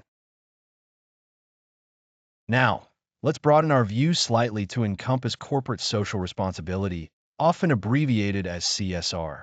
While ethical leadership focuses on the moral compass of individuals and the organization's internal conduct, CSR pertains to a company's impact on society and the environment. It's the idea that businesses have responsibilities beyond generating profits for shareholders. They're also accountable to a wider range of stakeholders, including employees, customers, communities, and the planet itself. CSR acknowledges that business operations occur within and affect larger social and ecological systems. CSR thinking encourages organizations to consider the triple bottom line: people, planet, and profit. This means assessing performance not just purely in financial terms, but also on their social impact, how they treat employees, contribute to communities, and ensure equitable practices, and their environmental impact, how they manage energy consumption, waste, emissions, and resource use. Integrating these considerations into business strategy transforms CSR from a philanthropic add-on to a fundamental pillar of sustainable operations and long-term value creation.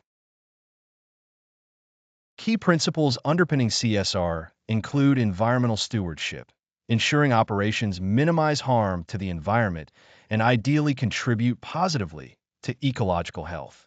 Another principle is social equity, which involves promoting fair labor practices, respecting human rights, supporting diversity and inclusion, and contributing positively to local communities through philanthropic efforts or ethical sourcing.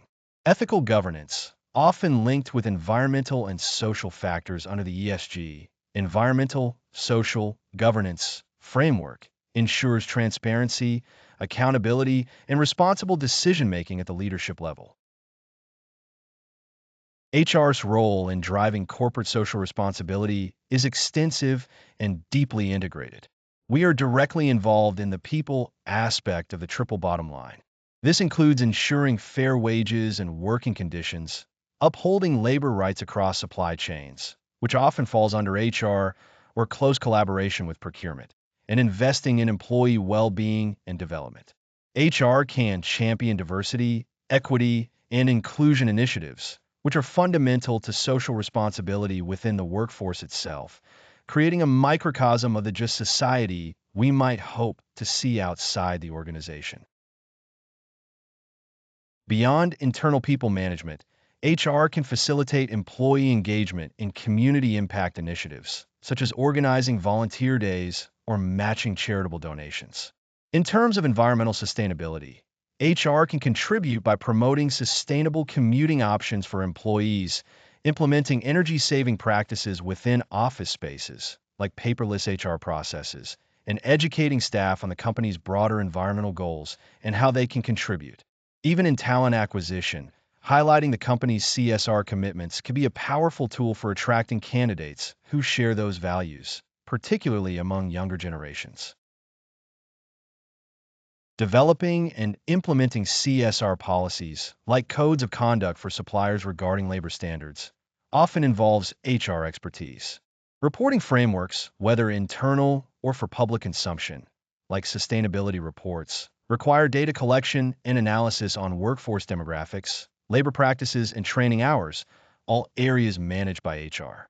By integrating CSR goals into performance reviews and organizational objectives, HR helps ensure that these commitments are not just aspirational statements, but are embedded in the daily work of employees and leaders alike. The intersection of ethical leadership and CSR is clear. Ethical leaders are the ones who champion and embody the principles of corporate social responsibility. They create the culture where CSR isn't seen as a burden or a marketing tactic, but as an intrinsic part of the business's purpose and obligation. HR professionals acting as ethical leaders can powerfully influence the organization's CSR agenda, ensuring it is authentic, impactful, and aligned with employee values. This synergy strengthens both the ethical fiber of the company and its positive footprint on the world. Ultimately, a strong commitment to ethical leadership and corporate social responsibility is not just morally commendable, it is strategically advantageous. Companies with strong ethical cultures and genuine CSR initiatives tend to attract and retain better talent, build stronger relationships with customers and communities, mitigate risks, legal, reputational, operational, and foster greater innovation and resilience. HR is on the front lines of building this kind of organization, shaping the workforce and the culture that make these principles a living reality. Your role in fostering ethics and driving social responsibility is therefore not merely supportive, but absolutely central to long-term organizational success.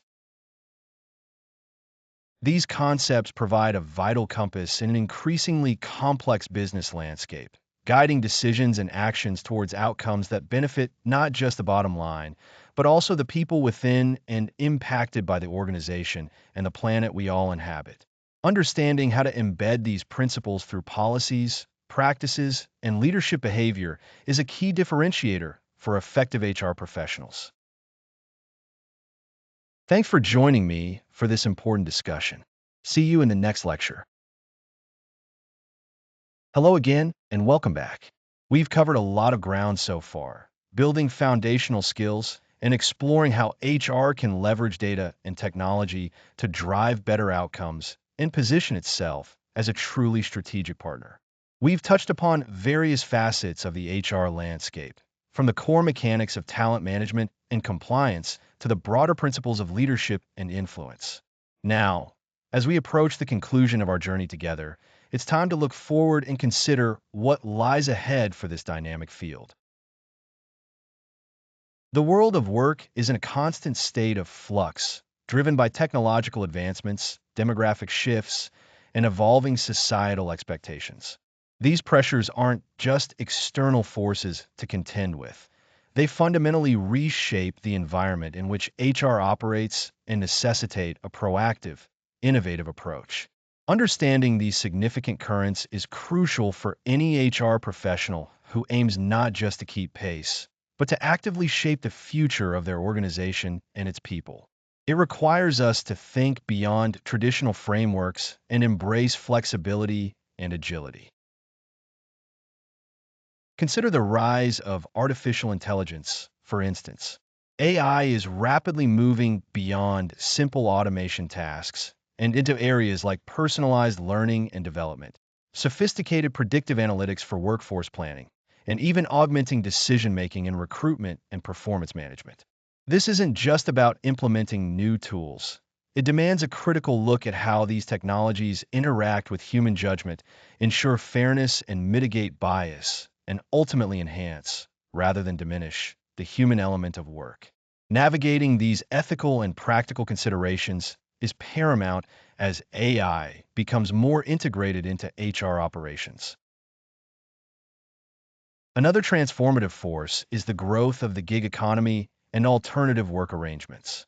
More individuals are choosing freelance, contract, or project-based work, creating complex workforce models that blend traditional employees with contingent labor.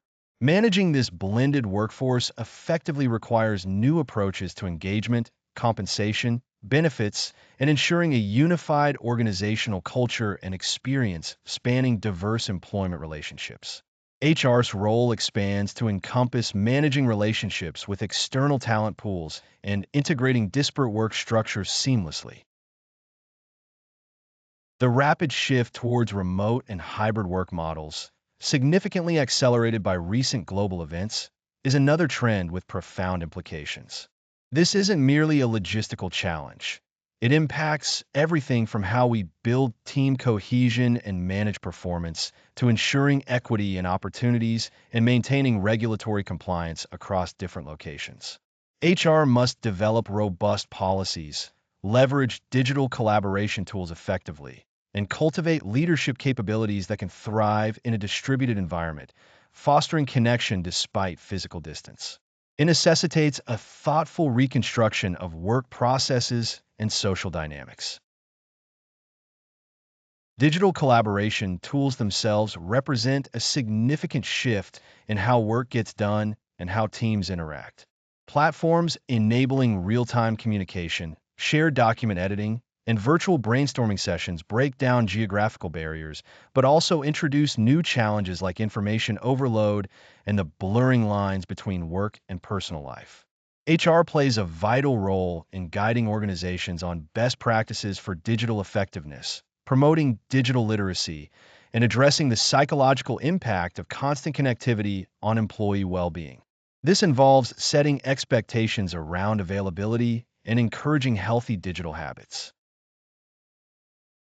These trends collectively paint a picture of a future workplace that is more flexible, technologically augmented, and potentially more fragmented than the traditional model. Preparing organizations for this future isn't just an IT or operations challenge. It sits squarely within the remit of HR.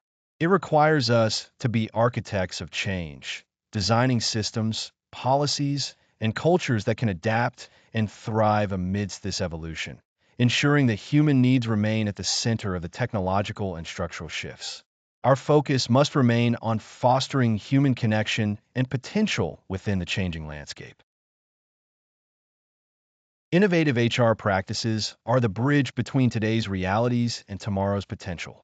This means embracing design thinking to create human-centered employee experiences, experimenting with agile methodologies in HR project management, and becoming more comfortable with iterative development and continuous improvement of HR services. It also involves leveraging data analytics, not just for reporting, but for predictive modeling and prescriptive insights that can guide proactive interventions before problems arise. The capacity for experimentation and adaptation is key to navigating uncertainty. Furthermore, anticipating the skills needed for the future workforce becomes a critical function for HR.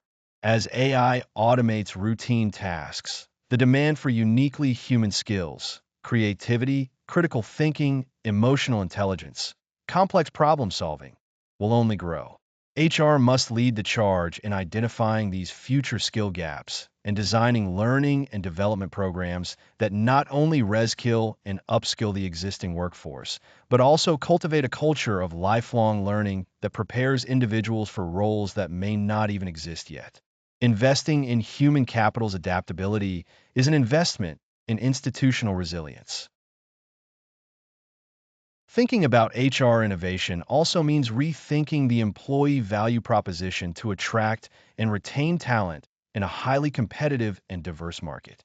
What motivates a traditional full-time employee might be different for what engages a freelancer or a remote worker in a different time zone. Personalized benefits, flexible work options, and a strong emphasis on purpose and belonging become increasingly important components of attracting and retaining top talent across various worker segments.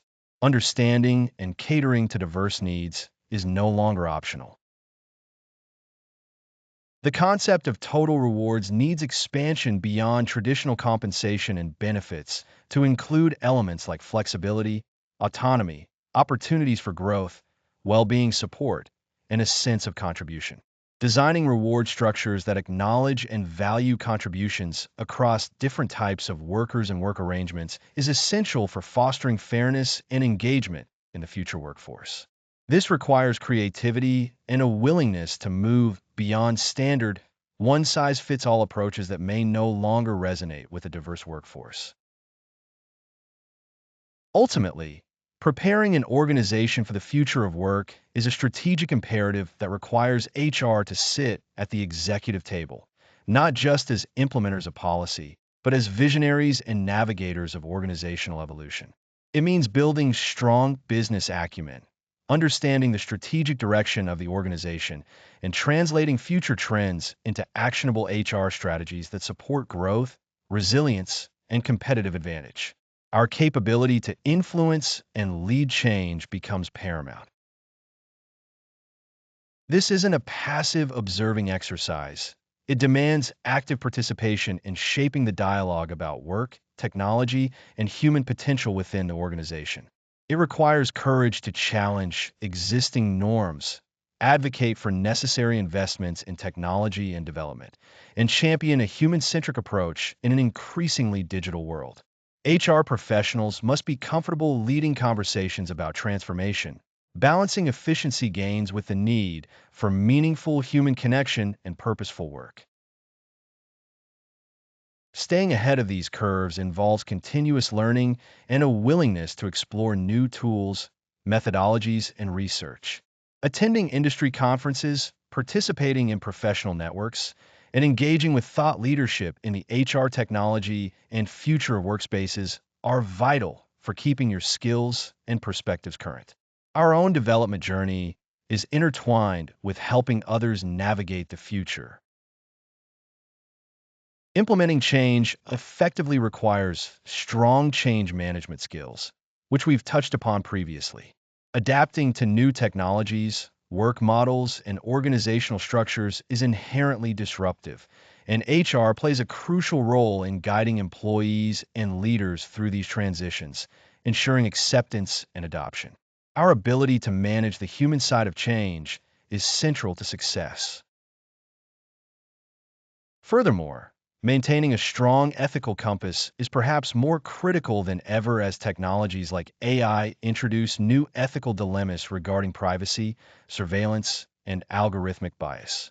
HR is the guardian of ethical principles within the organization and must proactively address these issues, establishing clear guidelines and fostering a culture of integrity. We have a responsibility to ensure technology serves humanity, not the other way around. The future of work is not a fixed destination, but a continuous process of adaptation and innovation.